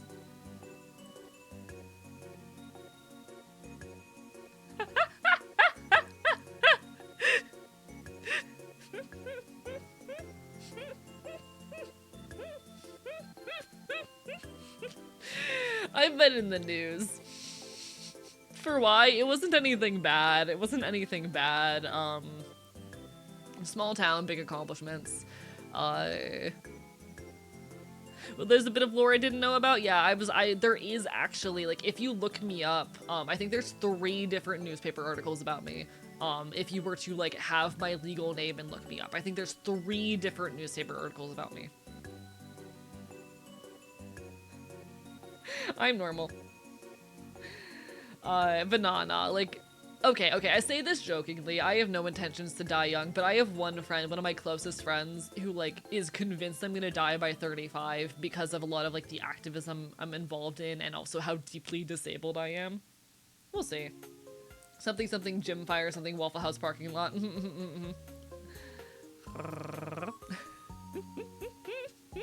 But no, somehow, chat, the name Archivist is yet to end up in the news, and I would like to change that someday. I want to become noteworthy enough that people talk about me. I want to have a Wikipedia page someday, you know? That friend is gonna be wrong, you'll die at 36 instead. See, I want to live as long as I can, and to fight as long as I can, and to make as much cool art as I can, but, like, I do have one friend who's convinced I'll die by 35.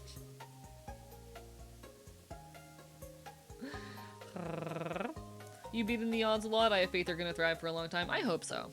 I need to make transgressive enough art that conservatives get pissed off at me, you know?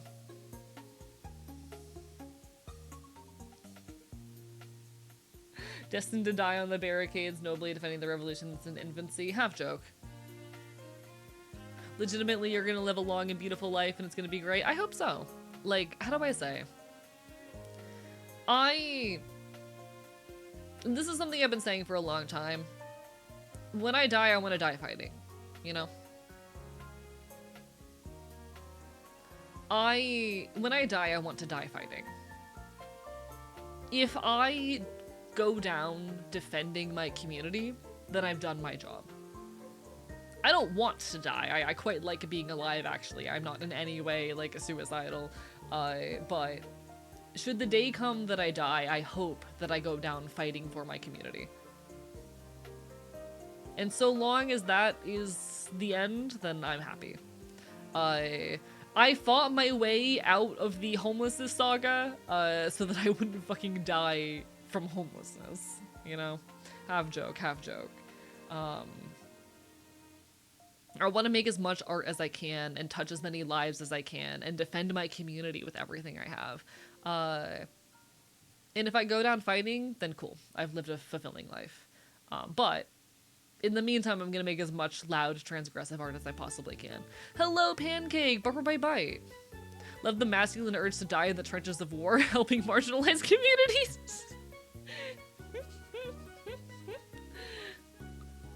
Real. Stream is going well. We probably should, like, play the video game soon. We are 4 hours into stream and we have not opened the video game yet. Whoopsie. Oops. Chat, imagine playing games. There's one more bit of war I recall that part of chat used to rib on, but I'm not sure it's been so long since it was mentioned. Feel free to mention it. And if it's a problem, I'll tell you that it's a problem. You know? You don't die at 35 due to preventable causes. A lot of good things you can do while you're alive, yeah. Chat, I need to take better care of my physical health so that I can do more for the revolution. I'm gonna name the man something, the abbreviation is T for T. I love this for you, genuinely. What is an old president radio / TV message that aged like shit? Something I can find on YouTube? I'm gonna be honest, I don't. I can't think of one off the top of my head. There's too many, most of them. You know? After the last band I was a part of was called Ass Tits or Ass. That's really good though. What if when they remove someone's boobs, they transplant them onto their forehead so they look like a magmar? Terrifying. I hate this. I hate this.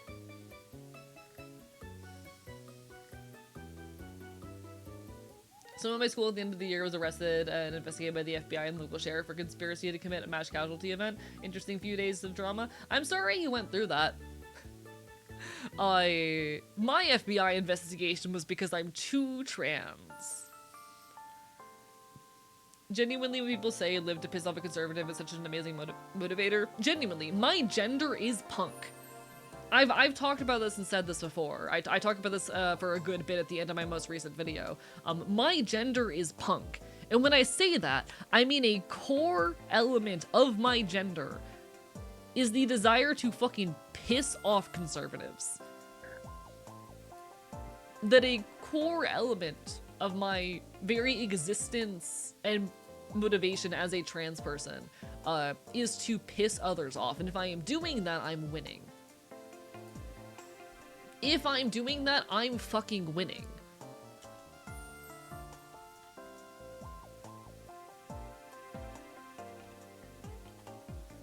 If my very existence is pissing others off, be them conservatives or less radical folk in general, then I'm doing my job, then I'm winning, then I'm doing something right. And I'm proud of that. I'm very, very proud of that. If my gender and my expression bother you, then I'm winning. Then I'm fucking winning. My gender is punk in that I desire to express and to push my identity in ways that bother people. In that I am at my best and I am fulfilled when I become a problem for conservatives and assholes. And I think I'm doing an okay job. Do a series about the life of AE. You have 14 seasons, 4 movies, and a tie-in comic series. I've done too much with my life. Giggling and kicking his feet while pissing off right-wingers. When people fucking stare at me in public, I know I'm doing something right. How do I say?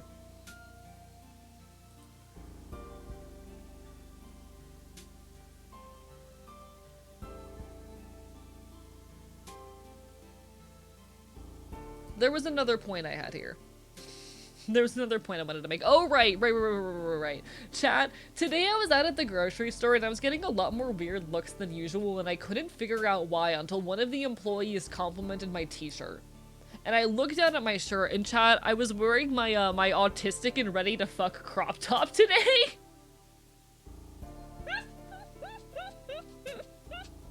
Shout out to the worker at the store who complimented my my autistic and ready to fuck shirt today.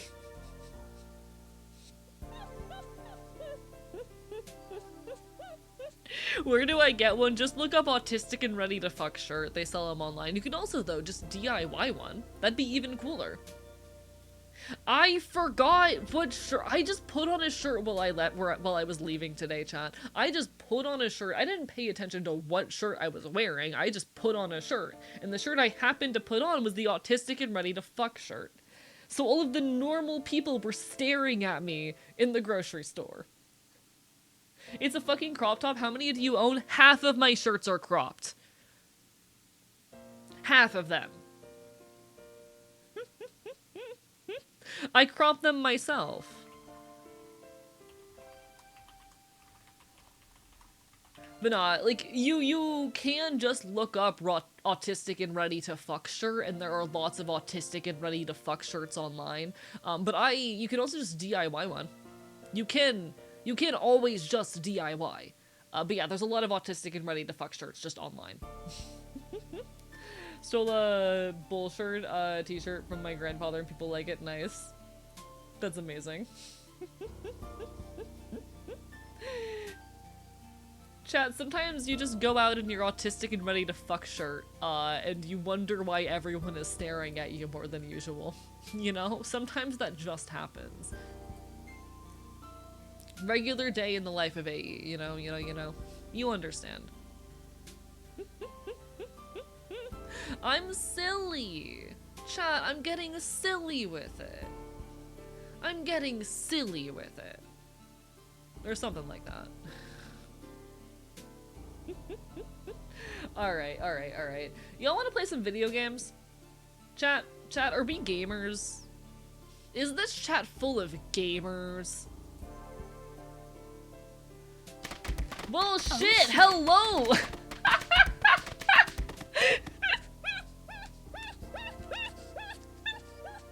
Welcome on in, the Love Slug. How goes it? How was your stream? I guess we're not playing video games. Chat, welcome on in. I'm Archivist. I'm a loud punk bastard on the internet, and I can see that you were in fact listening in. Hi, everybody. I do in fact own a t-shirt that says autistic and ready to fuck, and it's like my favorite shirt. How goes it? Mods, can we get a shout out for Love Slug? If we haven't already. Welcome on in everybody. I'm Archivist. My pronouns are he, him, or they, them. I'm a loud punk bastard. I make art. I talk about queer and leftist issues. I bite people. Chat, I love biting people. It's one of my favorite pastimes. Hi.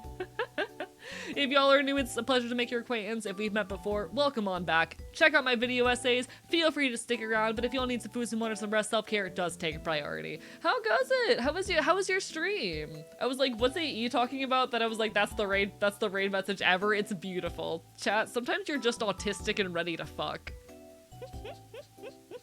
Yeah, I do video essays about queer shit and leftist shit, and about how much I hate AI. Do I have a photo of the autistic and ready to fuck shirt? Do I have a photo of it? Give me a second.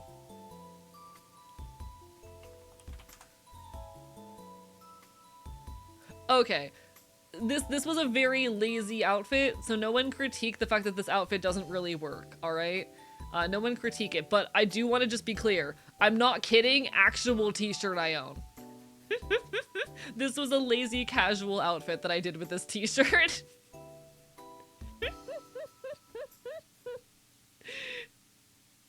It's incredible.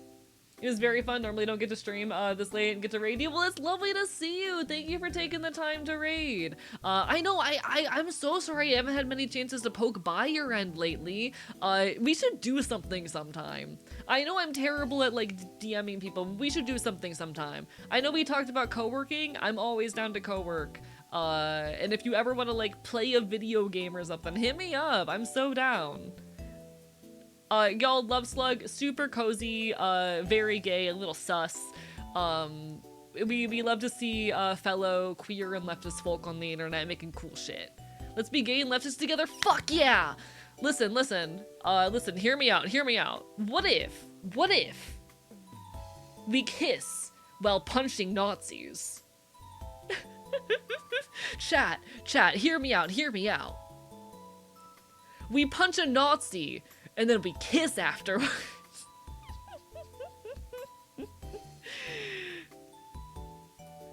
Hear me out on this one. Sounds peak as fuck. That sounds like a good time. I'd watch. If someone said it to me, I would genuinely swoon. Listen, date idea, alright? Date idea. We piss on a cop car, and then we have gay sex. You know? What a way to end the night. Exactly, alright? Incredible first date, you understand. You understand. If anyone needs some food, some water, some rest, make sure you take care of yourselves. Thank you so much for sending your love on over, Love Slug. It's a pleasure to see you. Y'all, I promise Love Slug is someone who I genuinely recommend and give my whole heart to. I'm sorry that I don't get more chances to stop by, but I hope you know that you're incredible. Gonna say we destroy hostile architecture, then piss on a cop car. Guns inside of the car will make it hotter. Hey, yo. Hey, yo. Bark, bark, bite, bite. Thank you, by the way, everyone, for the follows. Please, I'm a little all over the place mentally tonight, but it is wonderful to see y'all. I do want to promise, by the way, that outfit is not the best I am capable of. Just in case anyone needed to know that I'm much hotter than I look like in that specific picture that I just showed, just in case anyone needs to know. Just to defend myself, because that outfit was very mid. I promise I'm hot. I promise. I promise I look cool. Hi, Kitchener! Bark, bark, bite, bite! Kissing on the cop car while the cops are handcuffed in the back seat. Hey, yo! Hey, yo! It's okay, half of us are ADHDers. We're doing our best out here. There's a little bit of neurodivergency in the chat. Things are a little spicy around here. You know.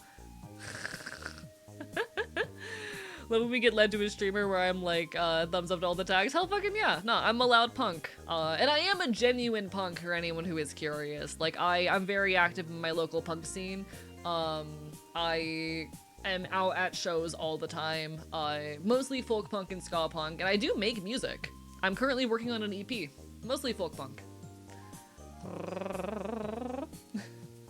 Stealing the cop handcuffs for little gay activities. Ayo, ayo, ayo. Chad, sometimes you just gotta be a loud punk anarchist on the internet. Chad getting the snack treatment today. Listen, I need to prove that I'm hot. I wanted to show off that fucking t-shirt, but I wasn't proud of the photo, so I needed to prove that I'm hot.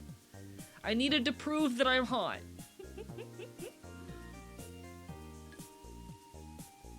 We take a look at your dog. Oh, I'm gonna be so honest. I pirated FL Studio.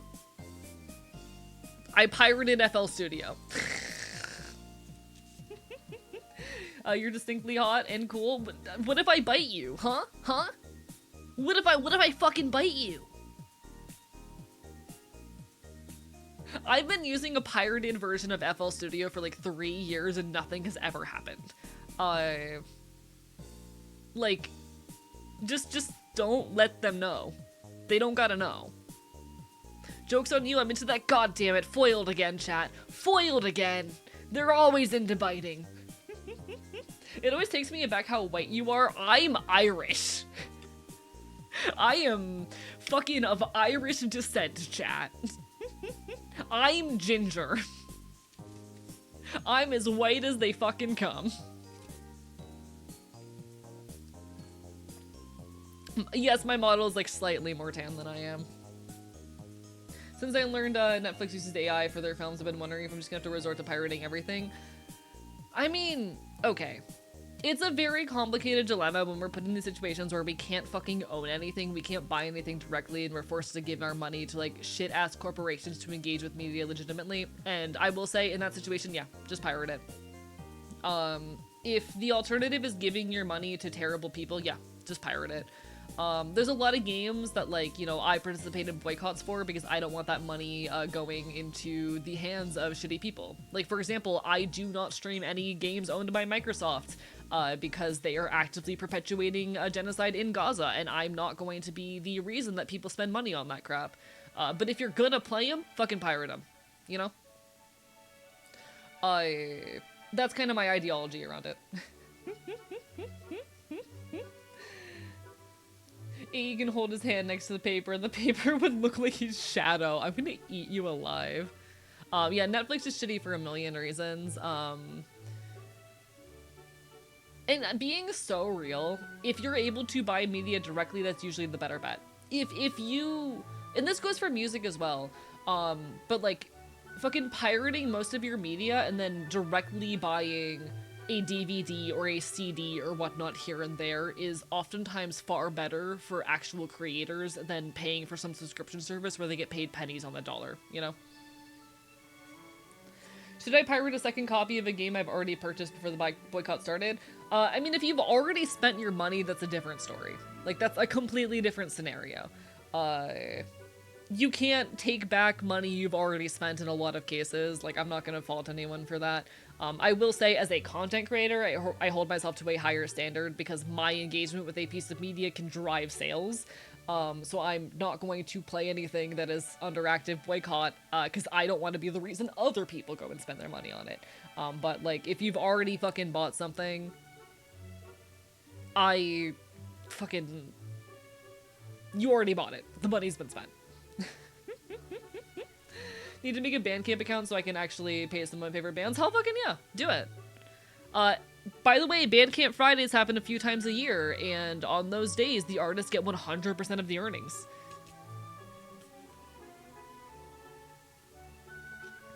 It was pretty funny when Dana Terrace, said, well, now people will know I pirated my Windows on top of my own show. Real as fuck. Where can I check what companies are being boycotted? The best place to go for that kind of shit is going to be, I think it's BDS is the acronym. I always forget if it's BSD or BDS, but it is in fact BDS. I was correct.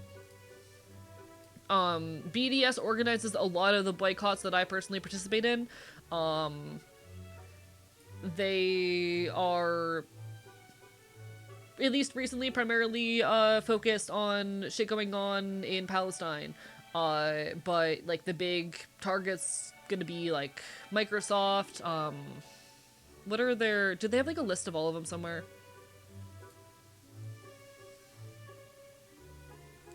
Yeah, Microsoft, Rebook. Unfortunately, like Intel, and I think HP are both under it. I'm pretty sure all of the major GPU producers are currently boycott targets, so you're kind of in a really shitty situation when it comes to, that. Yeah, okay. I know this. Hello, can I see the image? Let me have the image. Very low quality image here, but on top you have your priority targets. These are like the most important names to be avoiding where you can. So like Intel, Dell, HP. This is a little out of date, but like Disney Plus as well. And where you can, the pressure targets and the organic boycotts are good ones to bear in mind as well. BDSM minus the M. Wait, I never noticed that. Shit. Going with AMD for my next PC? Yeah, like they all suck, but that's the place to go for a lot of this information. It's hard to keep perfectly up to date with it, and mistakes are gonna happen, but like pay your most attention to the priority targets, you know? And honestly, where you can support local businesses is always a good place to do. I would be shocked if there was a non-boycott oil company. Yes, but here's the thing. Okay. There's a lot of cases wherein every option or every company on the table sucks. You know? There are a lot of cases wherein, a lot of industries wherein every option is bad. What do we do when every option is bad? We focus on the worst. We put pressure on the easiest to boycott and easiest to, and oftentimes most severe cases, as a start to our pushback. You know, yeah, pretty much all of the major soda companies have some bad shit going on. Pepsi sucks for their own reasons. The company behind Dr. Pepper also sucks for their own reasons. But we tend to focus primarily on Coca-Cola, because they are one of the more severe cases and most easy to pressure. Same when it comes to, like, you know, a lot of these boycotts. We put priority on certain targets that are easiest to avoid, and wherein it will see the most impact. And BDS is one of the large factors and forces behind the organization of many modern protest efforts and boycott efforts. Ultimately, none of this will stop until we see the dissolution of capitalism entirely, but you know. Actually surprised the specific Sabra brand isn't on the list. It's very likely they are, but this is just an outdated graphic, you know? I'll admit it is hard to keep up with every single piece of news in general. There's a lot of, how do I say, different companies that are being boycotted for various reasons.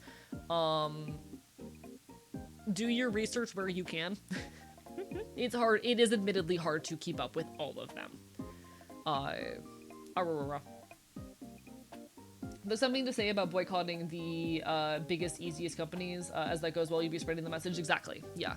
You know, if you manage to tear down or put enough pressure on big companies, then others might take the message. Another thing that's worth noting, it is easier to boycott things where there are alternatives, you know? It's hard to boycott something like Walmart when it is oftentimes the only affordable option for food, especially in many food deserts. But it's easy to boycott something like Starbucks because you can make coffee at home or you can go to a local business. Shit like that, you know? It's not always easy to participate in every single boycott effort. That's why we focus on the easiest to avoid and most high priority targets, you know? Looking at the side, not the graphic. Oh, got it. Yeah. I admit, like, I don't know everything. There's definitely points of flaws and imperfection. Is Food Lion exceptionally evil or normal evil? I don't know. I don't know if we have Food Lion here. I'm gonna be so honest. Carefully selected, targeted boycotts are the only way they can actually achieve something. Far more effective to target the worst ones and send a message to the rest of them than to spread yourself thin between a shit ton of boycotts. Exactly.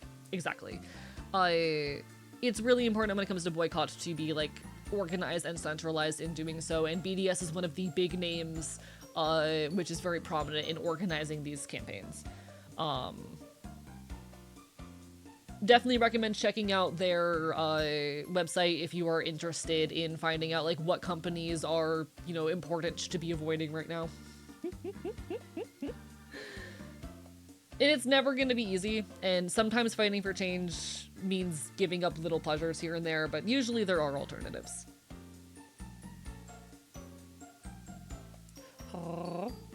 Don't think someone's a terrible person if they happen to engage with a bad company. That's my hot take. It's an easy alternative you can probably use that instead. Like, don't get me wrong. No one can be perfect in all cases. You know? There are gonna be cases where people are missing information or lacking in knowledge. And there's a big difference between, like, knowingly, intentionally engaging with, you know, high priority boycott targets and accidentally doing so or doing so when your options are limited. You know, there is a difference there. I'm not going to blame people for not having information. I'm not going to blame people for being desperate here and there. We do our best where we can. Stress sold up a stake in Sabra 2 years ago? Fascinating. I'm only vaguely aware of Sabra, being so honest. And again, like, boycotts are easiest where viable alternatives exist. I'm not in the business of telling others that they're bad people or telling others how to live their lives all the time. I just want to encourage people to be better where it is easy and convenient for them to do so. Since Count Binface is a thing happening in the UK, imagine reporters having to interview with all seriousness the AE while they wave his tail. That would be funny. That would be funny. Listen, chat, don't put me in a position of power. Don't put me up on a pedestal. I'm just a guy on the internet. I'm a guy on the internet who's decent at talking, and that's about it. I love that the UK is being forced to take Count Binface seriously. It's so awesome. It is really cool. Honestly, and on that note, hey y'all, pay attention to your local politics. I know it's really easy to get disillusioned with electoralism, and I firmly believe that we are not going to make the kind of change that we need to see through the electoral system. We are going to need wider spread, boots on the ground efforts at organization. That said, you're a lot more likely to be able to make a tangible difference in your life on the local level than in nationwide politics. It's very possible, especially if you're in a smaller city, that there's someone near you who is running unopposed. And you could potentially be the reason why more funding is directed towards your local library or towards helping local homeless populations. It's not gonna fix everything, but even if you're disillusioned with widespread politics, keeping up with what's happening locally is a space where you can make a difference. A difference that might actually show in your life.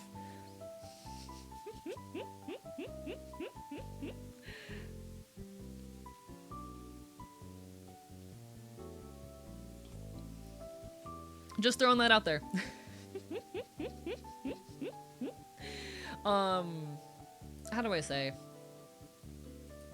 I know shit's hard and exhausting, but I wanna push people to do better where they can. I think that's the most important thing I can do sometimes.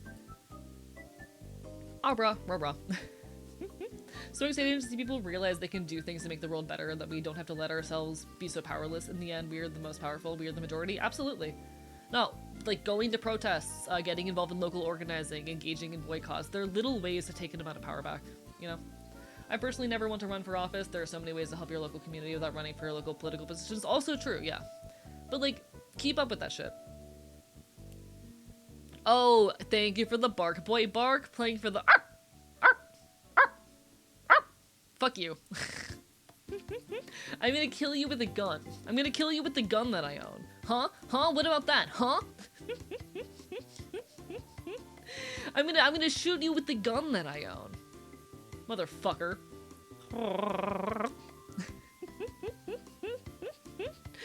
Fuck you. Nah, Slug is an absolute sweetheart. Do pay attention to local politics, but admittedly need to do better, and that's okay, you know?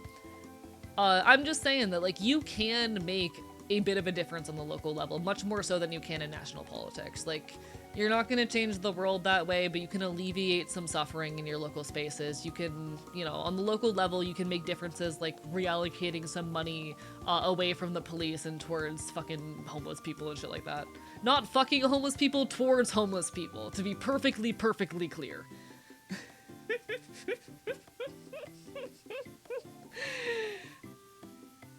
Chat, don't put me in a position of political office. I don't think I'm built for that. I think I'm too loud and punk for that shit. Hate when people use redeems he made for his dreams. Okay. If, like, to be clear, if it actually bothered me, I would take the power away. I just like threatening you. I think it's silly. So excited to get unsick from gonna begin joining good causes once more, and I hope you get that opportunity. AE for Antifa Supreme Leader! Y'all, I'm not qualified for that shit. I'm not qualified for that. Archivist 2028, no! No! Chat, don't put me on the ballot, no! Fuck you. Jesus Christ. Chat, do not put me on the ballot. Bad idea. Bad idea. I'm just a little guy. I'm just a little guy. What the fuck? Let's make AE the democratically elected CEO of Antifa. I mean, I've already been real life investigated by the real life FBI, so we're already halfway there, I guess. I've already been real life investigated by the real life fucking FBI. Gonna vote for you as a right, and please don't. Please do not. I'd prefer it if you didn't. CEO of AE for president, no.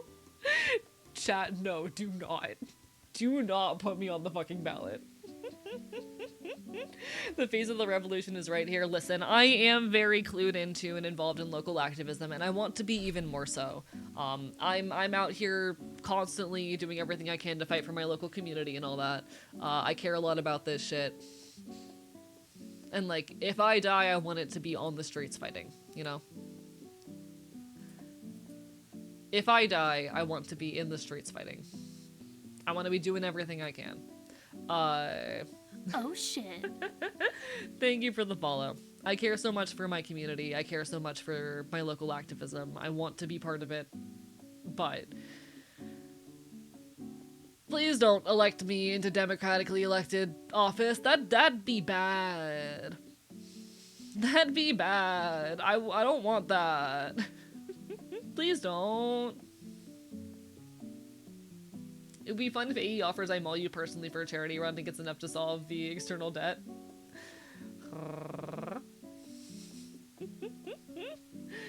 AE for chair fops of the Revolutionary Committee. Is there something you're not telling us? I mean, I am a fucking fabiest. There's that. There's that. You take care, no eyes for you. Barbara, bye-bye. Why wouldn't you want to be Floridian, Zoran, or maybe Zoran in another place? I don't think I'm cut out for that shit. Electoral politics is not a place for me. I have a lot of issues with electoral politics, and while I believe they are a tool of harm reduction, they are not going to create the kind of change that we want or need.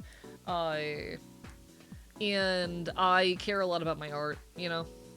I want to be involved in local activism and organizing. Also, I do a few too many illegal things that I need to keep out of it. Give me a second.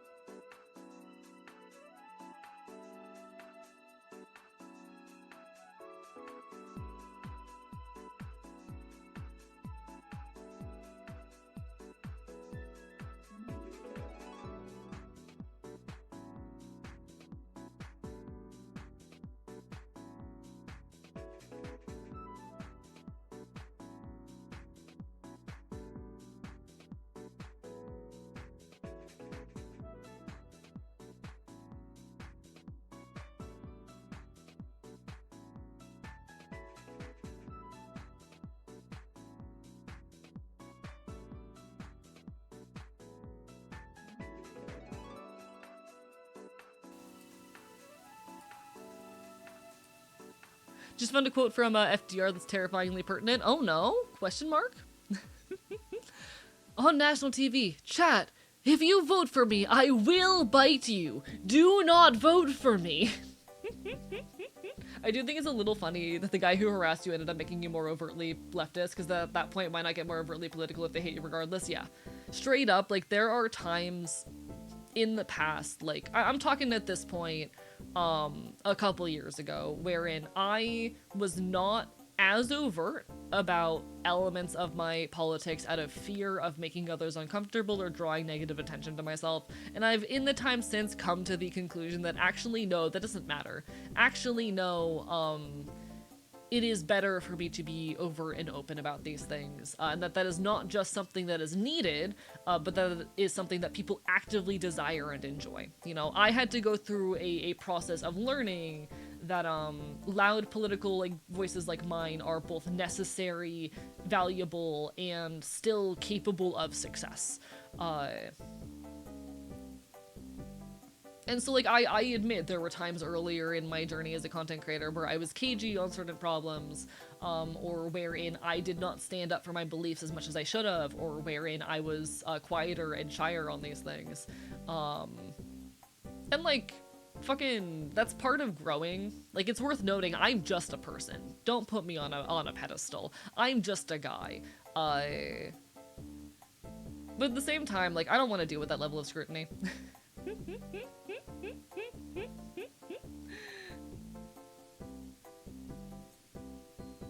I don't need that level of scrutiny.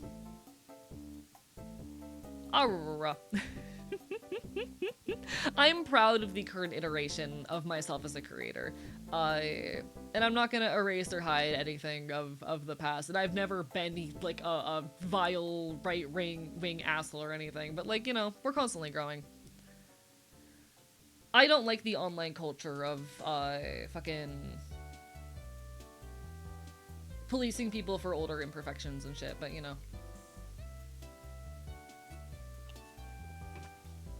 it'd be a lot of, but my grander point though being that it would be very hard for me to keep up with a lot of the shit that I currently do if I were to be in political office or something like that.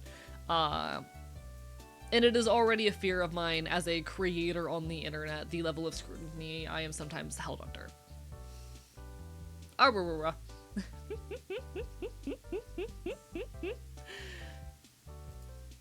It's a whole thing. Archivist, I will vord the injustices and bite the bigots. Bark, bark, bite, bite. I would take political office for very few reasons, if only so I could enact real change. Yeah, understandable. I would rather do my fighting through local organizing and whatnot, especially because, chat, I've taught a lot of trans people how to use guns. I've taught a lot of trans people how to use a gun. Shit like that, you know.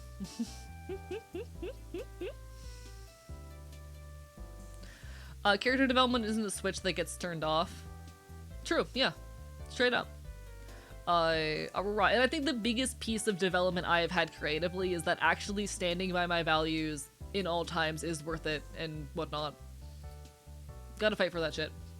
to not be scared to be open and honest on this shit. To not be scared to talk about this shit. I had to learn that lesson. Etc.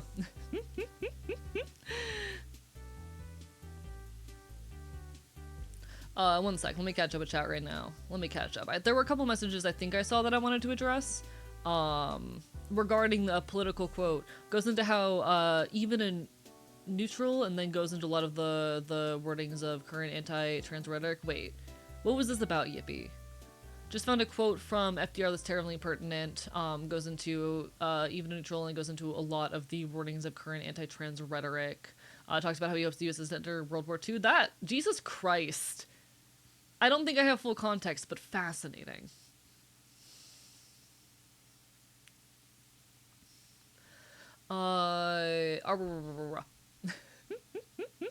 From Skellwriter, boycotts in general are just activism via consumerism. However, large organized boycotts are effective action against consumerism, and having a higher floor of engagement than electoralism makes it a good stepping stone towards more radical action.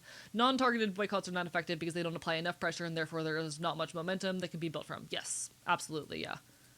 I need a new playlist. That one's a bit loud. One sec.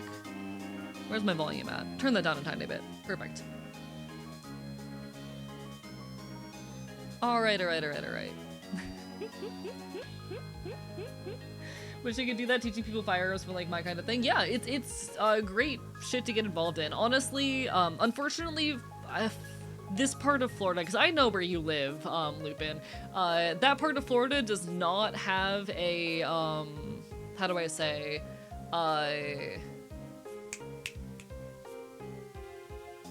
Why am I forgetting the name of the SRA? It does not have an SRA. There is a DSA for that part of the state. There is not a SRA.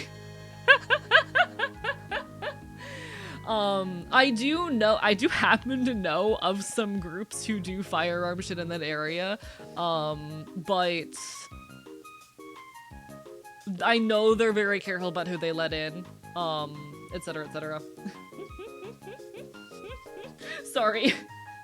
I know you live is crazy to say without context. I was scared for a second. For clarity. Hi, I have a merch store, shop.archivist.com. Some of my merch items are actually shipped and packaged myself. Shop.archivist.com. Can I go to my own merch store? That'd be nice. Some of my merch is stuff that I actually ship and package myself, including, we are currently sold out, but if I can pull this up, patches!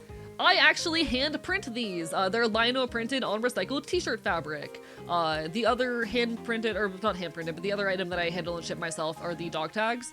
If you have ever bought either of those items off of my merch store, I packed that order myself. I handwrite you a little note. I usually put some extras and knickknacks in there. For the silly, for the fun. If you have ever ordered one of those two items, either the dog tags or the patches, I know where you live.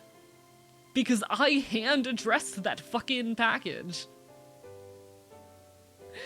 I want my merch to be as independent and punk as possible.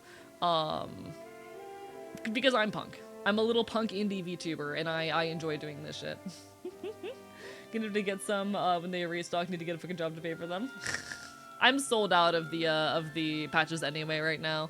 The other items, unfortunately, are not ones that I ship and handle myself, but I would like to eventually. I'll be honest, was worried for a moment that the merch command wouldn't work because it used the wrong command. You're fine. Eventually, I want to hit a point where all of my merch is stuff that I ship myself. Like, I want to start sourcing the hoodies and t-shirts and whatnot myself, and the stickers and all of that, and like handle all of the shipping and handling on my own. But currently, that's just not very viable. So a lot of this stuff is print and demand while I'm on the smaller side. But someday. I would like this operation to one day get big enough that I'm just entirely independently handling my merchandise. And I'm working on some new patches as well.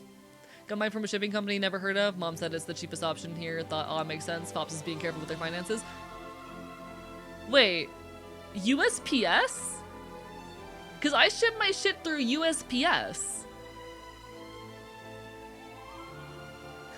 I don't know. In any case, glad it got to you. Oh, okay. It's probably whatever USPS handed them off to then. I do tend to use the cheapest options available because, like, I'm a small operation. Shout out to USPS. What was the process of you getting into your local punk scene? Was it something that happened when you were a lot younger? So, I have been punk for a decade. I started listening to punk music and getting involved in, like, the culture online and more digitally about a decade ago, in 2016. At the time, I did not have access to, like, an IRL punk scene. I was living in an area wherein it was not very easy to, like, access shows. There wasn't much happening in the area. I was relatively rural. And then I ended up homeless. So, you know, I've been punk this whole time. I've been leftist this whole time. I've been holding on to the ideals. I've been DIYing. I've been dressing the part. But it wasn't until I ended up homeless that I actually had access to an IRL punk scene in the area I ended up relocating to while couch surfing. And suddenly, I was surrounded by shows. I went to my first ever punk show on December 3rd, 2024, after already having been punk for 8 years. And immediately just fell in love with the scene here. It was a relatively large show for a touring band, but after that I started just researching everything I could about the punk scene in the area. I'm not gonna kid you, I looked up city name, punk scene, and I found a list of venues that frequently host shows. And I started looking at the shows that were being advertised on those fucking venues, like websites and social media pages.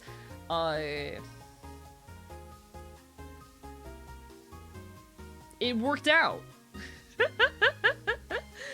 I ended up going to a lot of folk punk shows and ska punk shows in the area, started befriending a lot of the local bands, started finding a lot of friends in the scene, and very quickly, like, you know, I look the part, I dress very punk, I've got a ton of clothing covered in patches, I have a battle jacket, etc, etc. Like, it wasn't very hard for me to fit in. People very quickly recognized me as someone who was very clearly punk, who knew the music, who knew the lifestyle, who had the politics. And when they would talk to me, I would be able to talk very well on leftist issues. I was able to talk about having been homeless, shit like that. It gets me a lot of credibility. So it wasn't hard for me to, like, you know, find a place among my scene. But I have been punk in, like, attitude and lifestyle for a lot longer than I've had access to a scene. Kind of hard to find a scene like that when the closest thing to you is an hour away. It's definitely harder, yeah.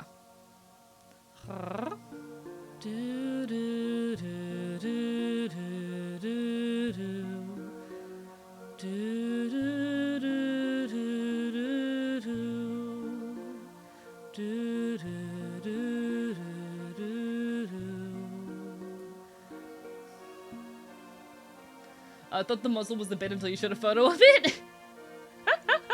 No, I'm just punk. I'm just loud and punk, you know? Since as a kid, I've been to festivals and stuff. It's so dang cool, and I'm obsessed with festivals and checking other people's booths. Hell fucking yeah, I love that. Big fan of, like, art fests and shit. But no, me, like, having an IRL punk scene is a very recent thing. With that timeline, I'm so sorry for you. What do you mean? I actually don't quite know what you're referring to, Darkwood. It's weird, wanted to throw myself into the scene because even if I don't have any experience in being punk, being alt, or doing anything, can't do anything without trying. Absolutely. I heavily recommend just trying your best to find it, you know? Shit. Thank you for the follow, Bark for Bite Bite. It's never easy. I was really scared the first couple shows I went to.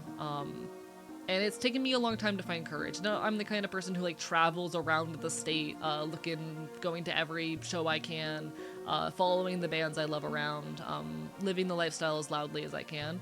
It's wonderful.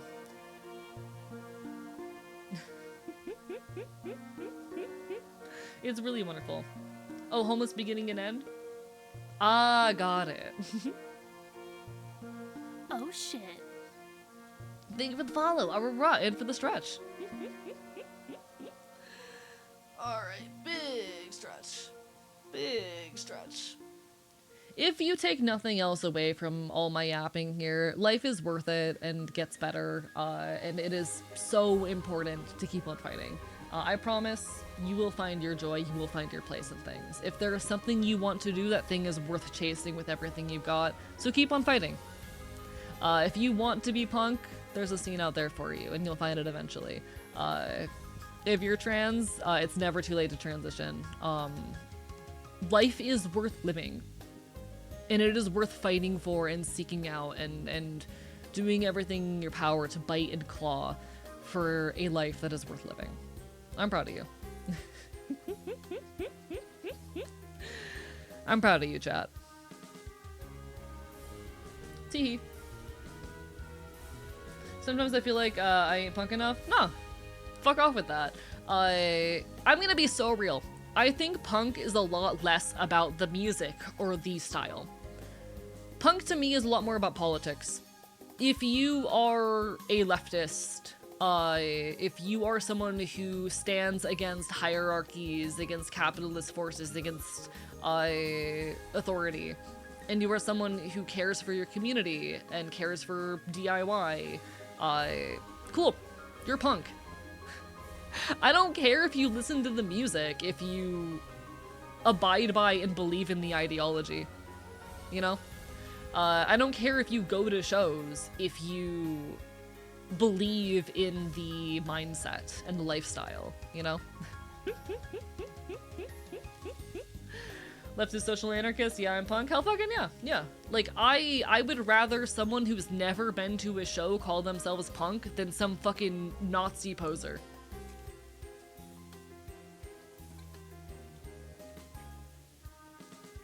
You know?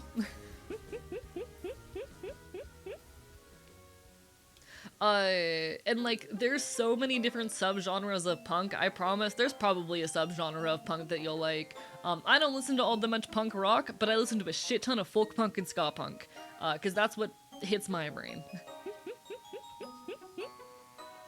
Trying to break out of my shell, been pretty reclusive for most of my life. Going to Megaplex and London is going to be a big step for me. Hey, I'll be there.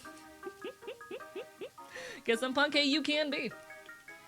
Like, fucking, you don't need, loud dyed hair and, like, how do I say, a fucking studded belts and patched clothing to be punk. It might get you a bit of extra credibility in the scene and whatnot, but it's about the ideology and the mindset.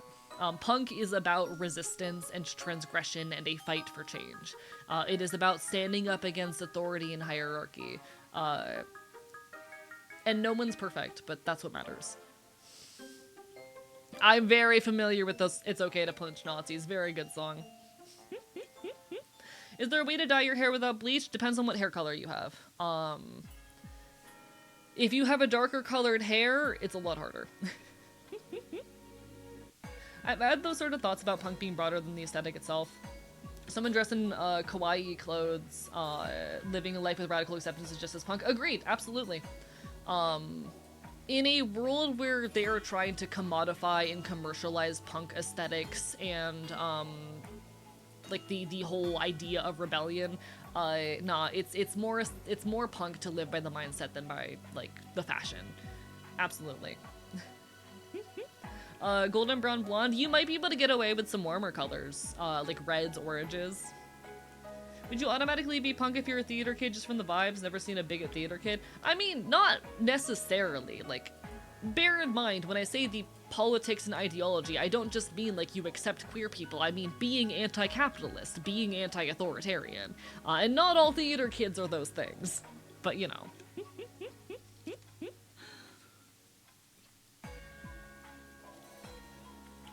If you're anti-fascist and you're anti-capitalist, though, you're pretty punk. I think dressing kawaii and still going to a punk show would go just as hard. Absolutely, yeah. There's people I know who describe themselves as pastel punk, and I think that kind of vibes. Have you dyed your fur? I actually have never dyed my hair, no. I spent a lot of my childhood hating my hair, because I got bullied a lot for being ginger. But as I've grown up, I've come to actually really love it. It's a big part of my identity. I have bleached parts of my hair. I have never dyed it. And I don't think I ever will.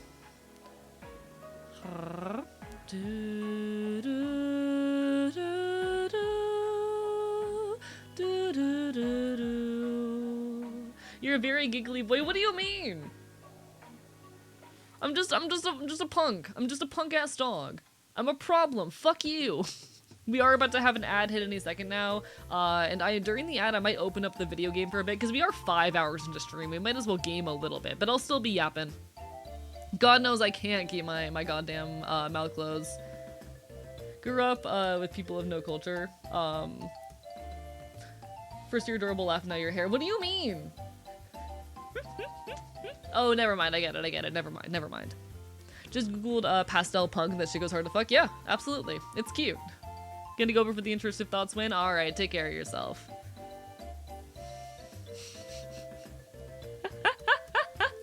Alright, give me a second. I'm gonna open up the video game. Because we've been live for 5 hours. And I need to stop. I'm gonna keep yapping though. God knows I can't keep my mouth shut. Chat, they couldn't shut me up if they fucking wanted to. They couldn't shut me up if I fucking wanted to. Alright, let me pause the fucking Pokemon music. I think I found the thread, y'all. Alright, here, and then game. Chad, they can't make me shut up. I'm too powerful. Where's my controller? Why are there scissors on my floor? Why is there a pair of scissors lying under my desk right next to my foot? How did they get there?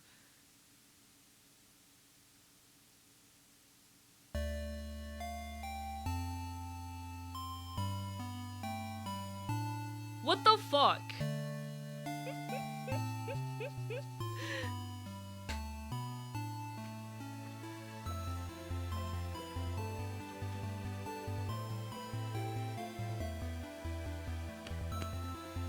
Okay, what was I doing? What do I need?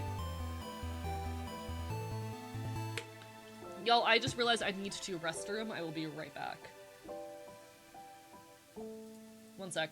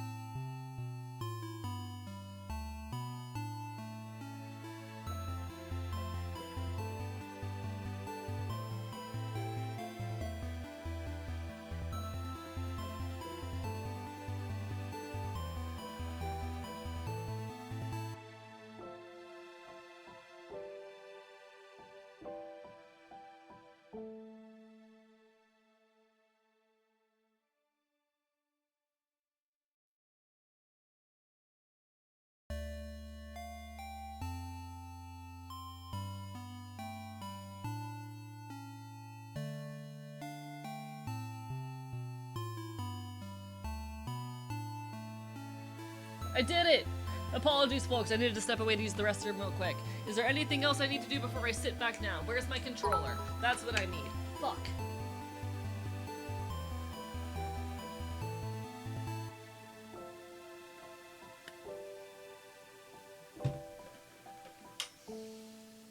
Okay. I did it! Thank you for the bit, mighty Lord of Shorts. How dare you? Thank you everyone for being so nice. What the hell? Chat, how dare you be nice to me? Don't you know that's literally illegal? Don't you know it's literally a crime to be nice to me? What the fuck? What are you doing? Don't you know that's like literally illegal? You're supposed to be mean and cruel. Alright. But it's also very punk to be nice. Yeah, it's also very punk to break the law. That's the joke. One sec. Can I do this? Hello. Okay. And then I need to transform center horizontally, I think? Is there anything else I need to do before I hop into the video game? But being mean makes me feel bad. That sounds like a you. I'm being silly, I promise. Thank you for the bit. What does this button do? What the fuck? Alright. I appreciate the hell out of y'all. Chat, welcome to In Stars and Time. This is a video game about being stuck in stars and time. You know? I also think I missed a text to AE. We are now in Stars and Time.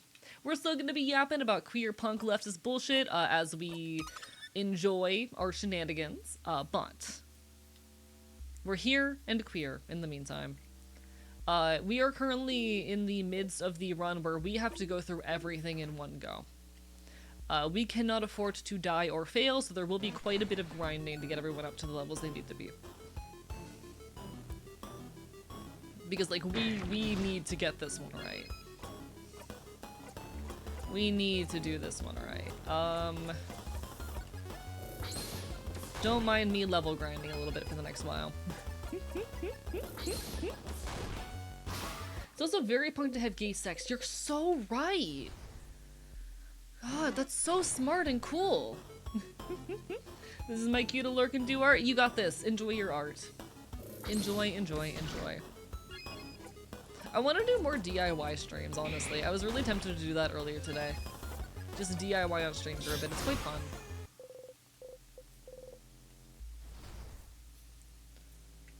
Alright. I'm trying to remember where we go for this one, because there's a lot going on here if I recall correctly. Actually, I don't remember if we need to have the conversation over on the other side. We might.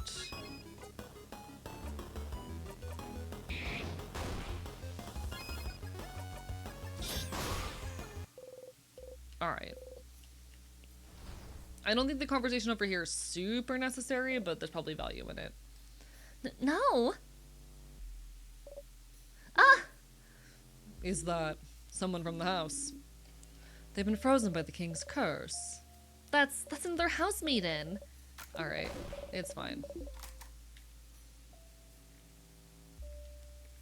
I don't think there's any new dialogue there right now, unfortunately.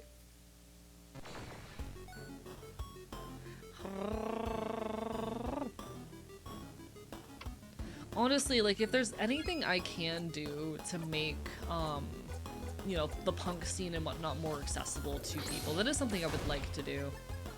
I want to make punk more accessible to more people.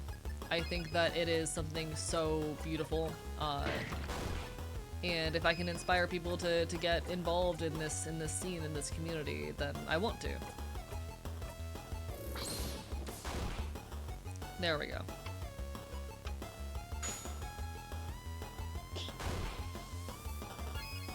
I love punk. I love being punk. I love living this fucking life.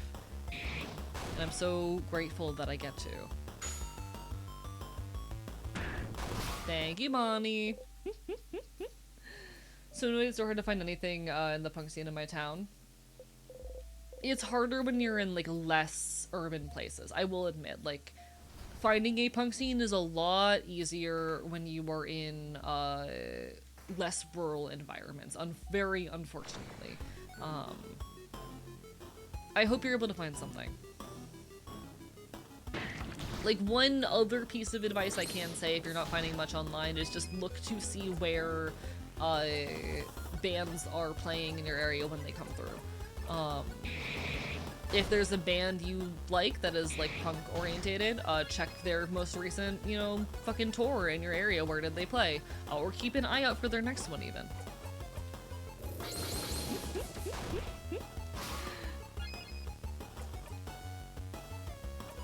Here we go. Kills you with my fists. If you pick up those potions in the room you just left, Sephiroth has new dialogue basically every time. Oh, really? One sec. I didn't notice there were potions here. You pick up the tonics. You got 2 super sour tonics. There's no dialogue. What the fuck?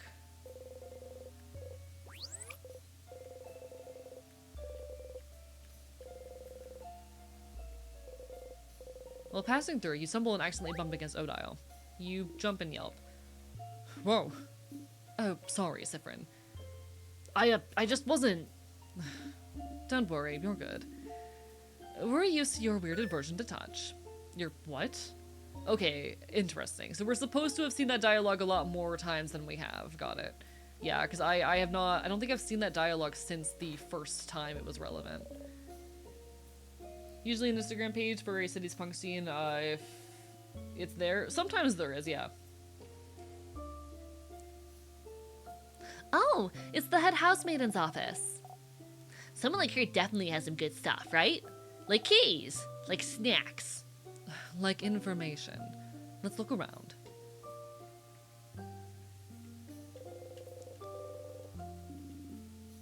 So this is the office of... The head housemaid of the House of Dormant. She's wonderful. She manages the house and makes sure everyone is happy and fulfilled. She organizes a lot of events too. She's also a great crafter. She always creates wonderful items that make everyone's lives easier. She taught me so much. Most of the craft skills I know, I learned from her. She was the one, wasn't she? The one who was supposed to. Yes. Alright. You're the head house maiden. She knew something about whatever's happening to you. Maybe you could try to ask her what she knows. You pick up the key. Perfect. Hi, Windbreaker. How are you doing today?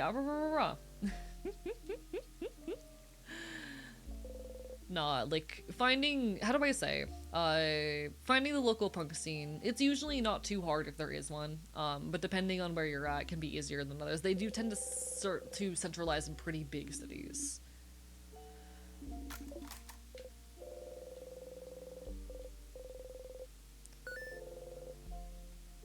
Alright, interesting. So the king is a name that he chose. Fascinating. Alright, nothing of interest in the bookshelf. Pile of papers. Do take one at random. Looks like a boring administrative paper. Cool. And then we almost die. Again.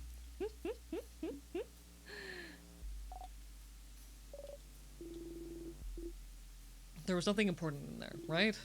So this is fine. What a waste of time. At least we didn't get squished too, though. Perfect. Alright.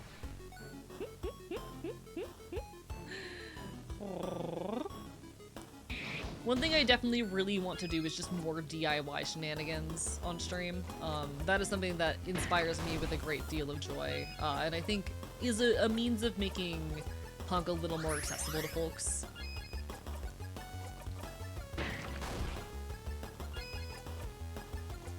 I feel like my DIY shenanigans help inspire a lot more creativity in people, and I'm grateful I get to do that. Key time. Perfect.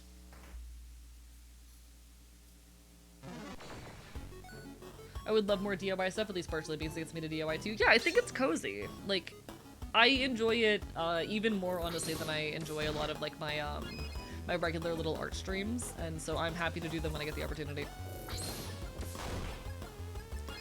I've been in a very artsy and crafty mood as of late, so when I have the space to do that kind of shit, I want to lean into it. And I'm glad that folks do enjoy it when I do. I'm very, very grateful that people find my my shenanigans fun.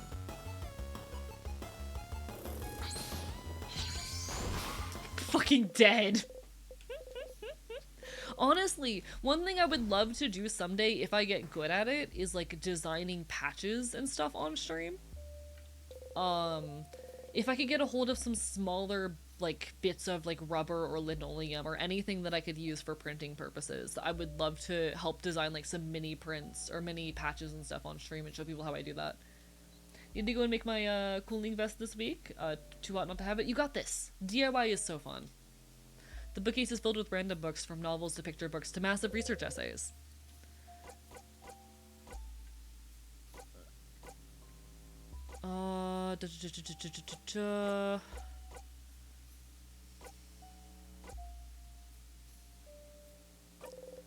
You open the book. You found the paper key. The keychain dangling from it is shaped like a hand in the paper position. Perfect. You open the book. This book seemed to be about how to get a better running posture and better endurance. It's a funny one. Alright, cool. We do need these while we're here. Some vials. This book. Huh? That was a very weak boo, Isabio. Yeah, I'm a spooky prankster. I like how they can almost tell that something's off. There's a crumpled poem on the ground. You got the crumpled poem. You put the poem in your pocket along with your souvenirs. Wait, what does it say? What's up with the crumpled poem? I want to know. Where is it? Pockets. Souvenirs. A nice silver coin that's filed you even through time. Crumpled poem. But you were there all alone. You were there all along, but still you return home. Oh my god. You were there all along, but still you return home. You love and hate this poem in equal measure.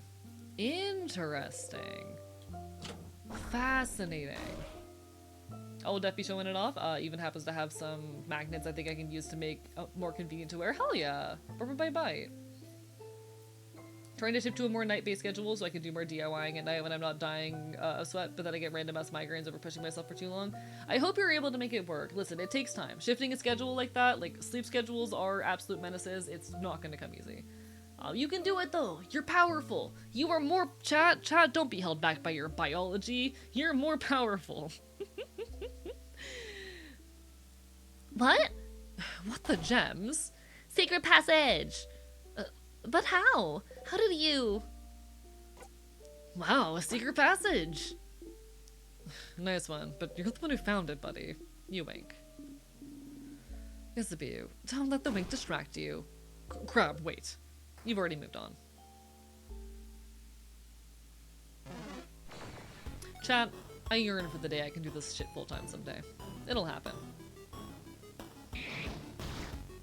It'll happen. I'm cool and powerful.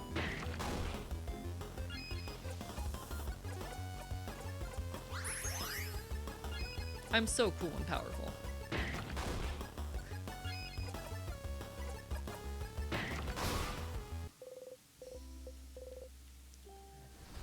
I think I really just need to dedicate myself wholly and fully to this shit, and I'll get there. The bookcase is filled with books about craft skills.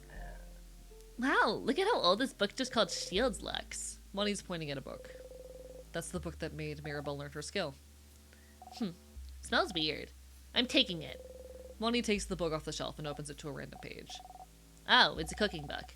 It's talking about carrots and stuff. What? Let me see. Oh shit. Spooky Sapphics, thank you for the raid. Welcome on in. Molly's gonna get a shout out. Hello, everybody. Hi, I'm Archivist. I'm your resident loud punk bastard here on the internet. You can find me yapping queer. Oh, they made me scuffed. Oh, they scuffed me. You can find me yapping queer and leftist issues here on the internet. It's so lovely to see you. How goes it? How was your stream? What were you up to today? Hope you had an amazing time. If you didn't, then I hope we can help make your night a little bit better. It's a pleasure to have you, as always. We're currently playing some Instars in time, well, yapping, as is often the case around here. God knows I cannot shut my mouth even if my life depends on it. It is always a pleasure. Hope everyone is doing quite well. Bark, bark, bite, bite. But no, we're talking about processes and bettering our lives, because it is a constant fight. I wanna be so real, so clear. It is a constant fight towards like improving ourselves in our lives, but it's a fight that we're all on. Stream was well, played Warframe, been doing it daily for like 2 weeks now. Real. I know a lot of my friends have been really into Warframe as of late. I've not checked it out or touched it yet. I worry about the way it could potentially consume my life if I do, just given the impression I've gotten from all of my friends. Everyone I know is currently obsessed with Warframe, and I do not have the Warframe disease yet. I fear it. I worry. I'm glad you're enjoying, though, genuinely. Keep on loving, keep on fighting. Oh, no, it's the carrot method, Bonbon, not carrots. Oh, the carrot method. Sifrin reminded me of it yesterday. That's how I figured out that nice new shield skill. Is that so? You smile awkwardly. Oh, she's figuring things out. She knows. Ah, your new skill, shield skill. They showed in this book too, look. Oh, they do. If Sifrin didn't teach me yesterday, this could have been useful. But I already know it, book. Sifrin taught me, book. And it'll protect us against the king, book. Odile knows something. Odile knows something. If I can admit, like, as a creator, I get so scared to develop new, like, hyperfixations. The risks to my free time that any kind of hyperfixation could make or could push onto me is terrifying, you know? That a fresh hyperfixation could potentially, how do I say? The danger of a new hyperfixation potentially, like, rooting itself into my brain and stealing all my free time is deeply, deeply terrifying. Odile is staring at you. You look away. Maybe you shouldn't have looked at that bookcase. Ah, this book mentions shields that reflect attacks too. Those are so complicated. I wish I could figure it out someday. We fucked up just a little bit. There's the big sparkly tree on the cover. Just looking at the title is giving you a headache. I want to find out what's with the weird headache language. I want to know. The bookcase is filled with books about something called colors. You need any help you can get. You pick one at random. Color theory, what it means for us in our past. Looks boring and dense. Oh yes, color theory. Are you interested, Sifrin? You shrug. What's a color? Zod doesn't know what a color is. I really don't. Tell me. This is one of my favorite details in this game, actually. The fact that everything being in black and white is canon to their perspective. That is so, so fascinating to me. It's like weird shades. I learned it at school, but it wasn't very interesting, so I crafted a drawing on my table instead. Lost the last years of my high school to Pokemon and Zelda, so I feel you on that. Like, it's not even that I think hyper fixating on something is bad. We get so much joy from it, but like, I need my time. I need my free time. Hello, Rhiannon. It has been a while. How have you been? How's life treating you? I hope you've been doing good. Bite bite. Hope things are going great. I love it. So fascinating how almost your whole experience is canon.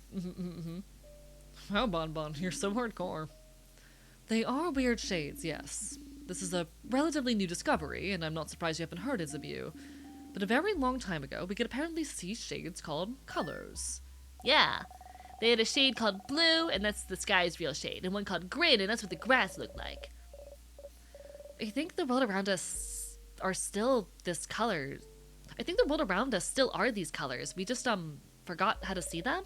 So researchers say, I think the house in, Kirby was researching it. That's such big news. How did I not know this? I failed you all. Oh, don't worry. We don't usually count on you to know things. Oh yeah, that's true. Problem is, the game is fun, but the community is toxically wholesome, if that makes sense. It just sucks you in and makes you feel part of things, so yeah, fair for avoiding it. Now, like, I think it's a wonderful community from everything that I have seen, but... how do I say? I can't lose that much of my time. So what's really interesting, that cutscene is so fascinating after spending having the conversation earlier in this run with Isabu, wherein he talks about how like he has intentionally kind of taken on the persona of being the big, strong, unintelligent one. That is like that he used to be a nerd and that he intentionally changed himself to better fulfill this persona of being the big, strong, tough one. It's a very trans-coded action. He is intentionally very heavily trans-masc-coded, meanwhile Odile is very heavily trans-femme-coded, from everything I've seen. And it's so... that conversation is so interesting, following you having that conversation wherein he admits that sometimes he wishes he didn't have to be the big unintelligent one all the time. That maybe he wants to change again just a little bit. Not necessarily in a way that will take away this strength that he has come to perform. He doesn't want to not be the strong one, but the expectation that he is constantly not in the know has started to weigh on him a little bit. He can be a twunk, he can be.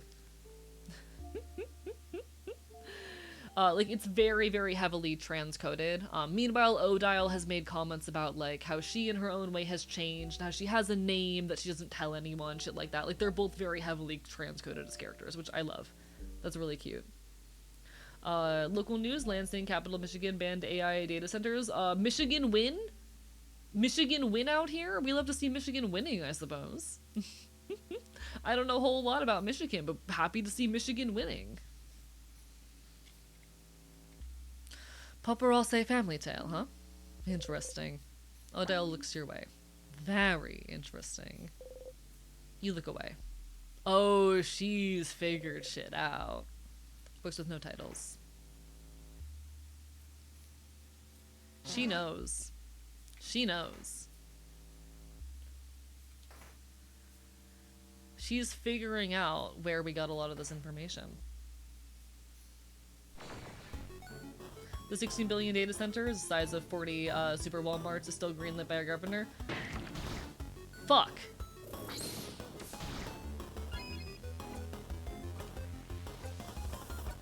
I hope you'll find a meaningful way to resist that shit, because fuck that.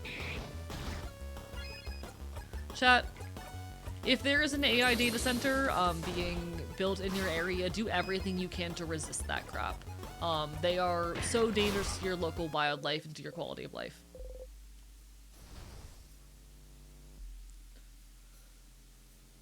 Also, I'm glad you're doing good, Rihanna. Apologies. Sorry for getting the name wrong. I appreciate it, Rihanna. Sorry for not seeing your additional messages as well. Thank you for clarifying for me. I am not the best at reading. But I'm glad you've been doing well. I will do my best to remember that, Rihanna. I am not the best, how do I say? I interact with a lot of people on a day-to-day basis, so I do sometimes forget things. I apologize if you have to remind me at some point in the future. I promise it's not intentional.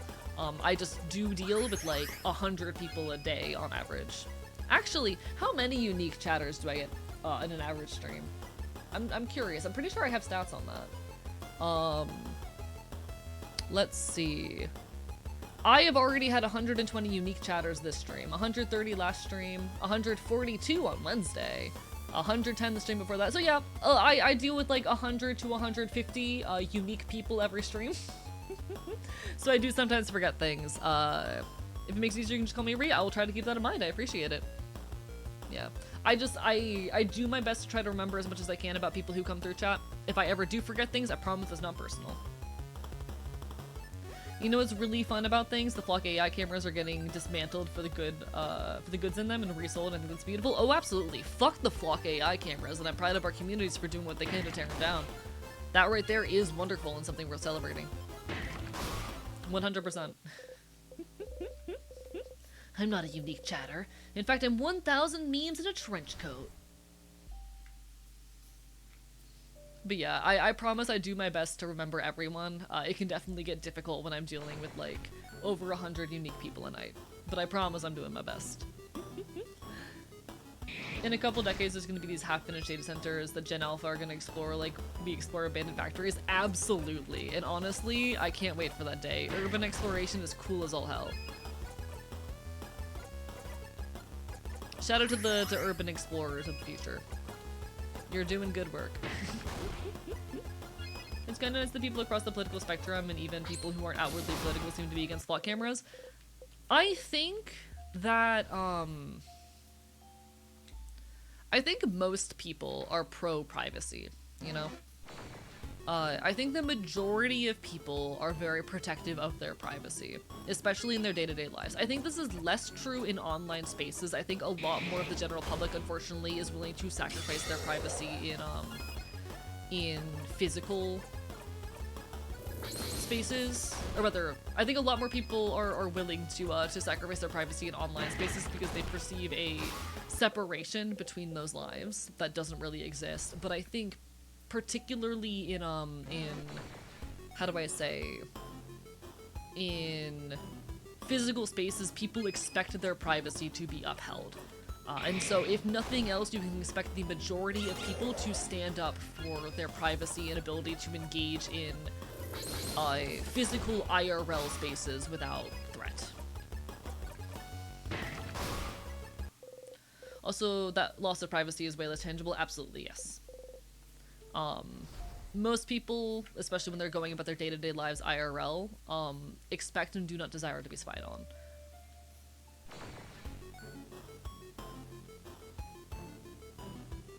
Like, it's one of the few places where I think we can actually see conservatives holding by the... Hello, welcome on in! Raptor Blue, hi everybody! Hello folks, I'm Archivist, I'm a loud punk bastard on the internet. You can find me yapping about queer and leftist issues. My pronouns are he, him, or they, them. It's lovely to see you. Welcome on in everybody, hi! We're currently playing In Stars in Time. As we yap, we're complaining about fucking AI and flock cameras. How goes it? Do you hate AI? Welcome on in. Hello fellow anarchists, I am indeed a loud punk anarchist on the internet. How was your stream? What were you up to, Raptor Blue? Pleasure to meet ya. Oh shit. Let me say hello to everybody while I have the opportunity. Let's see. Welcome on in to DC Me. Hello to Leona Learns. Hello, Lady Badash, a Crossroads Witch. Hello, Raptor Blue in the flesh, Kraken Pill. Pleasure to meet everybody. Like your model? This is not my main model, but I appreciate it. Welcome on in, Natty Sandwich as well. Bye. This is my scuffed model. I promise I'm much more handsome most of the time, but it's silly. It gets silly. If anyone wants to make me handsome, the option's there. Chat likes to have me all silly and scuffed sometimes. But no, feel free to introduce yourself, Raptor. Welcome on in, it's a pleasure to have you. If anyone needs some food, some water, some rest, self-care absolutely takes priority. Do what you need to do. I know how much fucking stressed streaming can be at times. Do what you gotta do. Just chilling with chat, talking about some bullshit and playing the new Omen game. I have not heard about the new Omen game, but hope you had a good time with it. Always a pleasure to meet some fellow leftists on this platform, especially some fellow anarchists. I'm an anarcho-communist from fucking Florida. I yap all the time, talk about a lot of ongoing political events and news. Oh, I'm handsome now, let's go! I do video essays over on YouTube. It's a pleasure. Always, always a pleasure. That was the wrong button. Anarcho-communist gang, indeed, indeed.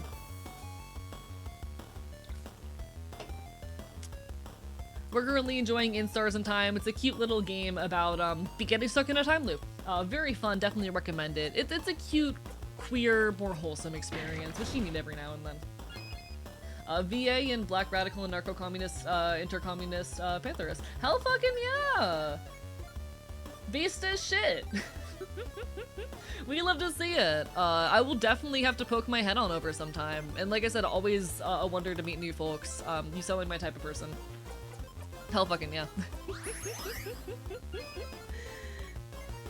I genuinely love seeing like other leftists out here on this platform, and that all sounds like amazing shit. Oh, shit. I'm so here for it.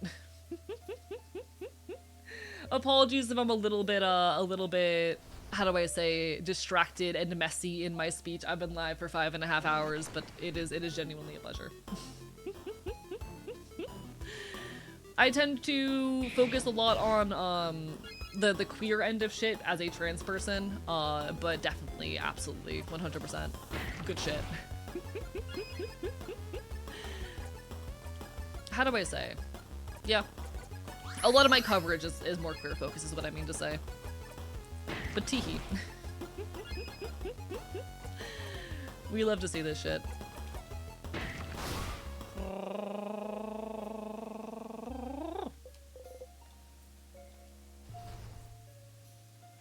Alright.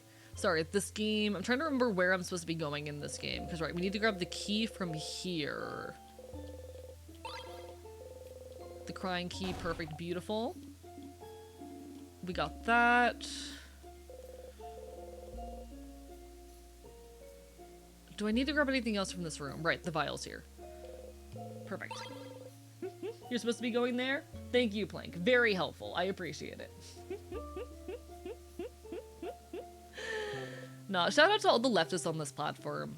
I know, like, as a content creator, for a lot of my journey, I felt very, how do I say, alone, being, like, openly political as a content creator. So often people shut that shit down or push how unmarketable it is or whatnot, but, like, I'm so glad to see that there are, like, loud, unapologetic voices, and not just loud, unapologetic voices, but, like, successful ones out here who are making a difference and changing lives.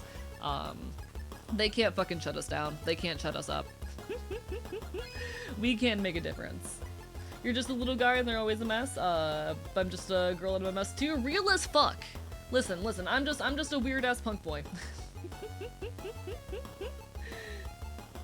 I was so confused because my brain autocorrected communist back to communist. Wait. I also completely missed that joke. God damn it. Enjoy your lurk and your food. Do as you gotta do. Like I said, I know how much streaming can take out of you.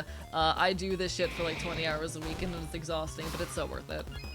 Teehee. Teehee. I'm just a loud punk boy. What was I on about? Oh right, yeah, fuck AI, fuck flock cameras, fuck this surveillance bullshit. Like, it is... How do I say? It is terrifying to me how prominent censorship, especially digital censorship, is becoming in a lot of the common rhetoric, and how, like, the government is, at least here in North America, I mean, it's happening worldwide, but is pushing these digital censorship bills with age verification and all this bullshit. It's very scary when you look at public opinion, and by and large, it is people are by and large very opposed to this type of legislation. Tomorrow we're gonna be doing an intercommunalist 102 stream, so I get to be live forever. Good luck, you got this. You got this, though. You got this. That is absolutely wonderful. I'll see if I can poke my head in if I get a chance. Shit be busy, but life is worth it. Life is busy, but the fight never ends, you know? But no, it is exhausting and terrifying to me how much a lot of these, or how much this digital censorship legislation keeps getting pushed, and how much more prominent and pertinent of a threat surveillance is getting. I last year got investigated by the FBI. Ended up getting pulled into a IRL interrogation room by an FBI agent and questioned in relation with my online presence, and that is something that I fear is only going to become more frequent and more terrifying as time progresses. I am worried. I'm never gonna stop being fucking loud. I'm never gonna stop talking about these issues. I honestly get a certain amount of joy in pissing off conservatives and knowing that how do I say? The government wouldn't try to shut shit down if it wasn't a threat. But it certainly does scare me how strongly a lot of these measures are being pushed. Protecting the kids seem to be used to justify a lot, absolutely. And it does nothing to protect kids, obviously. I don't think I need to state that here, but I truly believe as soon as things get too bad, soon the queer youth, which includes me, are gonna get targeted. I don't want to go to conversion therapy. It's scary. And I mean, it is intentional efforts to keep a lot of this rhetoric and a lot of marginalized populations out of public life. If you're not on a list, you're not doing that right. True that. I will say, getting forced into an interrogation room with an FBI agent, one of the most terrifying things to happen to me, also one of the coolest things to ever happen to me, I will say. It did force me to pull away from some of my IRL activism for a little bit, just for the safety of everyone around me, but, you know, we never stop fighting. Knowing you got investigated tells me just how low the bar is for what is considered a danger. I mean, yeah, absolutely. No shock here. 2 rows of tears, but only 1 quest. So we have to decide which way to go, huh? Why don't we... Alright, we've been through this. The correct way is down. Go down for the key. Perfect. We will not forget such a terrible slight, Cypherin. We will not forget. Zamir, does A remind you of Wembley? Who's Wembley? Not recognizing the name off the top of my head. Bark, bark, bite, bite.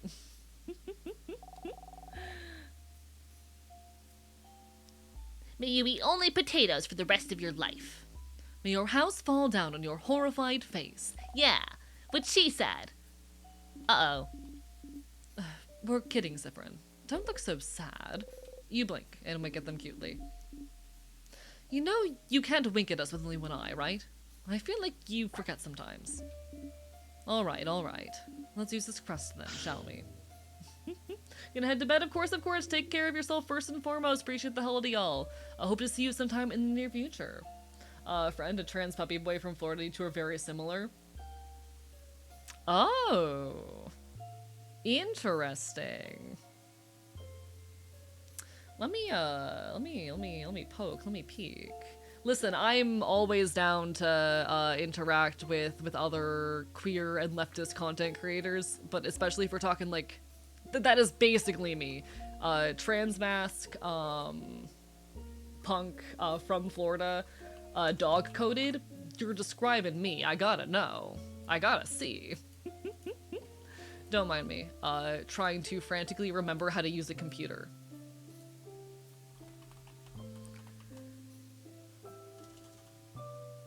Can I type? Listen, I'm not a puppy, I'm a distinguished street mutt, actually.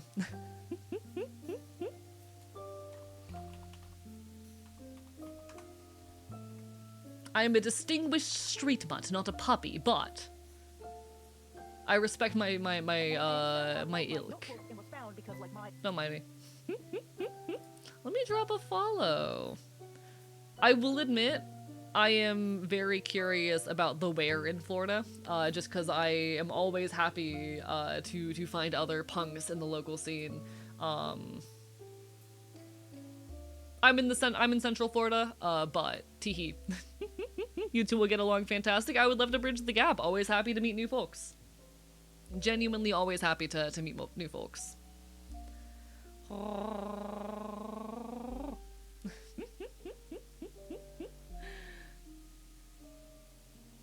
Bark, bark, bite, bite. One sec, let me catch up real quick, make sure I didn't miss anything important. Funny how part of my radicalization was from them. One time my family was selling fruit from a property on the side of the road for extra money, and the police shut it down. Parents used it as a lesson on why the police are bad. It is honestly hilarious to me how often conservatives will be 2 steps away from understanding leftist viewpoints, but completely fail to grasp it. The number of times I've seen conservatives assert the opinion that, like, you know, that the government is overstepping, that the police are against your ability and rights to live your life and will shut you down over the most minor of shit, etc., etc. And to not understand leftist perspectives is so odd to me. Might be able to if you are in Central. I do happen to be in Central Florida. I'm all over the local punk scene. I'm going to shows all the time in, like, Orlando, Tampa, Gainesville. I cycle around that. I would say I cycle around Orlando, Tampa, Gainesville, Daytona a lot, and occasionally I make my way up north. Etc., etc. Getting large dog with Chihuahua vibes energy from you right now. Hey, I am a distinguished street mutt. Fuck you. There's a chance you've already interacted with him. Very much a chance, and I'm curious. Do you know what kind of shows he tends to go to? I'm mostly in the folk punk and ska punk side of things, so. Teehee. Really into Ghost. I know, I actually haven't listened much to Ghost, but I have heard good things from what I have heard. How's our favorite Florida man tonight? I'm biting people. Aggressively, as per always. I'm a problem. I'm being an issue for the government, as per usual. Alright, let's go. I'm being a problem. Oh, immediately. Accosted.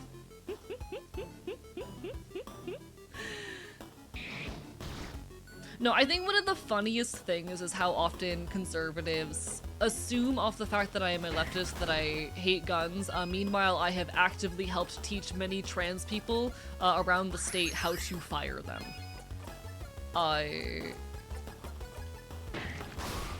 It is endlessly entertaining to me watching conservatives assume that I must absolutely despise guns when I am the reason a lot of trans people in Central Florida know their way around a firearm.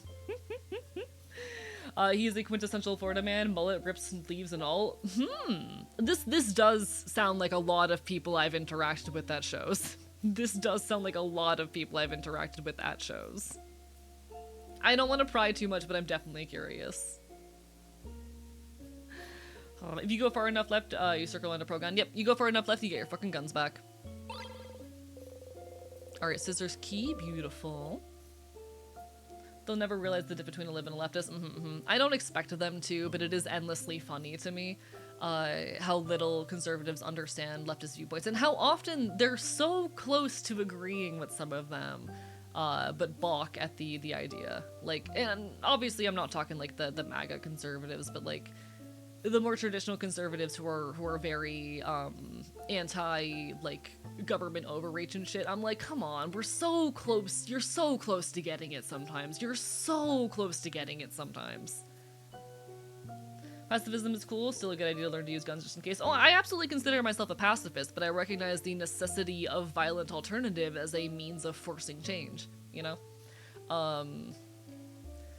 Peaceful protest doesn't get anywhere when there is not the threat of a more disruptive alternative. Guns and the ability to use them, I argue, is more so a means of preventing violence from occurring than anything. But sometimes violence is still a necessary tool, you know?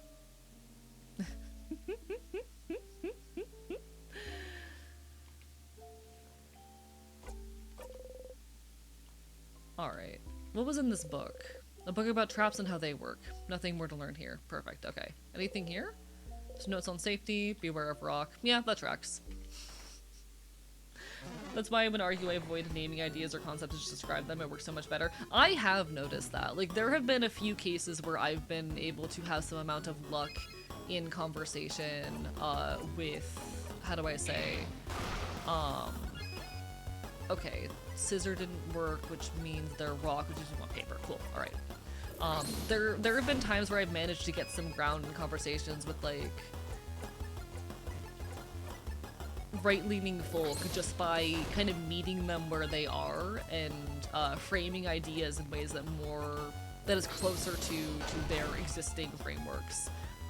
It's interesting how much progress you can make in conversations with people through that realm, that angle.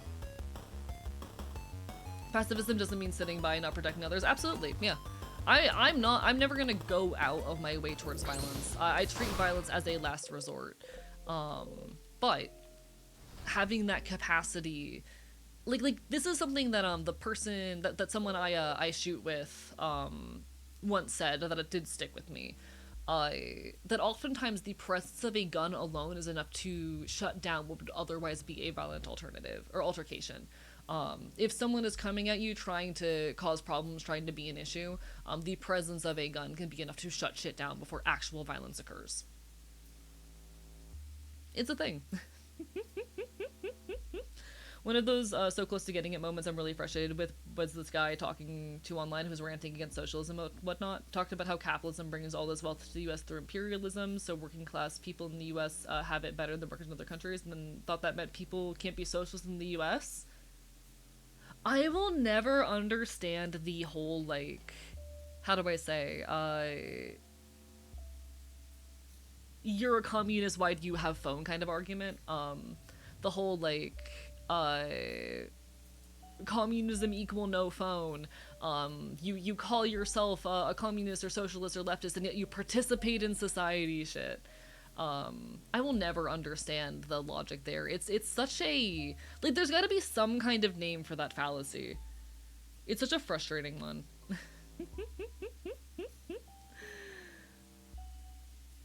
Socialists in the Imperial Corps acknowledge their position doesn't stop them from being socialists. Exactly, yeah. No, like, I think it's important, like, as a leftist to acknowledge the points of privilege that you carry. Absolutely, 100%. Doesn't stop you from holding the ideology. Communism is when no iPhone. The door is locked tight. Locked by one of those weird word locks. Do we know? I don't think we know the word for this one. Yeah, we don't know the word for this one. Alright.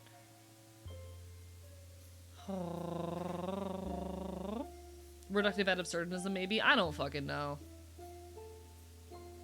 It's just, I'm gonna argue bad, you know? Is it no true Scotsman? You might be right.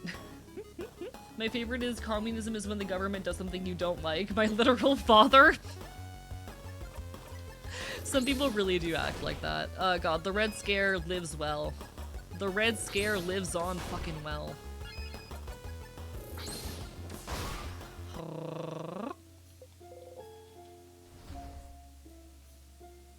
It's honestly kind of, I feel like the only way I cannot be frustrated with it endlessly is to laugh at it, and it is almost funny.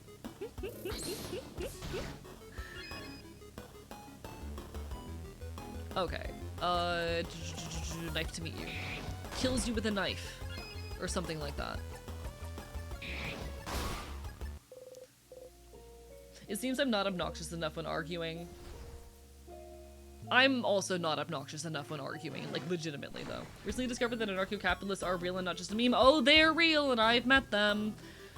Oh, fuck neoliberals, chat. Fuck neoliberals. I actually have engaged with a fair deal of, like, their literature purely for world building purposes. I think it's fascinating how they try to justify their own mindset, and by and large, they tend to be people who very heavily blame like any personal failing on one's lack of ability or willingness to work, and whom treat productivity and technological progress as the end-all be-all. Like, a lot of that is the ideology that is currently running the tech sphere. There was a piece put out by, was it OpenAI's founders? I think it might have been OpenAI's founders, and it was essentially a whole manifesto for Silicon Valley, talking about like a neoliberal perspective on how it's a very techno-fascist piece as well, but like the neoliberal, almost techno-fascist ideal to which a lot of these AI companies push. I hate it. Is anarcho-capitalism not just libertarianism? Yes, essentially. That's the whole neoliberal mindset, yeah.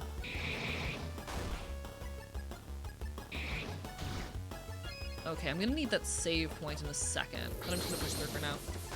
NCAP can't be communist because you can't trust people not to be lazy. Also, no regulation because you can't trust CEOs because you can trust CEOs to always do the right thing.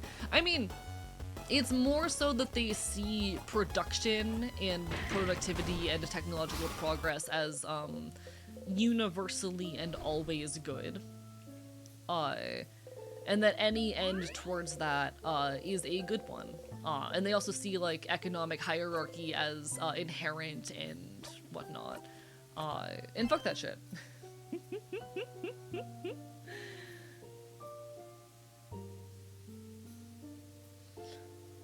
This one time I found this 3-hour-long video arguing that AI art was not immoral. Skipped around from argument to argument because it was pretty boring, but the first 2 hours, which were very normal pro-AI arguments I've heard before, along with a few worse ones he came up with, then abruptly became pro-ANCAP, bizarre experience. No, that perfectly tracks for me.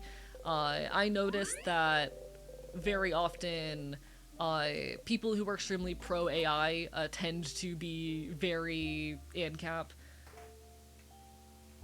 They tend to be all for unregulated, unlimited industry, even when it comes at the cost of people's like rights and well-being.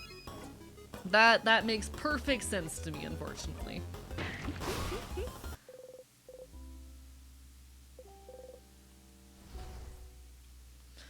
ANCAP, as an anarcho-capitalist, also known as like neoliberal or libertarian. The political ideology that there should be essentially laissez-faire capitalism with little to no governmental oversight, which, like, fuck the government. But the only thing worse than capitalism is completely unregulated capitalism. The laws and regulations to which businesses are held are written in the blood of workers. The rules and regulations that businesses are forced to follow are quite literally written in the blood of workers.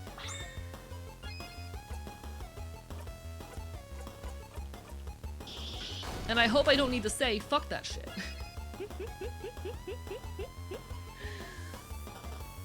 How are you doing today, Lore Keeper? Bark or bite bite.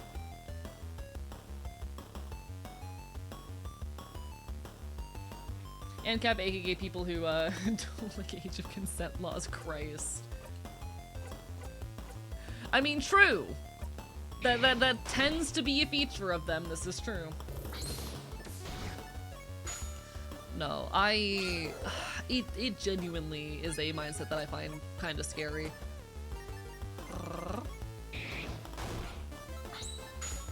If I have to be in the car, I prefer to have the brakes, yeah. Like, listen, I'm an anarchist, fuck the government, in general, but the only thing worse than capitalism is capitalism with no fucking guardrails to protect the rights of consumers and workers.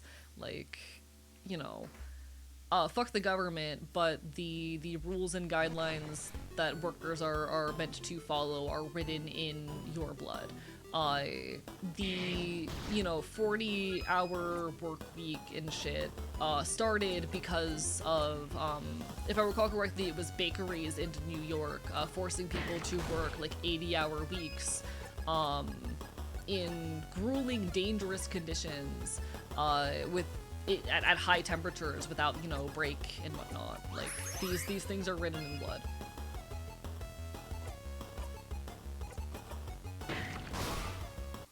The concept of anarcho-capitalism is quite literally one of the most terrifying things ever to me. Yeah, absolutely. Agreed.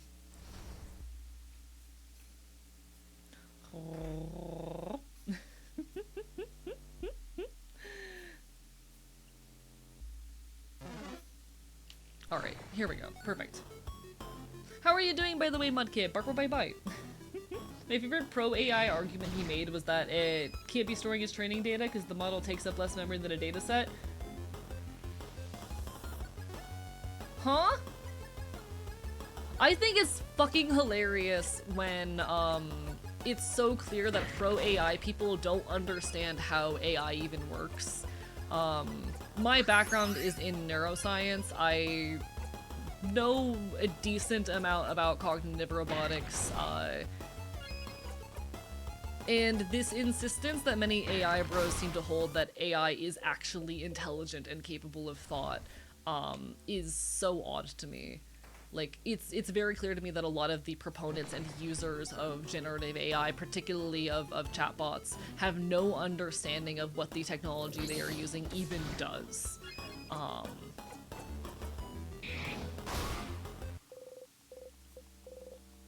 I'm a programmer, just genuinely love speaking about AI and complaining about why it's so terrible and how exactly it works.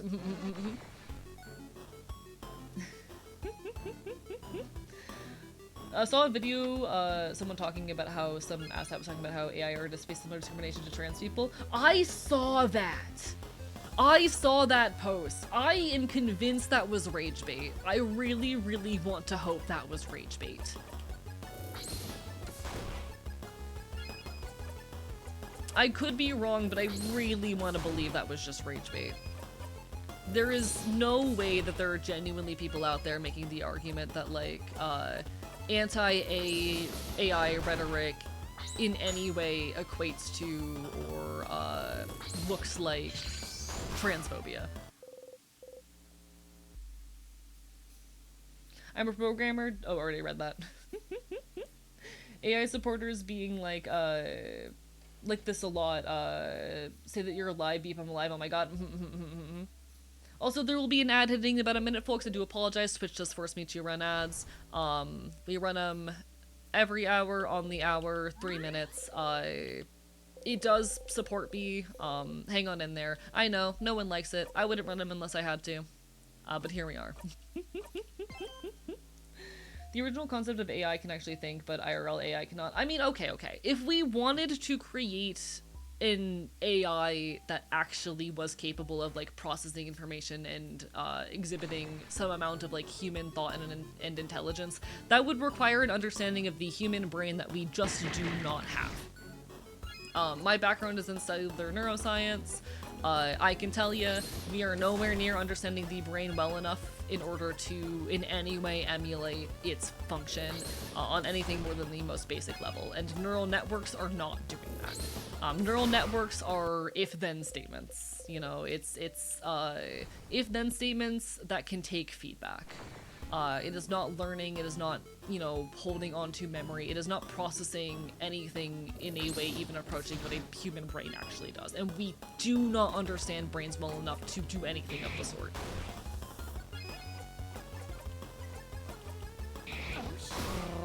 Thank you for the follow, Barbara bye bye. I assume this comes from arguing too much in abstracts and not drawing from real-world experience, when you can see the most common uses for AI is making caricatures of trans people and other marginalized people.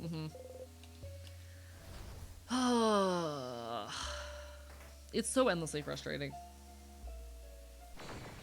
Alright, I'm just grinding right now. I want to... Do I have the ability yet for Mirabelle where she can revive us? I need to see what abilities she has. What do you have? Okay, so we do have lovely moving cure. We have moving... Okay. So we should be good to move on to the next area soon then. Cool. We don't have shit that can match up the virtual intelligence from Mass Effect, let alone an actual AI. We're not even approximating it yet, absolutely. And I'm very sick of AI bros trying to pretend otherwise. What do we got? We're pretty far from a level up. Is anyone close? Yeah, no one's even close to a level up. I think we're just gonna carry on.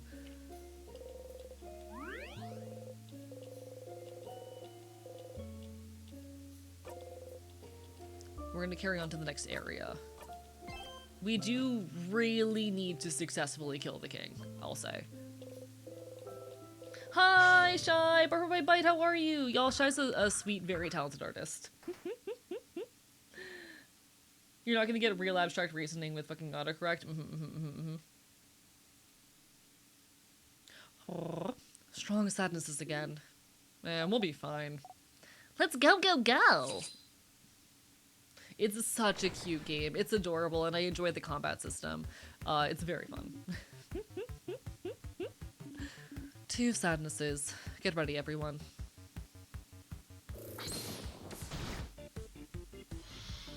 Hello. Yeah, so we're just gonna kill this guy. That's my plan. My plan is murder.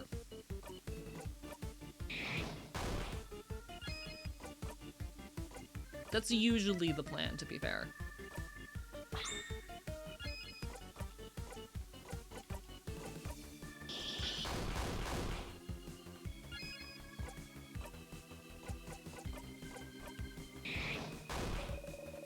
The short-haired one is doing something. Welcome back from ads, everybody. Barbara bye bye. You take care, Gracie. Barbara bye bye. I'm in ads, but the way I've heard it explained, if I understand it right, AI text generation literally just write one word after the next based on the most statistically probable word it should be. Yes, and it's also worth that it's also worth noting that it's never actually looking at the words. It is whenever you submit a prompt, it just essentially turns it into numbers, into math. A mathematical value is placed and assigned to each word that you send in a way that is perceivable by a computer as demonstrating tone and like parts of speech and weight of the word, etc. It's never actually seeing your input. It is just turning your input into math, which can then a computer can then use to predict, you know, what outcome is supposed to follow it. And beyond that, it is just a predictive text engine. An extremely environmentally damaging text engine. You know what's cool though? The fact that people can just opt out of AI with religious beliefs. That is funny. I don't know how much, or how, like, functional it actually is, but it is funny that that is, like, a thing that is supposedly possible.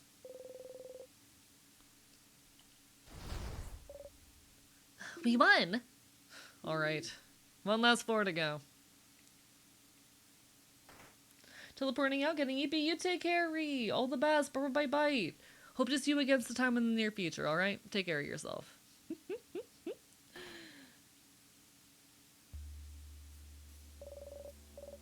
Oh, wait. Was there an interesting question in chat? Bye bye.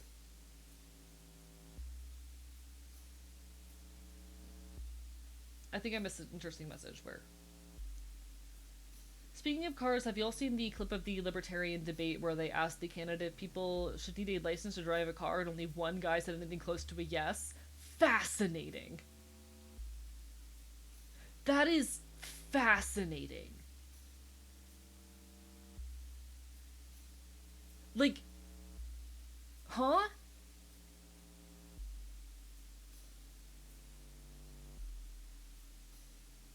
I haven't seen this. Like, I can see... Oh, what the hell? Alright, you know what? I do not have the patience to analyze that line of thought, actually. Okay, if I post a link in chat, yeah, feel free. I do not mind links in chat. I do appreciate folks asking first, though. Oh shit. Thank you for the fucking subscription, Whisper. Permission to boop, only if you're okay with getting bitten. I have very sharp teeth. Oh, I love this. One sec. This is very cute. I fuck with this heavy. I honestly really, I'm surprised I haven't seen more people like do shit like this. I fuck with it. Nice. Based. I've been thinking about retooling my logo a little bit in ways to make the anarchist symbol a little bit more visible. I can post in the Discord or something? Yeah, feel free, because what the fuck? I'm someone who, like, my feelings on cars are very complicated. Largely because I do, how do I say? I absolutely support, like, more accessible and, affordable, like, public transport, especially in, like, big cities and whatnot, but I am also someone who does value my ability at 2 a.m. to drive, 3 cities over, shit like that. Like, I at the same time, do very much, value my ability to, you know, fuck off to Jacksonville for a punk show, or to drive up to Atlanta on a whim. And so I understand why a lot of people really don't fuck with cars, but like it's one of those things where, yeah, I agree. They are a tool, which depend on the application. As much as I do want more public transport, it's a hard thing for me to, it's one of those issues, like, I don't really know what we do with cars, you know? You think us income can draw? I can draw. I made this model. I can draw. I drew this. I drew and animated this by hand. On my own. Sorry. I'm very, very proud of myself for being a multi-talented bastard. I do video essays, I make music, I draw, You can't stop me. I'm the kind of person who will decide to pick up a skill on a whim. And one of those skills was drawing and animating models. Teehee. I think I'm pretty good at it, even. I think I'm pretty okay at it. You think the rest of us can draw? I stole all the talent for myself, I'm sorry. I'm so sorry to the rest of the anarcho-communist community. I stole all of the art talent, it's mine now. Sorry. I take every opportunity to show off my work. I'm very proud of it. This was 9 months of my life put into this model on and off, you know? Alright. Thank you for the hydrate. Bye-bye. Alright, I don't particularly care to...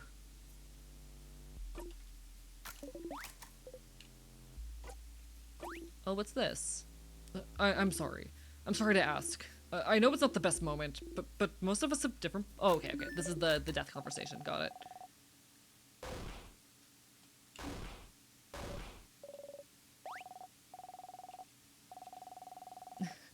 Privatizing the means of creation. Listen, I'm stealing all the artistic talent and putting it in my body. I'm eating it with my teeth. I'm... Chat, I own the means of creation. I own the means of artistic talent. Fuck you. Kill me yourself.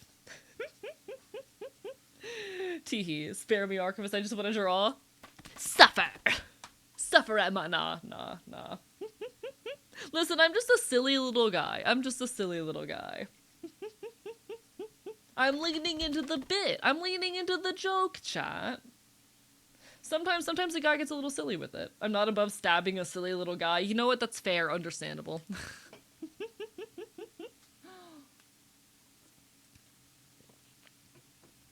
AE stole all of my artistic talent before I was even born, yeah. I'm the worst. Chat, I'm a problem. Looks over to see AE chewing on colored pencils. I would do that. I would. And I think it's stupid to worry about what's gonna happen if we lose. But, Bon. No, listen. Because me and Friend promised, you know?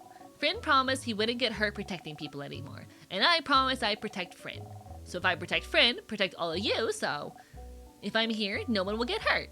That's a Bonnie promise. Bonnie looks at you and offers you a big smile.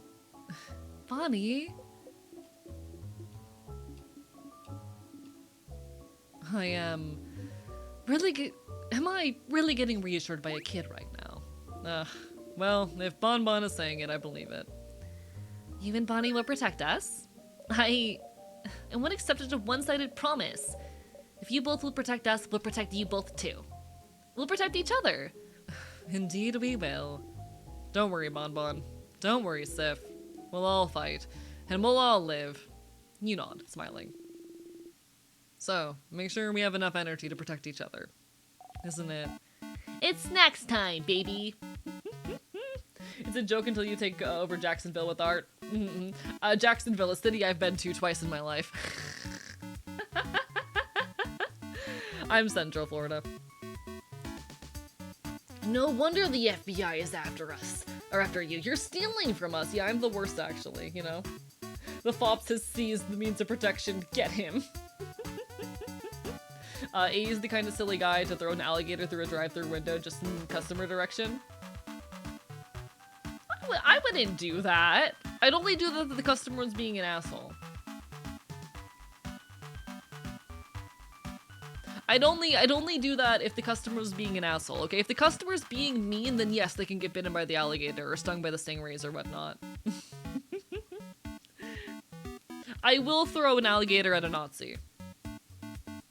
That's exactly why it would be Jacksonville. They'll never expect it. You're so right. You're so correct. Jacksonville is a nice city, though. It's cool. I've been there a few times. Today I have. We've been through this. Okay.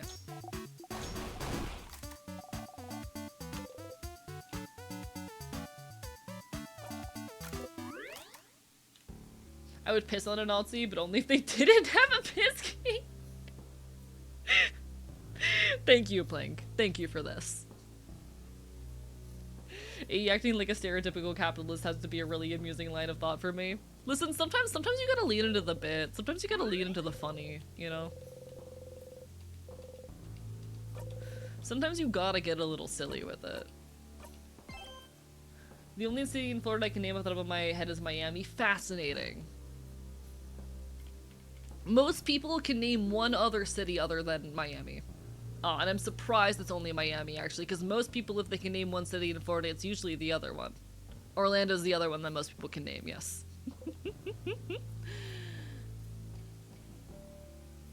Florida is so pretty. I love seeing the moss and the trees when I visit. It's beautiful here. I love it here.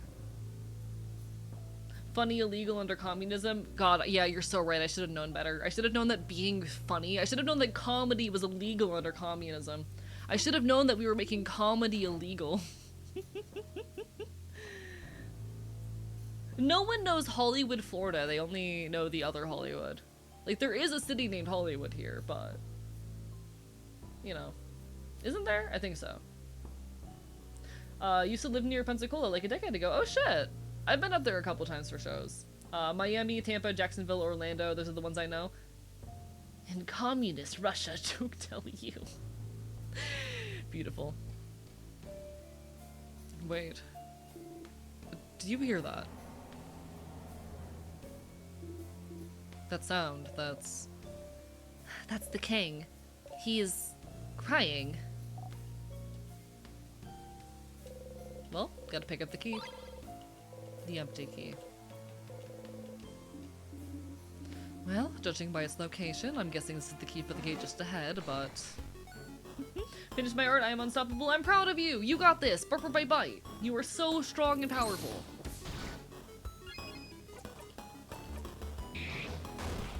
Hello, Nico! Bark, bark, bite, bite!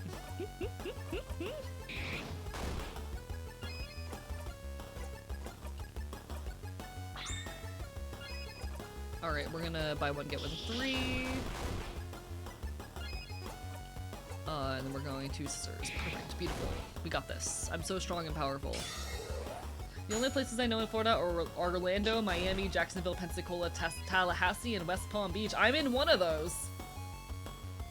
I can tell you I'm in one of those. I am in fact in one of those cities. It's concerning I can name more places in Florida and I'm Canadian. Should probably sleep, but also, too late, Batman. The sun's already been up for hours.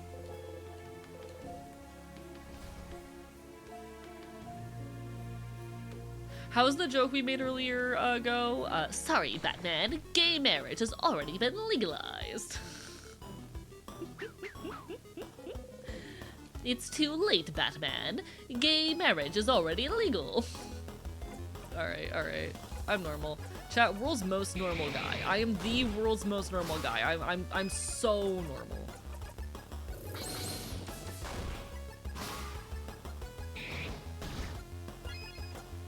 World's most normal guy. It's too late, Batman. The men are already kissing. Want to take my Canadian to St. Augustine next time she's down? Do it, genuinely. St. Augustine is very nice. They have a Buc-ee's there. They have a Buc-ee's in St. Augustine, chat. That's how you know it's good.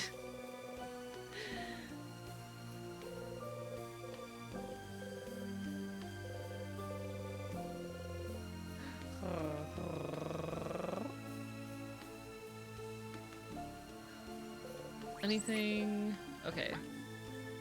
Something's weird. Huh? Something's weird? Like what? I'll let you know when I find out. Actually, now that the paper mache hands are gone, there's tonics in there. The shark repellent bat spray is seen in the 90s live action Batman film. I have not seen it, unfortunately. I'm sorry. I've always wanted to go to a Buc-ee's. They sure are a time. Buc-ee's is an experience. Like, I do find Buc-ee's very silly. It is an experience. Alright, an open book, stained by clay and dirty hands. It's an issue of the cursing of Chateau Castle. Okay. We don't particularly care about that. Nevin for Clay, it is a name, but you can't remember it right now. It's a kiln, Zephyrin. Oh. They have nice bathrooms from what I hear usually, from what I've heard as well. I've only been to a fun fact, chat, despite living within a couple hours of multiple Buc-ee's, I have only been to a Buc-ee's, I think, 3 times. I've only been to a Buc-ee's like 3 times in my life.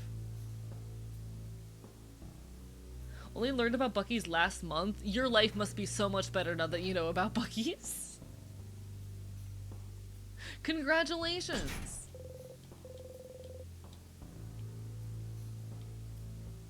You understand now. Only recently got a Buc-ee's in my state and it's like 3 hours away. You should go sometime. It's funny. Every day we stray further from the gladiatorial arena of a Denny's parking lot. There was one time that a punk show was being held in the parking lot of the Buc-ee's in Daytona. And I really wanted to go. I was extremely tempted to haul my ass out to the parking lot of the Buc-ee's in Daytona. They did not tell the Buc-ee's that they were doing this. They announced it about 24 hours beforehand and were doing everything in their power to keep noise about it as quiet as possible. So that, like, you know, no one would shut down the punk show in the Buc-ee's parking lot at 2 in the morning in Daytona. And it's beautiful. I did not get to go, but from what I heard, it was an incredible time.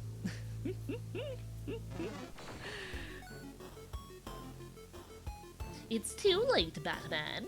They already kissed with the tongue. What? That's the one I normally go to? Yes, there was in fact a punk show in the fucking parking lot of that Buc-ee's.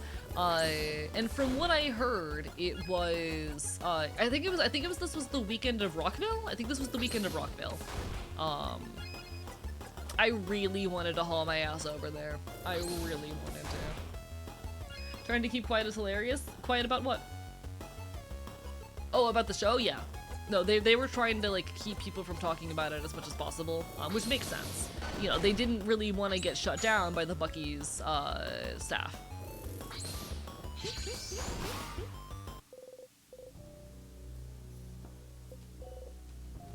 It was really funny. It's very Daytona gore. You know the person that got me destroying the government before I even knew politics as a kid was Technoblade. It's fair from my inspiration. Being so real. Technoblade is the reason I started streaming. I enjoy Technoblade's work quite a bit. Miss him greatly, and he is the reason I started doing content creation. I was in a really rough place back in 2021 after a roommate of mine passed away, and I just desperately needed a means to make art again. So I decided, because I was really into Technoblade at the time, to give streaming a shot. It seemed like the easiest way to make the most art for the least amount of effort. I've always been a very creative person. I draw, I sew, I make music, I produce every form of art I can at all times. I am extremely, extremely driven just by making art. But after, you know, losing someone important to me, I was in a rough place, and then I started... Hello, thank you for the raid! Welcome on in! Barber Bite! Shit, sorry, coming in during a bit of a dark story. Hello, everybody! Hi, folks! Mods, if we could get a shout out. Hi everybody, I'm Archivist. I'm your resident loud punk bastard on the internet. You can find me talking queer and leftist issues. I'm an anarchist. My pronouns are he, him, or they, them, and I'm your problem now. My teeth are already in your arm. How goes it? What are y'all up to? Hi. I hope you're having a wonderful time. Hope you had a good stream, Wilbo. Bye. I was talking a little bit about how, back in 2021, I had a roommate pass away, and I started streaming largely because, in the fallout of all that situation, I had stopped creating entirely. I had gone from being a very artistic person, to, you know, kind of just living day by day, as people often do in grief. And it wasn't until I started, it was because of Technoblade, actually, that I decided to give streaming a try, and that honestly saved my life in a lot of ways. I am doing quite well. Life has been really hectic lately. Just celebrated 1 year on HRT, put out like 2 videos last month. I've been taking a bit of time to rest before I hit the next big project, and then I'm gonna be going to Offkai very soon. So like things have been moving really fast, but life's good. Life has been moving very quick, but towards positive directions, I would say. And you know what? We take that. We take those wins. I hope you've been well. Welcome on in, Eclipse Nova and Wilbo Waffles. Bite. Can very much relate. Fell into a bad place mentally when a friend passed away in 2018. It's one of the main reasons I'm a high school dropout. Unfortunately, that's how it oftentimes goes. Oh, eye patches. These look ugly. Friends is better. Does your eye patch fit still? So I can adjust it if you ever need me to. You smile. Isabel made your eye patch a long time ago. That's cute. Woo HRT, indeed. Shout out to the Florida punk scene for being the reason I started HRT. Life's a lot better with it. Not even necessarily. Like, HRT didn't save my life or anything, but it has enabled me to live it more fully, you know? It has enabled me to live my life to the fullest, and I am grateful for that. I made a video celebrating 1 year in HRT where I talked through a lot of those thoughts.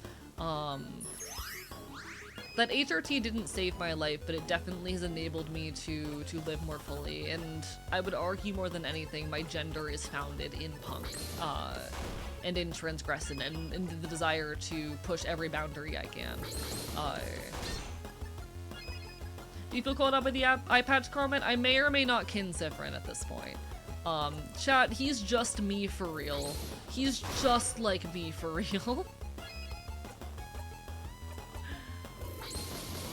All my friends on HRT always bring up the butt hair. It is a thing that does tend to happen if you're on testosterone. It's not been too severe for me, but I'm on a relatively low dose, and I've only been on it for a year now. Joker, if he did food, not bombs. It's too late, Batman. I already cooked and distributed gluten-free vegan meals free of charge. Wait, that one's so good. I love that. That's so good. The way I put it is like, I could survive without HRT, but you can survive a constant bug bite without anti-itch cream. For me, like, so much of my gender and identity is like built in the act of transgression and the desire to push societal norms, and the HRT has definitely enabled me to lean into myself more and to find more contentment. And I'm grateful for that, endlessly. Hello, hello, Asmodeus. Arrived here with the Waffle Angel himself. Cannot stay for long. No worries, no worries. Please get some rest. Sleep is vital. Listen, I know I'm a hypocrite. I know I sleep like 4 hours a night, but sleep. Boo butt hair restriction can't come soon enough for me. I hope you have that day. I hope it comes sooner rather than later.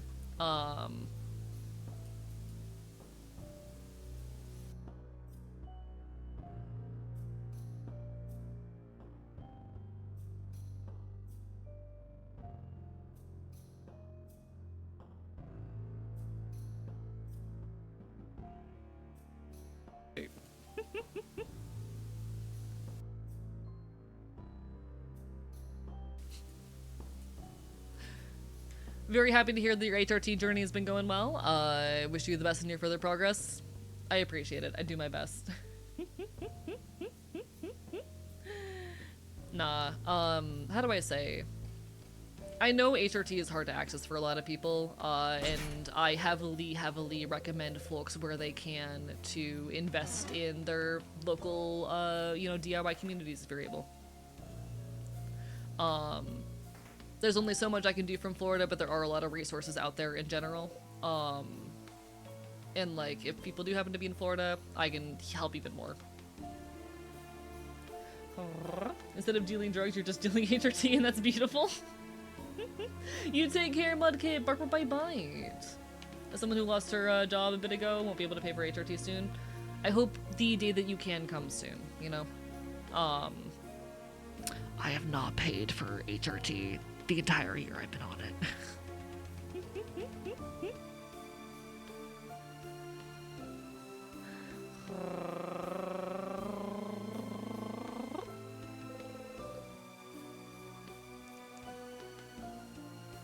You and your allies are reflected in it. That's a big mirror. Massive, even. And there's not really anything else of interest in this room. I don't know anything about it. Before the house shifted around because of the king, it was in a part of the house I didn't often walk by. Isabu is looking for the switch. If it is what I think it is, then it should be. Ha! Everyone, say fromage.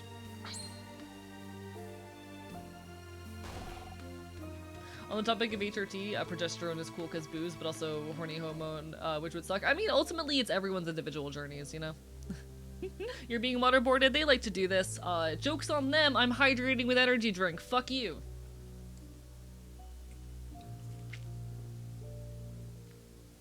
I also love though, I'm gonna steal my BF now. No worries, no worries. Y'all get some good rest, take care of yourselves, enjoy yourselves. Never any obligation to be here. Hope to see you again sometime in the near future. Appreciate the hell out of y'all. All my love always. Bark bark, bite bite. Fuck you, AE, drink water, never. You can't make me. You cannot make me. You can't make me. I'm too powerful.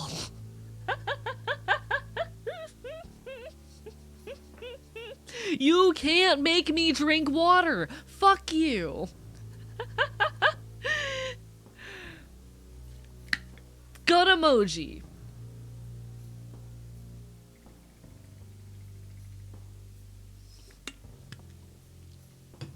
There's 2 different stimulants in me right now. If you don't drink water, you're a capitalist shell. Well, shit, now I have to. Fuck you.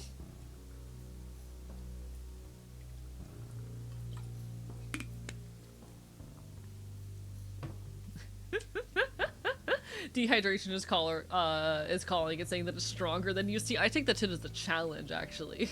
I wonder if it's within TOS to get waterboarded on stream. I don't think so. Twitch TOS does have clauses against activities that can be construed as self-harm. AE, Monster has water chat. See, I don't even drink Monster. What was that thing? Oh, look! Something's on the ground. A piece of paper. Behold. Oh. It's a picture of you all. It's us. This is lovely, isn't it? It's a crafted mirror that takes pictures. I heard rumors someone was creating one, but I didn't know that someone lived in Dorman's house. We all look so surprised. Only Isabel knew this was coming. Pictures are so rare. It's nice to have one of us. Thank you for telling us about it, and for taking a picture, Isabel. Oh, it's nothing. Alright, we've been through this. Alright, key. I need you to know I have 60k points. Okay, and? Okay, and? I'll take only some monster as good most is ass.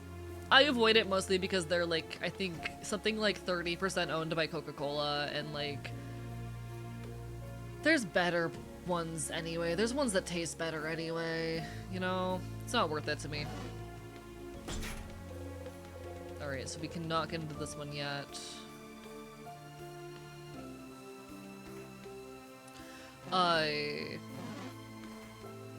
I'll be honest, I get whatever I can get cheaply when it comes to caffeine. I'm poor, you know. I was homeless for a good portion of 2024, escaped right at like the end of the year, and money is hard. I'm gonna be honest, homelessness trauma is a bitch. It's the kind of thing that takes a long time to untangle and recover from, so I'm very much still like getting used to the idea that I can sometimes have luxuries. I am still relatively poor, so. The craziest drink I drink on the regular is green tea. Don't develop a caffeine problem, keep it that way. I'm gonna be so honest with you. From one bastard to another. If you can avoid developing a caffeine dependency, do so. It's not worth it. Alright, we've been in here. I don't think there's anything of note in this room, really. Oh, there are the bottles here. We can grab those. Some vials, but the others seem intact. Pick them up. Pepper juice, cool. Beautiful. Mirabelle's dresser, important papers inside. We've been through this. Alright, yeah, nothing of note in this room, really.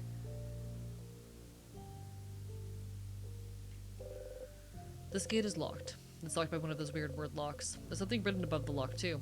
Maybe you should take a closer look.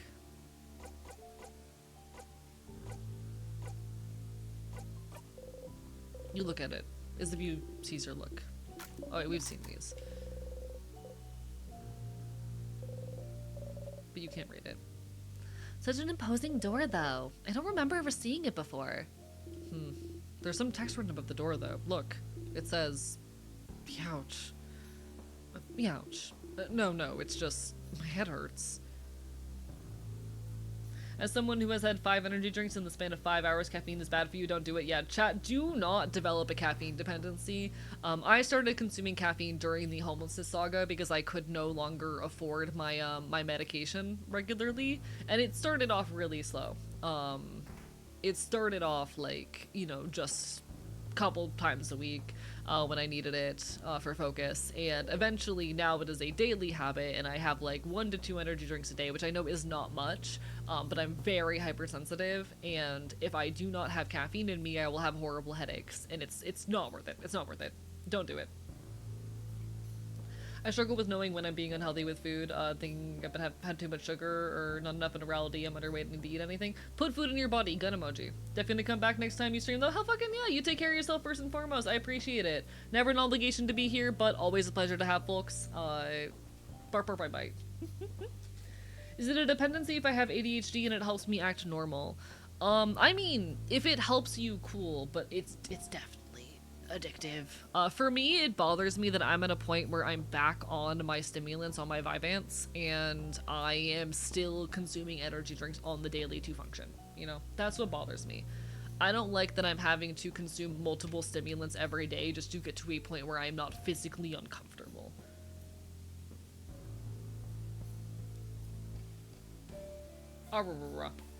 Caffeine withdrawals are an ass, Vyvanse withdrawals are worse, I will say.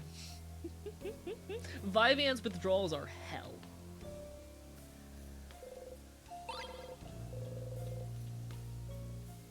But for real this time, you take care, Mudkip. All the best. Bark, bark, bite, bite. Appreciate the hell out of you. I hope everyone is doing their best to take care of themselves always. What's this about? Oh, every keychain will probably have a different mask. Huh. So every mask will have a different emotion. Is this what it's trying to represent? Oh, I know this one. That's the Change God. No matter what emotion it has, if it has a mask, that's the Change God. The Change God always has a mask and never has the same expression. Or art style, for that matter. Alright.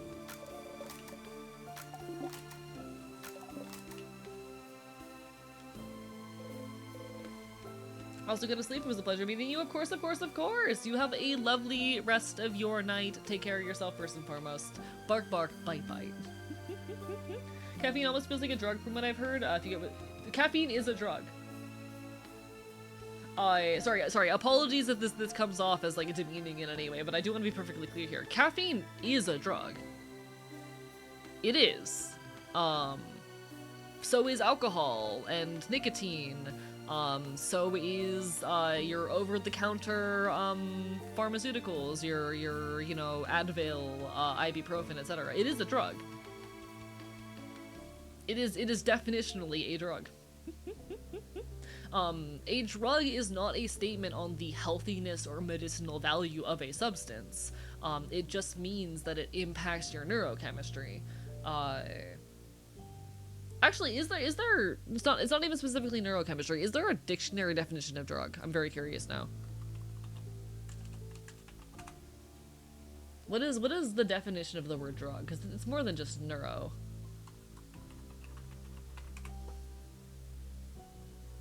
Any chemical substance other than food that alters how your body or mind functions. Yeah. Everything is a drug. If it's not being consumed as food, yeah, that's a drug. If it is altering function of your body, your mind, and it is being consumed for reasons other than food, yeah. Congratulations, that's a drug. And how do I say, like, it's very important, I think, to decouple the notion that drugs are bad. Obviously be careful with your consumption, but yeah, like, caffeine is a drug. And it can have addictive qualities. So can a lot of substances. Hell, sugar can have addictive qualities. But caffeine is a drug. And I would definitely recommend people do not develop a dependency. Occasional treat, fine. Do not become the kind of person who needs energy drinks every day to survive. I promise it's not worth it. Me chewing on a dog toy because it's relaxing? Do it. Hell yeah. Consumes rocks drugs! Yeah, caffeine is absolutely psychoactive. You pick them up. You got one pepper juice.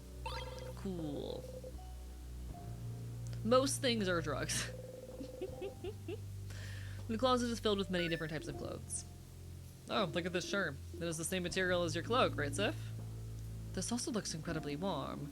I still don't know how you managed to wear your cloak this whole summer. You've had this cloak for a while. I never really get hot with it, though. Really? Sif, can I look at your cloak for a sec? You nod. Taking care not to touch you, Isabu kneels and takes a hold of your cloak. Ah, your cloak's been sewn with some kind of temperature regulation spellcraft and stitching. That's kinda cool. No wonder you always look comfortable no matter the weather. What? Isn't that really, really advanced crafting?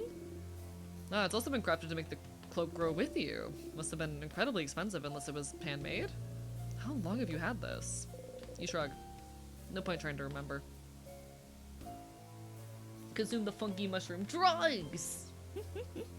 Chat, just be careful and mindful with your usage and consumption of drugs.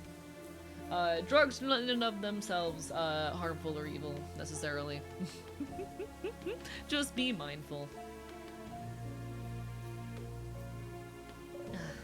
I'm really jealous. Sorry. Yeah, if you ever sold that, you'd be set for a few months, if not a whole year, you know? The craftsmanship alone. Crafting stuff into the stitching is really interesting, actually. You stay silent. Hi, Reki, how are you doing today? Bye-bye. Alright, have I gone to this room yet? Yes, I have, okay, cool. Drugs keep me from vibrating with anxiety so hard I clip into the back rooms. Real. Sorry, what happened, Nico? It's too late, Batman. I'm off to the library to brush up on theory. While knowing it needs to be paired with direct action. No, I love this. This is good. I love the leftist Joker bits. I think the leftist Joker bit is in fact very funny. I'm relaxing, had a long day of cleaning. Hey, I'm proud of you. You were productive and that is a win. You got this. You're not at all being a pain. I love the leftist Joker bit. It's very good.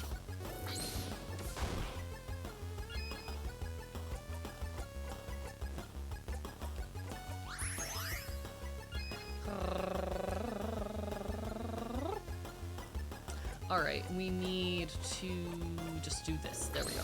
Cool. Kills you with my teeth. But no, proud of you, Reki. I hope you're doing well today, aside of that. I hope the relaxation is filling you with good. That's how words work, right? I'm doing words right? I think so.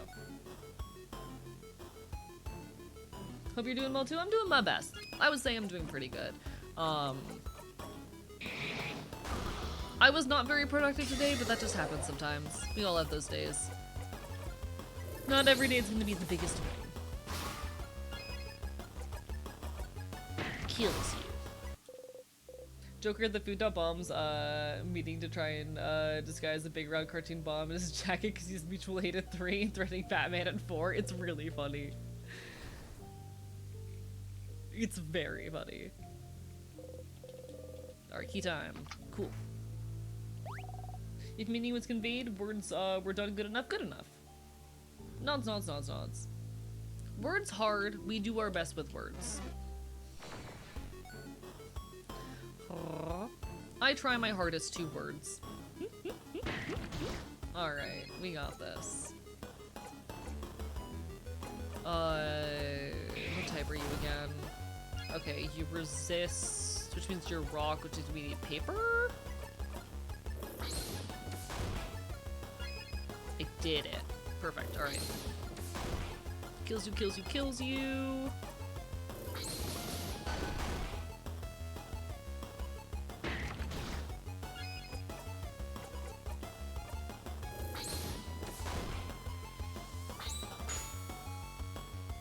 Love making poems and shit with very big fancy words, but also fun to just be like, taco good? Sometimes taco good, and that's okay. I mean, I say this as a songwriter, you know? Musician of sorts. Alright, Boniface. What do you mean by weird smelly? The sadnesses all smell really sugary. That's it. Alright, so we got the Star Crest, which I'm pretty sure I remember where this goes, but I am nervous about picking the wrong path, so if I can save real quick, I'm gonna do that.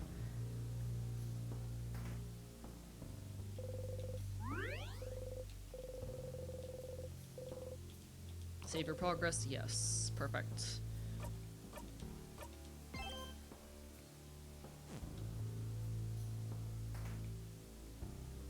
Perfect.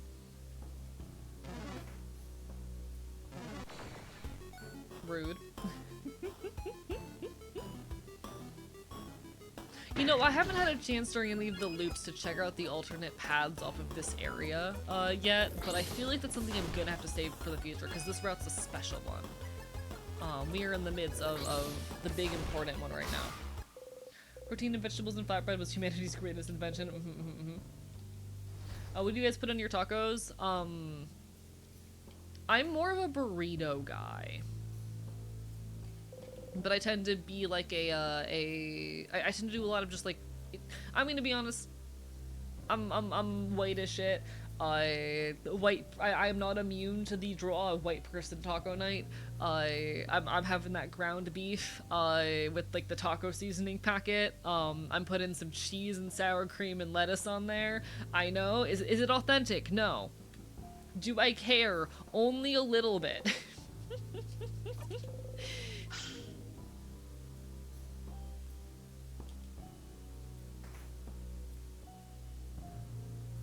Food is food is food, you know? Mirabel's friend frozen in time. Oh. Alright, we've been through this. Authenticity in food is so overblown. Yeah, like, how do I say? I do think there is value in, like, recognizing and honoring where food comes from. But I don't think that there is necessarily anything wrong with adapting recipes to personal taste or to the accessibility and affordability of ingredients, you know? So much of cooking is quite literally... so much of like food culture and history is based in how do we take these recipes and keep them affordable to a general populace who is oftentimes being exploited by capitalist forces, you know? So much of food and the evolution of food is poor people trying to figure out how to make do. And I don't think there's necessarily anything wrong with like taking recipes and adapting them in ways that make them more palatable or accessible. But I still think there is value in recognizing that, yeah, it's not the authentic version and paying mind to that, you know? There's value, but which version of authentic? Also, personally, I think the important thing about authentic recipes, making it like someone's loved ones, they miss what? Maybe. I don't know. Slightly more authentic than my spouse, doing that for tacos, plus dill pickles? Wait, they're putting dill pickles on the tacos? Huh? There's importance in the history, sociology, and such a food, but the authenticity doesn't make it taste better. Yeah, like, you know, make food that tastes good for you. I'm poor. I take shortcuts all the time.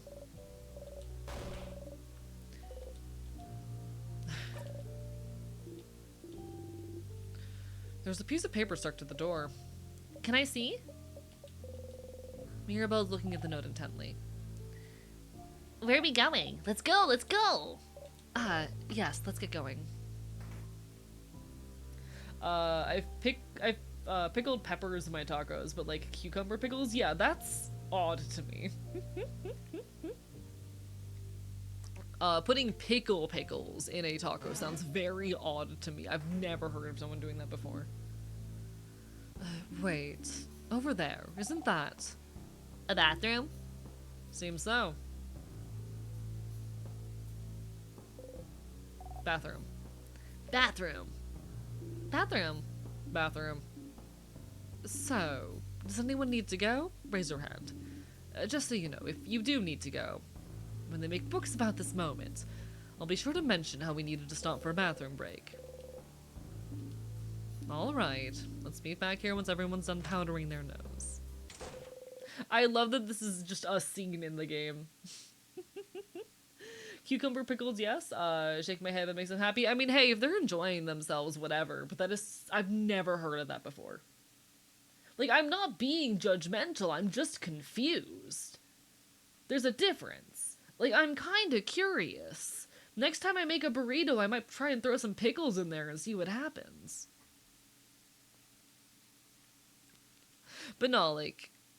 I think there is so much value in acknowledging that, like, cooking has always been, so much of the history of food is the history of poor people just trying to make do with what is accessible and affordable to them. Oftentimes when we're messing with recipes, it is, you know, making them more palatable and cheaper and more accessible and less time-consuming for us. And there's nothing inherently wrong with that so long as we are mindful, I think. It's too late, Batman. I'm off to horizontally organize in my community to address our problems instead of using violence on some of the most vulnerable people in an attempt to solve underlying issues, Batman. You close the bathroom stall door. You like coming here, because you know you'll be able to be alone for a bit. But you almost feel like going outside right away right now. Huh. Why? You feel weird. Even though you're stuck in this time loop and you don't know how to escape yet. You feel happy? You feel happy. Why do you feel happy? Is it because you're helping everyone right now? Hearing them out, helping them with their problems. You talked to each one of them, learned more about them as people, talked about things with them you've never talked about with anyone. It was embarrassing a bit, but it made you feel warm. It was nice. Even though you're not friends. Even though you're just allies. I think that's called being friends with someone, Sif. But that's how you become closer to people, right? By helping them out. So maybe right now they like you better than in previous loops because you've helped them. And okay, this will sound silly, but maybe that's all you need to break the loop. That's stupid. You're stupid. Don't even think about it, or it won't come true. You smack the side of your head, focusing on the pain. Stay focused. Stop thinking about the best case scenario. Stop thinking about your allies. Stop thinking about how Stop thinking about how they don't see you as a friend or anything. Stop thinking. Stop it. Stop it. You breathe slowly in and out and think about nothing. You exit the bathroom. Alright, everyone refreshed, noses powdered up, bodies emptied. Emptied? Ha, emptied. Za. She's asking if you pooped. All refreshed, nose powdered, and bodies emptied over here, madame. Cypherin, you nod. Good. Let's get going then, shall we?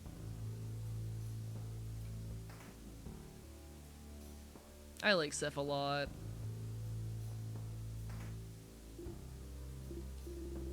Well, let there be something in this room, but it's a crabbing dead end. language. But there's an intact statue of the Change God over there. Isn't it the first one we've seen in the house? Their faces obscured, their silhouette shrouded, their expression hidden. An intact statue of the Change God stands before you. Everyone is lost in thought, most likely sending their wishes to the Change God. Join them? No. Nothing to wish for.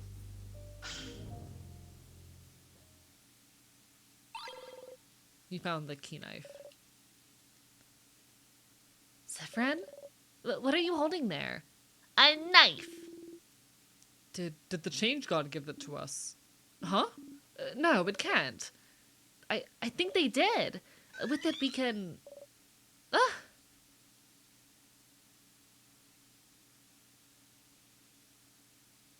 I wonder what happens if I go back to that room. What the? That's floor 3's entrance. The Change God beamed us up there. That's...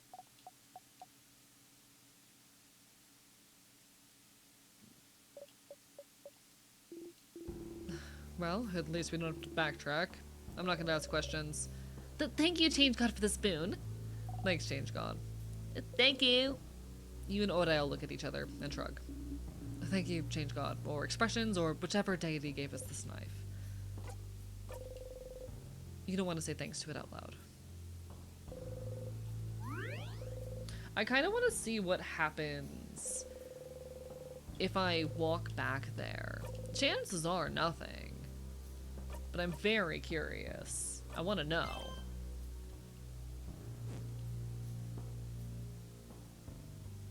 I want to know. I also think it's very interesting that the same thing happens whether or not you wish for it, and I doubt it has any impact on the ending. And I think a lot of that just goes to show, like, there's this underlying narrative in the game about, like, how do I say? It's very interesting in the game trying to analyze whether or not the Change God is actually real or capable of doing anything, because even, like, the characters acknowledge that the Change God isn't doing much. I think it's very, very fascinating how the game kind of plays with that. And I think it is, in part, an expression of that fact. Of this, you know, underlying, recurring theme of, like, there's no God changing or fixing this shit, you know?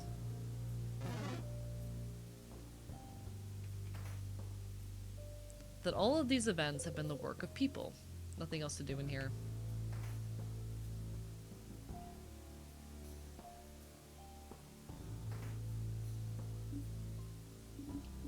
I'm sorry, why are we back here? Madame, are you saying Sif was wrong to bring us all the way back to a room we already searched top to bottom because there's only one thing here? Madame, you're so weird. An intact statue of the Change God. It's the only intact statue in the house, so you can see its face clearly. You look at it a little closer. You stick your tongue out in disgust. The statue's face looks awful. Can noses look like that? Wow, the left eye is somehow above the right brow. I can't tell if they're supposed to be smiling or frowning. Mira, Mira, help us roast the statue's terribly made face. Mira? Oh no. Uh-oh. I was trying to make them look gentle and nice. Oh, what the fuck? What the fuck? Mira, we're so sorry. Sorry we said your statue sucked. No, it's fine. I'll get my revenge against you all someday. You all shudder. So Mirabelle made this statue. Interesting that's the only one that wasn't destroyed. You know very little about the Change God, and the statues of them you can find everywhere in Vaugarde. Maybe you should look at the statues inside the house when you have the time. She was doing her best when we're so mean to her, chat. She was just trying her hardest. New side quest. Chat, most of this game is just like side quests. I do really like it. That is not me making a statement against the game, but god, most of this game is kind of just side quests.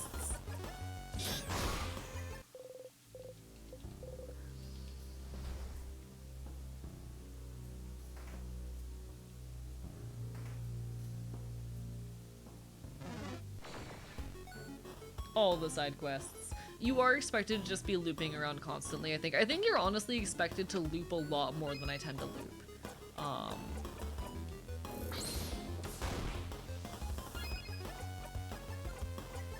Because I've been looping pretty occasionally. I haven't really been like going out of my way to loop at every relevant opportunity. I've only been looping when it's necessary for plot progression, so I think I've been looping less than you're supposed to or expected to.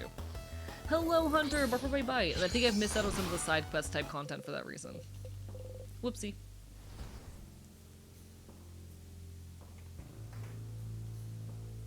Alright, what level is everyone at? Early 50s. Okay, I don't remember what level I normally have people at this point.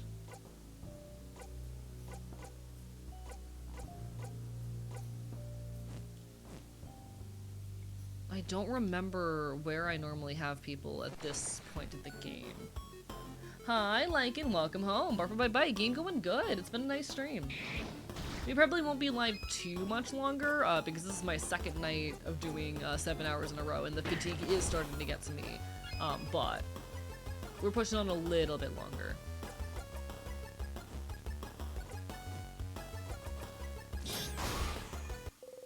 Yippee! Ad will also be hitting soon. Apologies, folks. Twitch just forced me to run ads. You all know the drill. What if I barked and bit at you? What if I did that? Wouldn't that be so mean and evil and fucked up?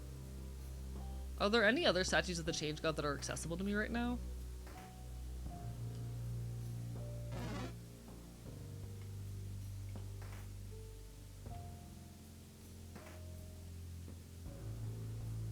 None in here. Yeah, can't go this way.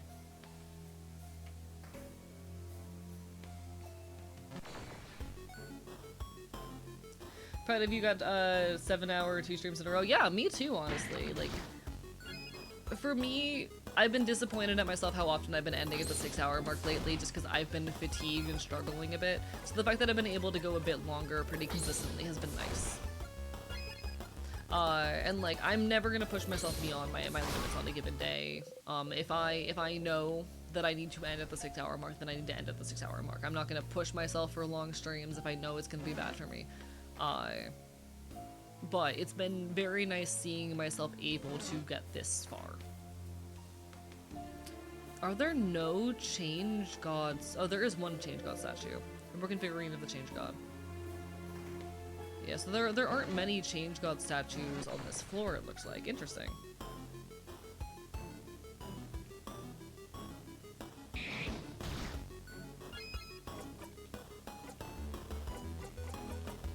Okay.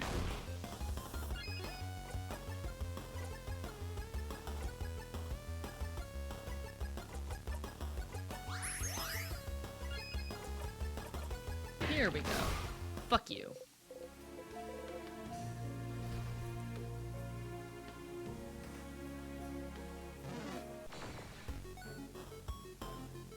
Arrrrrrah.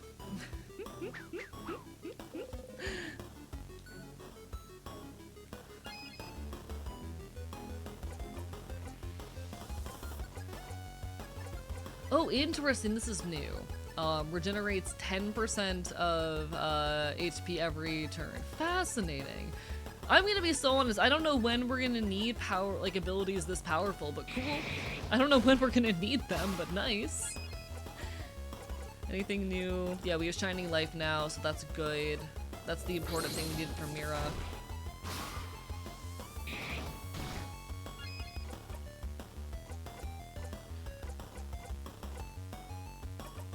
Yeah, honestly, we're kind of like at a point where we're very high leveled, and I don't know when we're gonna need abilities this high leveled, honestly. I mean, there could be a whole other game that I'm not aware of yet, but what do I know?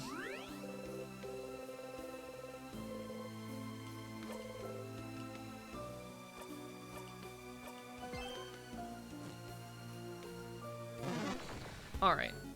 These enemies are so cute, they are. I think this game design is just in general so cute, I love it.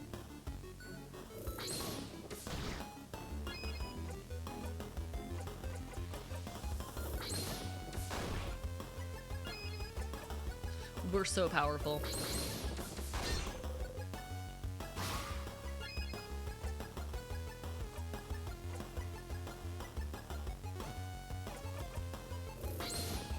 There we go. You know what? We might as well paper to finish it off.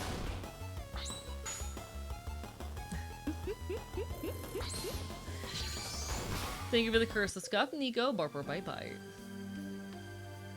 Hi, Moth. How are you doing tonight? Oh, I get this one as well, I guess.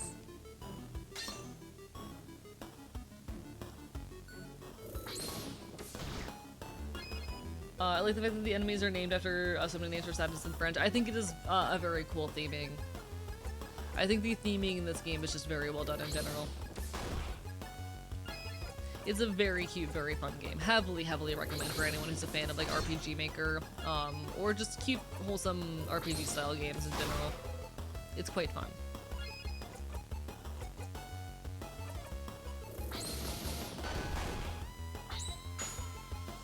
Anxiety in Morning, yeah, it's really, really good.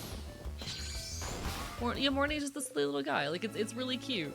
I love the thematics of this game, they handle it very well. How are we looking for our profiles now? Oh, we're really close to leveling up Mirabelle, nice. We're not super close on Odile and Isabeau, but I might try to force it. I definitely want to fight at least one more enemy for the sake of leveling up Mira. Alright. I don't know what the highest levels I've been at are, but we can try to find out. Just woke up, took meds early for Eep. Where the fuck am I? Welcome back. Good morning, Moth. Did you have a nice nap? Did you rest well?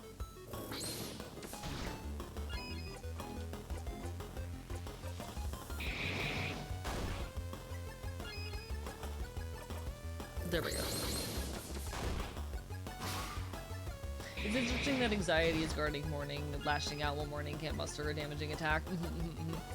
I mean, it's a very simple, but I would say hold some weight, a depiction of the experience.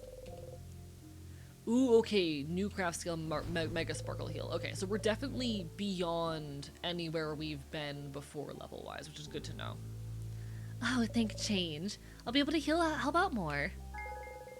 You got the memory of Mega Sparkle Heal. You'll always remember this.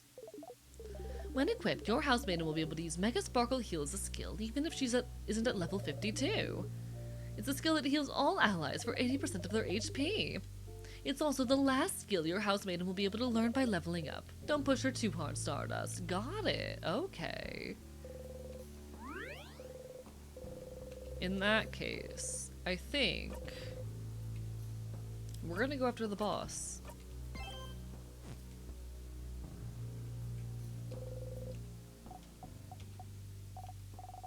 You know, I was wondering, like, the king clearly closed this door and put tears in our way. But the locked doors, weren't they? Yes, we were wrong. They were most likely locked by residents of the house. When the house was attacked, no one knew what the king's powers were, so they must have thought locking him in would have been enough to stop him. But by the time he'd already made sure Vanguard would start slowly freezing in time. Hello, welcome on in, bye. Leveling up everyone to the max has to be the most annoying achievement. Is that an achievement on this game? Because if so, that sounds very annoying. So, people in the house were trying to save Vanguard at the risk of their own lives? But it was all for nothing? It did get in our way more than anything else, but there's no way they could have known. They tried, and yet the king... Let's get going, everyone. You get ready and slice the door.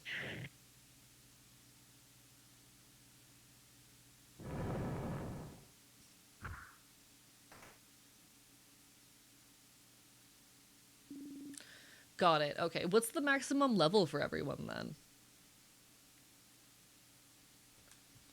Another strong sadness. We should. Let's go, everyone. Mira. Yeah, what she said.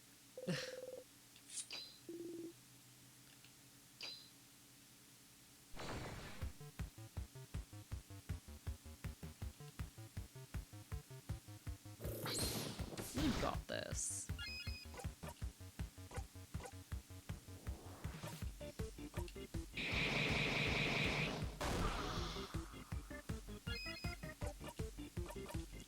I'm just gonna start with the big bulk attacks, because why not?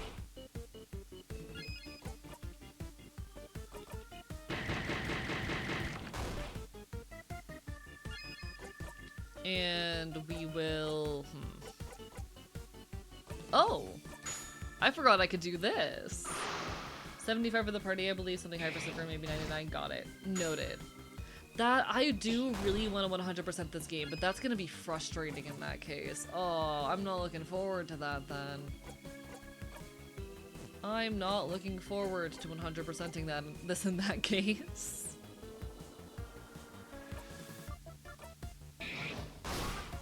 Perfect. The big one is now vulnerable to sister attacks. So if I throw this at you, we can still smash one of the sister's ones. Perfect. Not quite enough, but it's something. Alright, we're gonna need a heal on our buddy soon. They stop getting moves at 45, but stats keep going up. Got it. Okay, okay.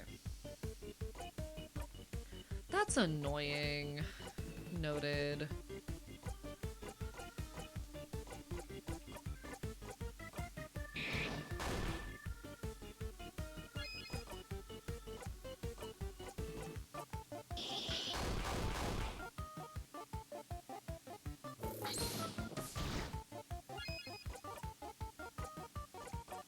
Let's just get a big heal on everyone. Perfect. You know what? We're gonna do this. For the hell of it. You come up next. I'm gonna try and get the big thing. You know what? I'm realizing that I'm doing this in a weird order. Why am I doing it like this? Interesting choices on my own part, but okay. You know what? Whatever. You're gonna heal yourself real quick. I'm making interesting choices in my own gameplay that I don't really care to correct it right now. I'm strong enough that it doesn't really matter. I don't have to be super strategic.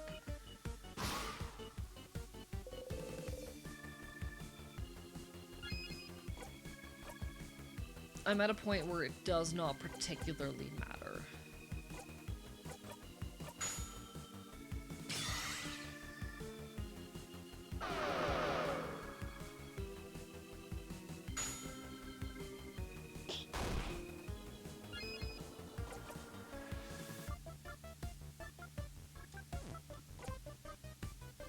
I do want to do this. Knife to meet you. Never mind, it's dead. Played by the silly dog thing, IDK person when I think. Oh, whoa. I'm just a game. What? I'm just a dog. Why am I like this? I'm normal. Chat, world's most normal guy. Odile learned the craft skill craft buff. Beautiful. Odile just learned a new skill. Huh. I finally figured it out. You got the memory of craft buff. You'll always remember this. When equipped, your researcher will be able to use craft buff as a skill, even if she isn't at level 53.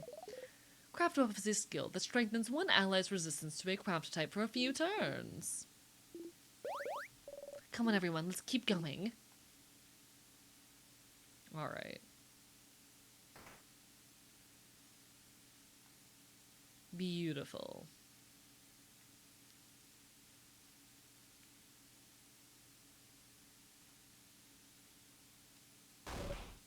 Ah! Someone this far into the house. Who? That's... Mirabelle slowly breathes in and out. That's my roommate, Claude. Oh, Mira. No, it's okay. I figured it'd be the case. If she was in the house, she'd be as close to the head housemaiden as she could get. But you couldn't get to her in time, could you, Claude?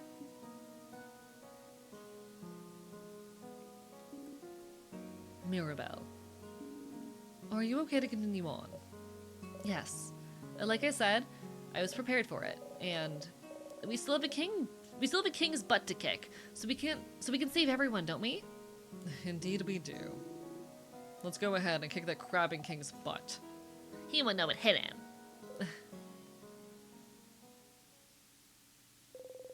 Mirabelle's roommate. Her eyes are open, resigned.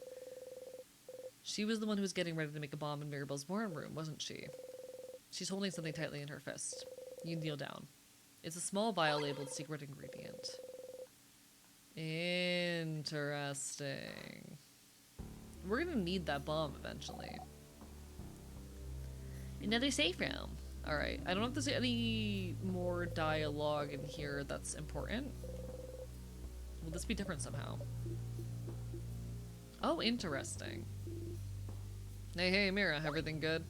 Oh, yes. I got a little fired up fighting that big sadness earlier, but I feel better now. I'm doing breathing exercises to stay calm. Ah, yes, the fabled Cypherin breathing exercises. Told you he wasn't doing it for no reason. It had to help somehow. Yes, thank you, Cypherin. Huh? And thank you for yesterday, too. I don't think I'd be this calm if we hadn't talked. Huh? When you two spent some time together. Yes. We had a good talk. It helped me realize some things. Oh, I'm glad. Nothing like a good talk between friends to feel better. And it seems you were hard at work yesterday, weren't you, Cypherin? Helping me out, along with Bonnie and Madame Odile. And me. I suppose that's what friends are for, isn't it? To help with important things. Friends. Are you all friends? You traveled together, ate together, laughed together. So, you thought it made you friends. But Odile says the same thing every time, doesn't she? Are we friends? Huh? Yes. But you said it once, didn't you, Odile? Huh? You remember. Every time you stop for a snack break on floor 1, she says, you said we weren't friends. You said we were allies, colleagues at best. Did I? Odile, how could you? I don't remember her saying that, but sadly, this does sound like something Odile would say. But she said it every time, every blinding time. Wait, did she even say it this loop? When you stopped for a snack on the 2nd floor. It was all different, so maybe it was different then too? Allies. I don't... Well... That does sound like something I'd say, yes. I don't know if I consider you all friends per se, the five of us are just very different people with different goals and thoughts. Our age difference makes it difficult for me to see you as friends. After all, why would an old lady be friends with a preteen? Oh. It's just strange. So no, to me, we aren't friends. The mere thought is absurd to me. We gotta bring down the morale, madame. I'm not done. I don't think we're friends, but I would do anything to protect all of you. Horrible things, to be honest, as long as I could be sure you were all safe. And I think you would all do the same for me. For anyone in our little group. So friends doesn't fit to me, but we're family, right? Huh? Oh. Yeah. We're family. Like me and Niall. We stay together. We eat together. We say good morning and good night. Family. I have a difficult relationship with that word, but yes. Family fits better, I think. Family. What a lovely word to describe a relation to each other. I already thought of us like that, but it's kind of awkward to say it aloud, isn't it? It is, a little bit. But we don't know what tomorrow, or even the next few hours, have in store. So while we're still together in this journey, we might as well say it. Say the unsaid. Especially since Sifrin over here seemed to think I didn't care about him. You don't know how to react. All this time, you were trying to keep in mind what she said. That you were just allies to each other. But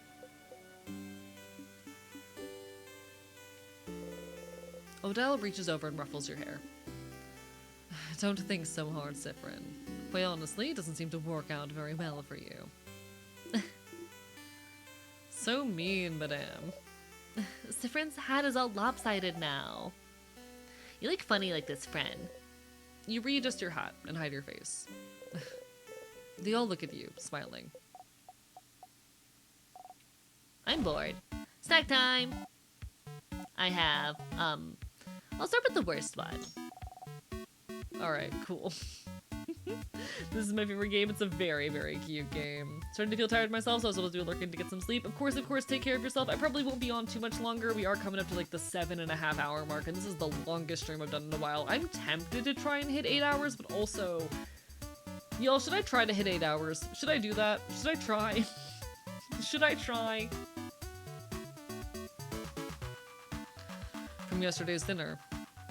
Yeah. They're the ones I burned. But I thought I should still keep them in case we got super duper hungry. Don't be mean to burnt samosas. They were delicious. They really were. They're not the worst of anything. Okay, next one. I have... Palmiers. Alright, cool.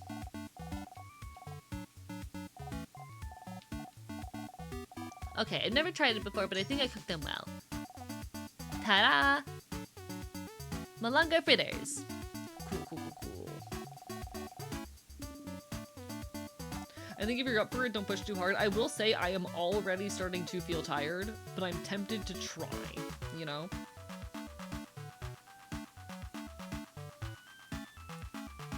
So, which one? Which snack do you guys want? Perfect. Money hands you the fritters. They're still delicious, but now that you're not distracted, you can tell they taste different than you remember. Maybe... You didn't add any spicy pepper, right? The recipe I found didn't say so, so I did it. Why? Is it bad? Did I mess it up? They're perfect, Bonnie. Educate, do what you can. End of loop, and here are nice stopping points.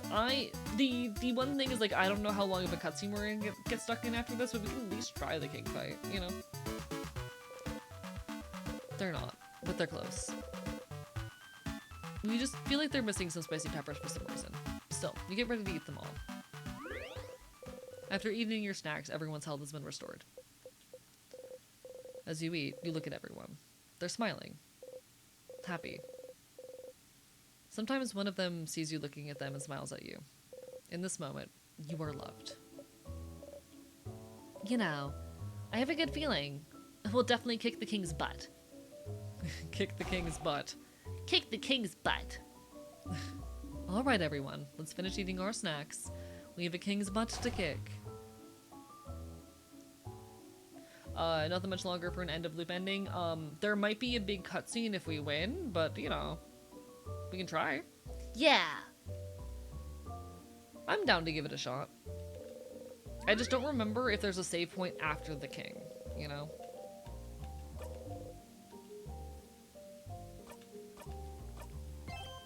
But I mean, what's the worst that can happen? Worst comes to happen, I don't have any time to be productive tonight before I sleep. There's a save point after the king? Thank you, Plink.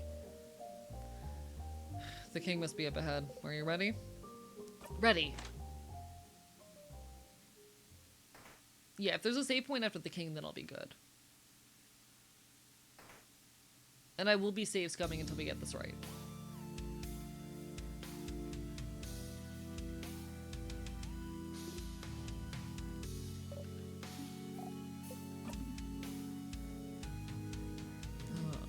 Oh, young ones. Are you here to kill me? Oh, young lady. You stand for change themselves, do you not? This is a save point before talking to the head housemaiden, thank you. Yeah, depending on how I'm feeling before then, we'll see. I just want the world to stay the way it is now, to be frozen in eternal beauty, a world of everlasting peace and rest. Young housemaiden, in a way, isn't my wish a form of change? Why aren't you on my side? Alright.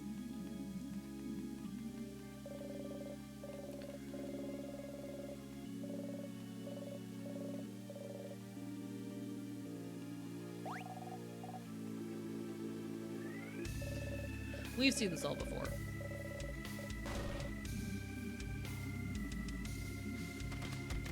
Hello, welcome on in. Hello, Kiwi Sagas. Barker Bite Bite. Mods, can we get a shout out?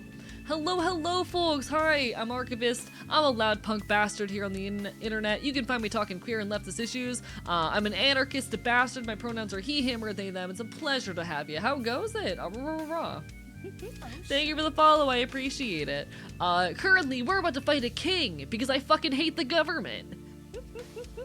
How goes it? Hope everyone's having a wonderful evening. How was your stream? Going really good, glad to hear it. Pleasure to make your acquaintance.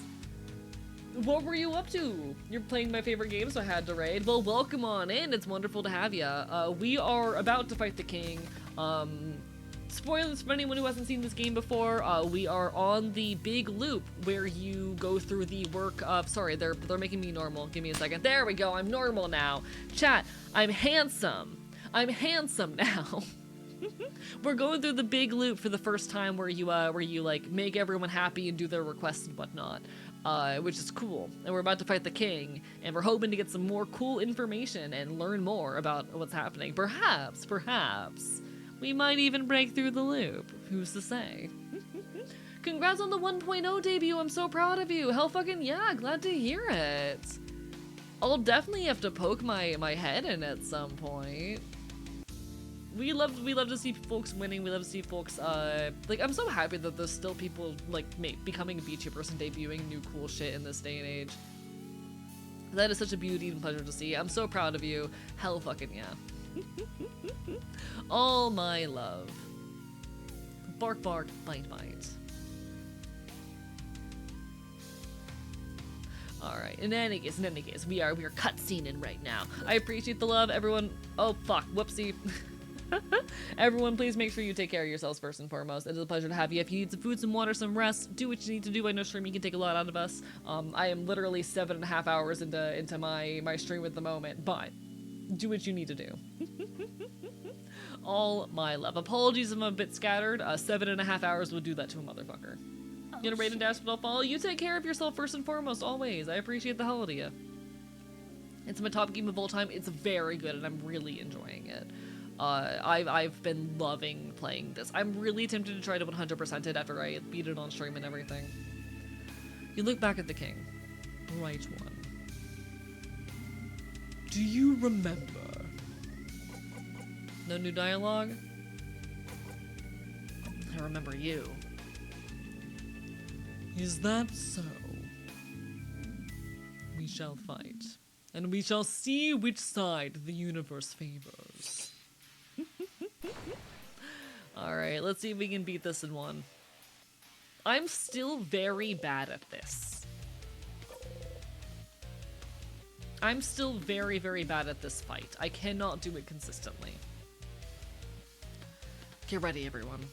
Perfect. Alright, we got this. Do we have this? I don't know if we have this, actually.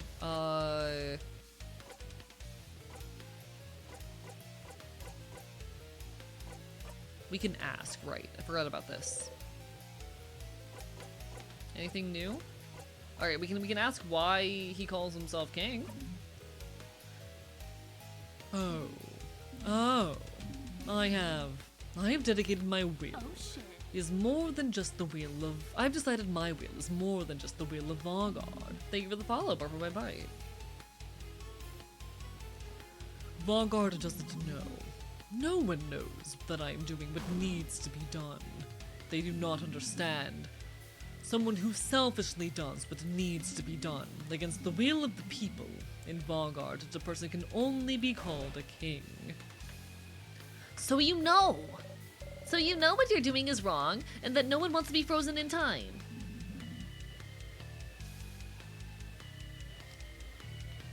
Against the will of the people. Yes. Against the will of the universe? No. It is not wrong. Our will is not wrong. I just want Vanguard to stay like this forever. Forever. Alright, I don't know if we're gonna get anything else out of him right now. I think we will... I forget what he's weak to, but I think, honestly... Fuck it, actually. Let's just... Let's just fucking knife to meet him for now. Fuck it. Oh, he resists knife. Got it, okay. We do need to come over here and adorable moving shield.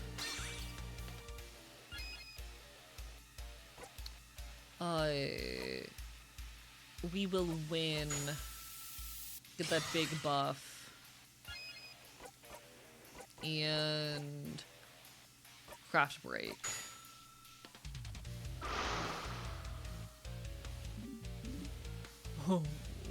Oh. It is time, saviors.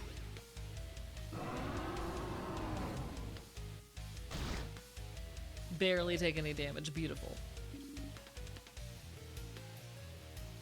As long as you exclusively do jackpot spam and make sure to shield the ult, you should be fine. So here's the thing, I cannot tell when he's about to do the ult.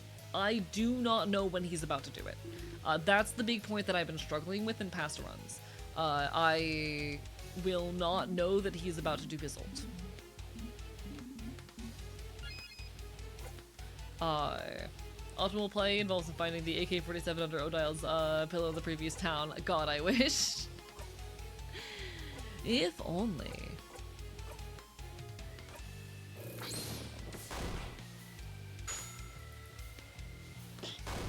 If I recall, you can just use it whenever the cooldown comes up and should be fine. I've done that and gotten fucked before, but noted. Hopefully you are correct. We do have the Holy Care shield as well. But, you know. What's the cooldown on this? Yeah, it's a 5-turn cooldown, so I don't know. Protects... There's a shield from time stop slow, boost defense 5-turn. Yeah, I don't know. Whatever.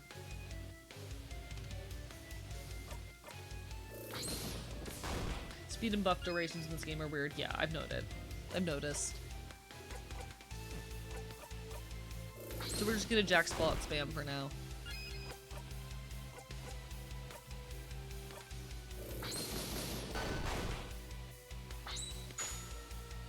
Beautiful. Oh, big damage. You've heard this before.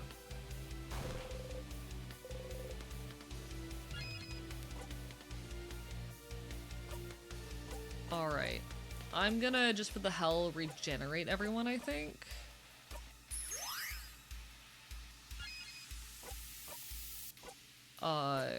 Anything else I could do with you?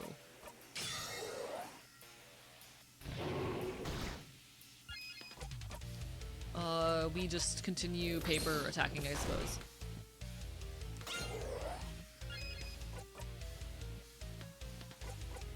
Not much we can do relevant here, I guess. We can speed everyone out, that's nice. Paper 3.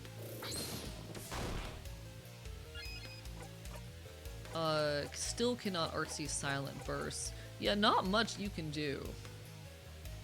In general, I think if it ever goes, the king waits, get that shield. You might be right, I don't know. Okay, the shield just expired. Got it.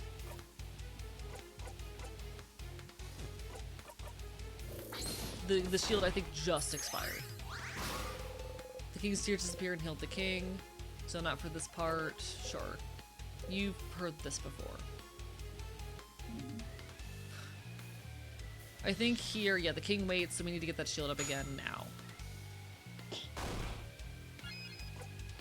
So we're actually going to just turn it up for now to Mira, who is going to... We cannot Adorable Moving Shield. Let's see if we can Holy Shield, if that does the same thing. We will find out now if that is enough to protect us.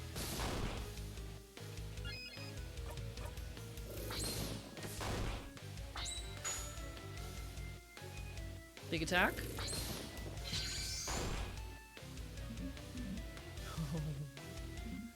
It is time, saviors. Alright, alright. So I timed that correctly. Perfect. Beautiful. Yeah, it seems like this, if you do too much damage to the king, it does seem like you can kind of be fucked and require the invincibility in order to make progress here. We survived it. Everyone okay? Oh, you're still here.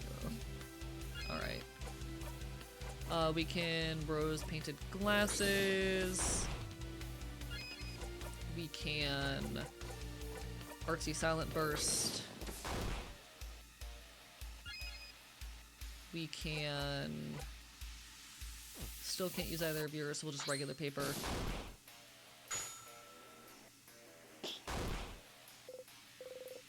So not for this part. Concentrate. No, this can't. King, I do not want time to stop now. I don't want eternity. I don't want to be stuck here in what you need to be a perfect moment. But do you truly think your life will get more extraordinary than this? Do you truly think you'll become more powerful, more fulfilled than you are right now, fighting me? Do I think something will fulfill me more than fighting you to save my country? Yes, of course it will. Life will never get better than this, so we should give up now. Give me a break. The eternity you wish for, I want no part of it. We want no part of it. We will not give in, because your eternity means the end of change, and I believe in change, King. I believe in a life that goes on. Things cannot stay the same. They can't. They won't. Or we as humans cannot change for the better. So I will never let you have your way. Yeah, what she said. Nice try trying to manipulate us into being frozen. But we won't listen to you. This isn't the end of our story, King. Not by a long shot. How egocentric of you to think finding you is the highlight of our lives. Believe it or not, beating you isn't even worth writing on my resume. Saying all those things to push us into being frozen. You're the worst, King. You're nothing. You're not even a king. You're no one. I love this. This is so cute.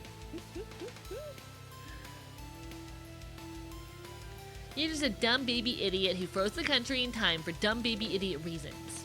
Your turn. Sounds like there's nothing else for me to add, huh? So all you need to do right now is disappear. No. No, no, no, no, no. Beautiful.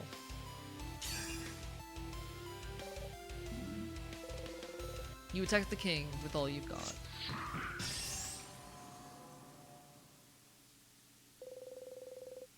You attacked the king and hit as hard as you could.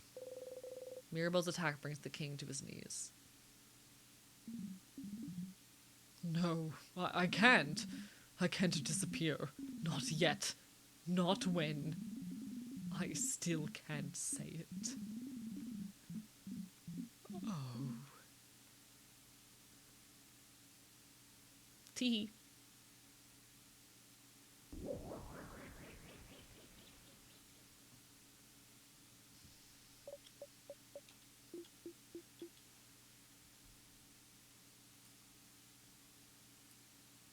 Teehee.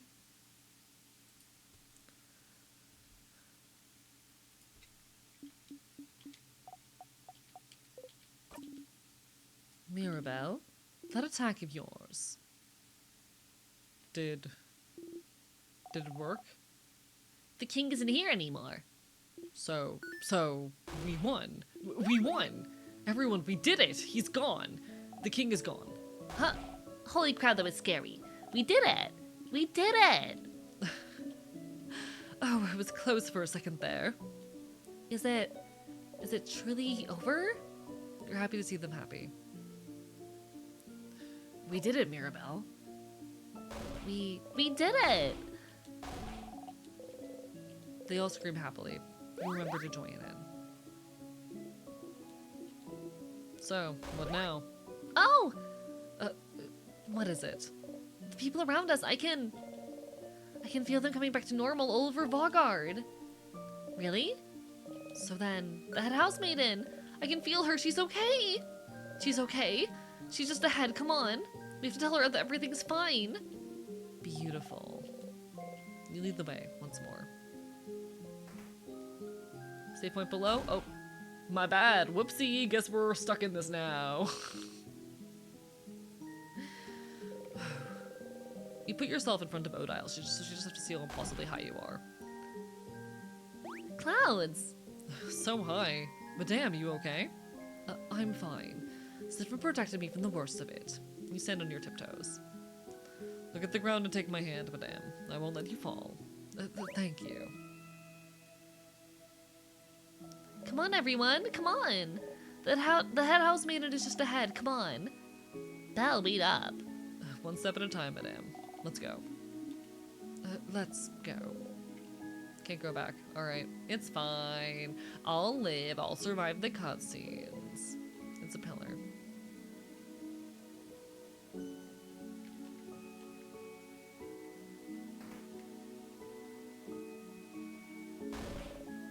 Head housemaiden. Mirabelle. Once more. Thank you for the bark boy barks on sweet for the arp, arp, arp. It's too late, Batman. I know that we live in a society, so I became a community organizer to help us address our own problems. She's so tall. She might have 3 heads on you, Isabeau. She's so pretty. Oh, head housemaiden, you're okay. The house, and when the king... Mirabelle, dear one, I'm so proud of you.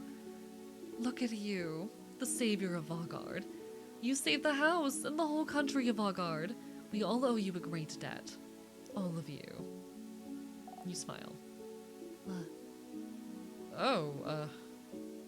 Of course. Don't worry. Just another day saving a whole country. You know how it is. Oh, I did not think the king would be so strong. When he attacked the house, everyone was counting on me, but there was nothing I could do. Hearing young Mirabelle, who was so shy and reserved, was the one to save all of Vaugarde. You look much more confident in yourself now. I'm so glad I managed to give you some power before the king's curse took over me. Head housemaiden, just so you know, everyone thinks the change god blessed me. Oh, but why would everyone think that? People started saying it and I couldn't say otherwise. Oh, well, it's a rather silly thing for them to think. I thought we all knew the change god is a pretty lazy deity. Wow. Isn't that a sacrilegious thing to say? But it's true. Oh dear Mirabelle. Did you think people would... Okay, it's fine. Oh, that housemaiden boos Mirabelle's nose. You're still so stinking cute, Mirabelle. And to you, Mirabelle's companions, thank you for helping her get this far. You have my gratitude and the entire country of Vargards. No problem at all, Madam Housemaiden. It was an honor. Truly, there was nothing. You smile. Soon, you'll be able to go back to your normal lives. Away from battles and strife. Finally, you'll be able to go home. If there's anything the House of Dormant can do to thank you, please do not hesitate.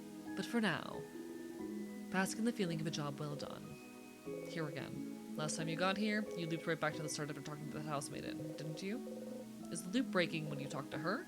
Does she know why? If you talk to her, will you loop back again?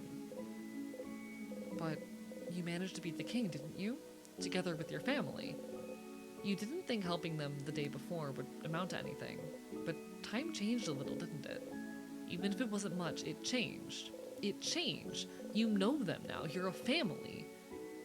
Isn't it just like the books Bonbon reads? Friendship fixes everything.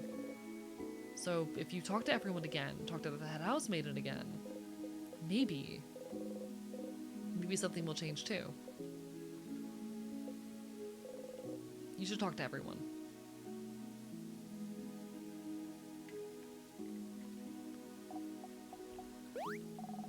I never said thank you. You saved me that time against the sadness. And you saved me when we met. You're the one who saw me back then, right? When I was walking? When you first met Bonnie, forever ago. Bonnie was out of it. They'd been walking away from their village for days when you saw them. Crying, barely hanging on, walking to escape the slowly encroaching king's curse. They fainted as soon as you got to their side. I was really tired then, so I don't remember well. But you saw me, right? You made everyone notice I was there. And I never said thank you for that. Or for protecting me. So, hi. Thanks, stupid. Bonnie runs into you, pressing their face against your left side. Their arms are still at their sides, though. Is that a hug? Without raising your arms, you gently lean back against them. I'll miss you, friend.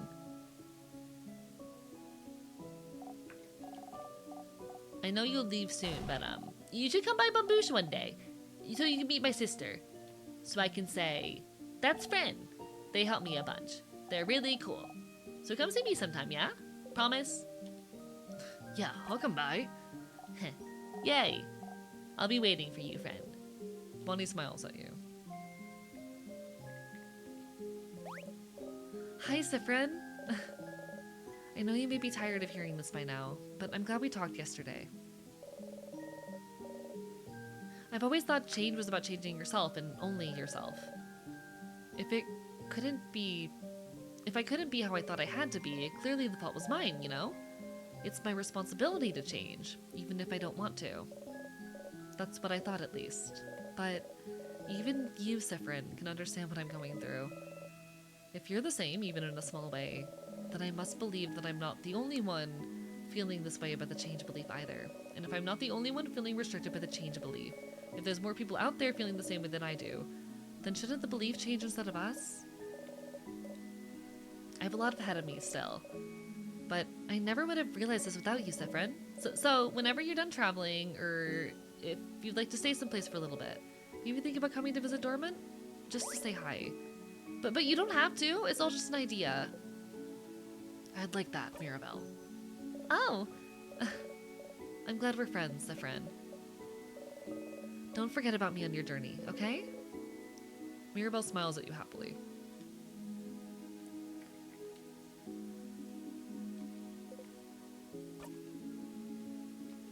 Well, we did it. We won. Whoop whoop. Ha. Whoop whoop indeed. It was fun, traveling with everyone. I will miss it. I suppose everyone will go back to their homes now. Mirabelle will probably stay here. Isabeau will probably go back to Javante. And we'll ask someone to accompany Bonnie back to Bambouche. And what about you, Sifrin? Will you be going back home? Odile. Why not say it in the end? I can never go back home. Oh. Why not? You look away. No. Sorry, this isn't any of my business, but... No harm at all. I never knew. I'm sorry. You keep looking away. I'll probably be going back to Kabu soon. Our paths will diverge soon, but if you ever come towards Kabu, please come by and say hello, won't you? Don't be a stranger, Sifrin. You nod.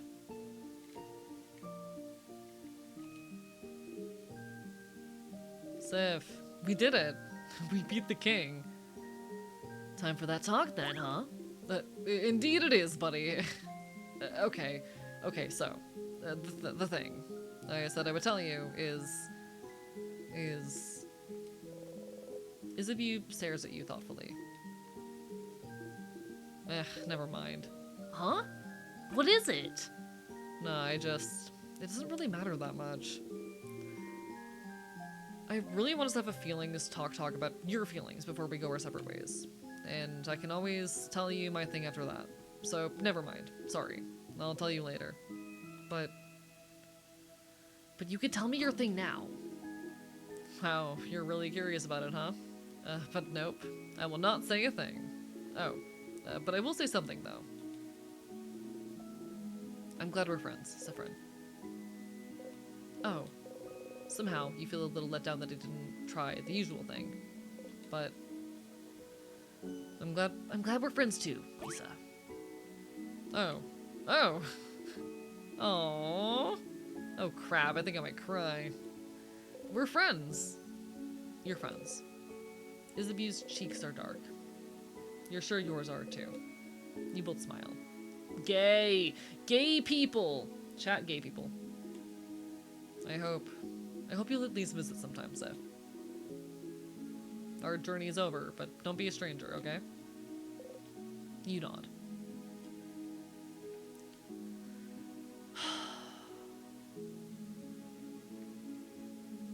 Is there anything else I can interact with in here? That's the sun. Outside.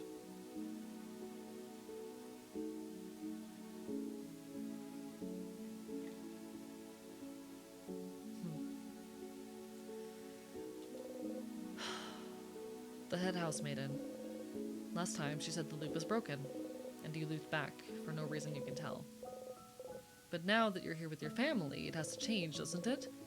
Time might not loop again because you're loved. You should talk to her quickly before the loop restarts on its own again. Hello? Traveling one. Are you done talking with your companions? Yes, wonderful, wonderful. Wait, isn't she saying the same thing as last time? I'd like to thank you for accompanying young Mirabelle this far. I'm very grateful. Sifrin, yes? If there's anything I can do to thank you, please don't hesitate to let me know. Oh, stars, no. She's saying the exact same thing she did last time. I know you will go back to your travels soon, but I do hope... No, it should have been different, shouldn't it? You said something different this time. You're with your family, and they love you this time.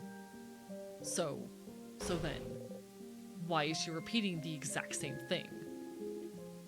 But no matter what, know that Dormant will always be open to you. Please come back. Any...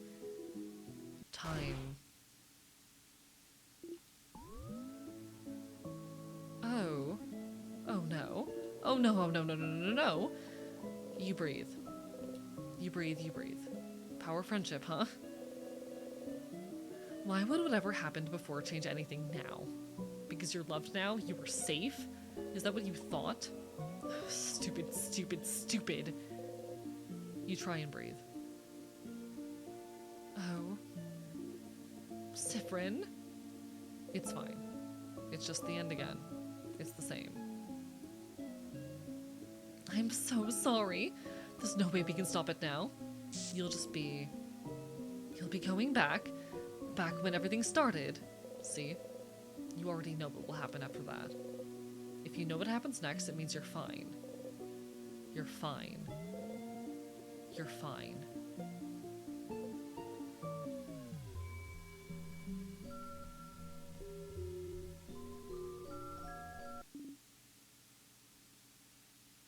Sifrin?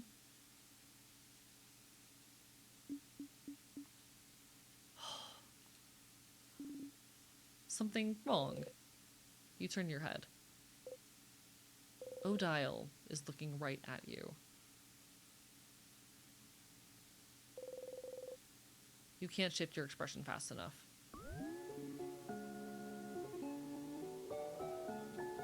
Sifrin, what is it? Is everything okay? Head housemaiden, is something the matter? I can't fix it on my own, not before it all ends. If only I had noticed sooner. Huh? What's happening? Fren? You can't move. You're frozen. Sifrin, what's... Sifrin, what's... Is something happening? The air around us, it feels... My head hurts. It's my fault you have to suffer like this. Sifrin! They're all running, reaching towards you. Fren, come back! Something's wrong. You have to move. Sifrin! Just move. I just hope that one day you catch Isabu's hand. Sifrin! You might learn. You take a step forward. To forgive, and then...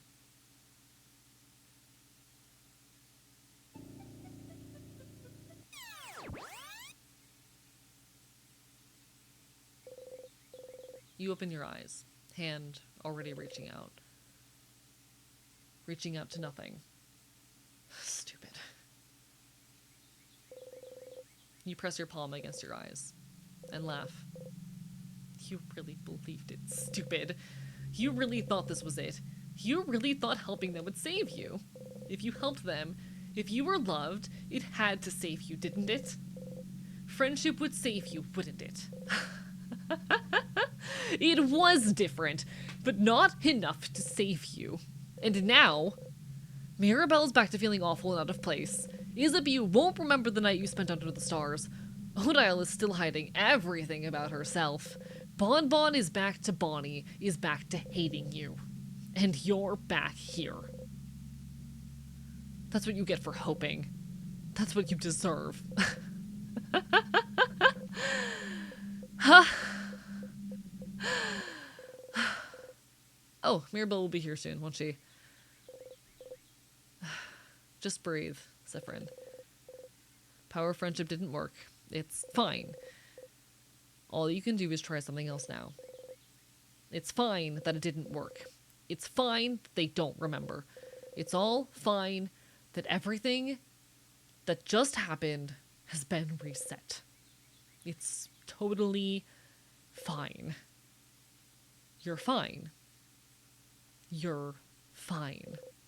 You're fine. You're fine. Back to the stage. Have I ever mentioned, chat, that one of my favorite tropes in fiction is when the characters are in some extent, or to some extent, aware that they are characters playing out a narrative? This is hitting on that thread. Oh, chat, I love this game. You got a memory of family. You'll always remember this. When equipped, memory of family doubles everyone's EXP gained in battle except for yours. As for the head housemaiden, she didn't say anything different. It was the exact same, even though everything about her was different. Why is she repeating the same thing over and over? It was almost like you weren't there. The king spoke of something called timecraft. It might be time to find out more. You should ask the dormant librarian, see if they know something. And that, chat, I think, is where we're going to close out for the night.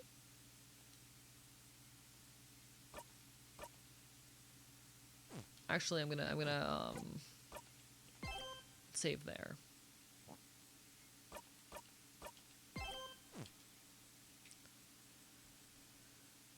Let's go see who all we can raid. We did hit 8 hours. We did it. I made it happen. Because I'm cool and smart and powerful. Let me see who all is live right now. Twitch.tv. We got Stella on again. We got Orleans on. We got your Satanist. Let's see. Who all is drawing me in tonight?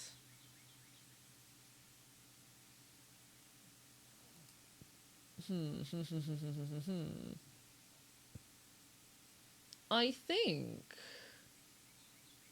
we might say hello to Orleans tonight, if you all are amenable. Hello, host, bye bye. Sorry for coming in right at the end. Chat, I think we might go say hello to Orleans.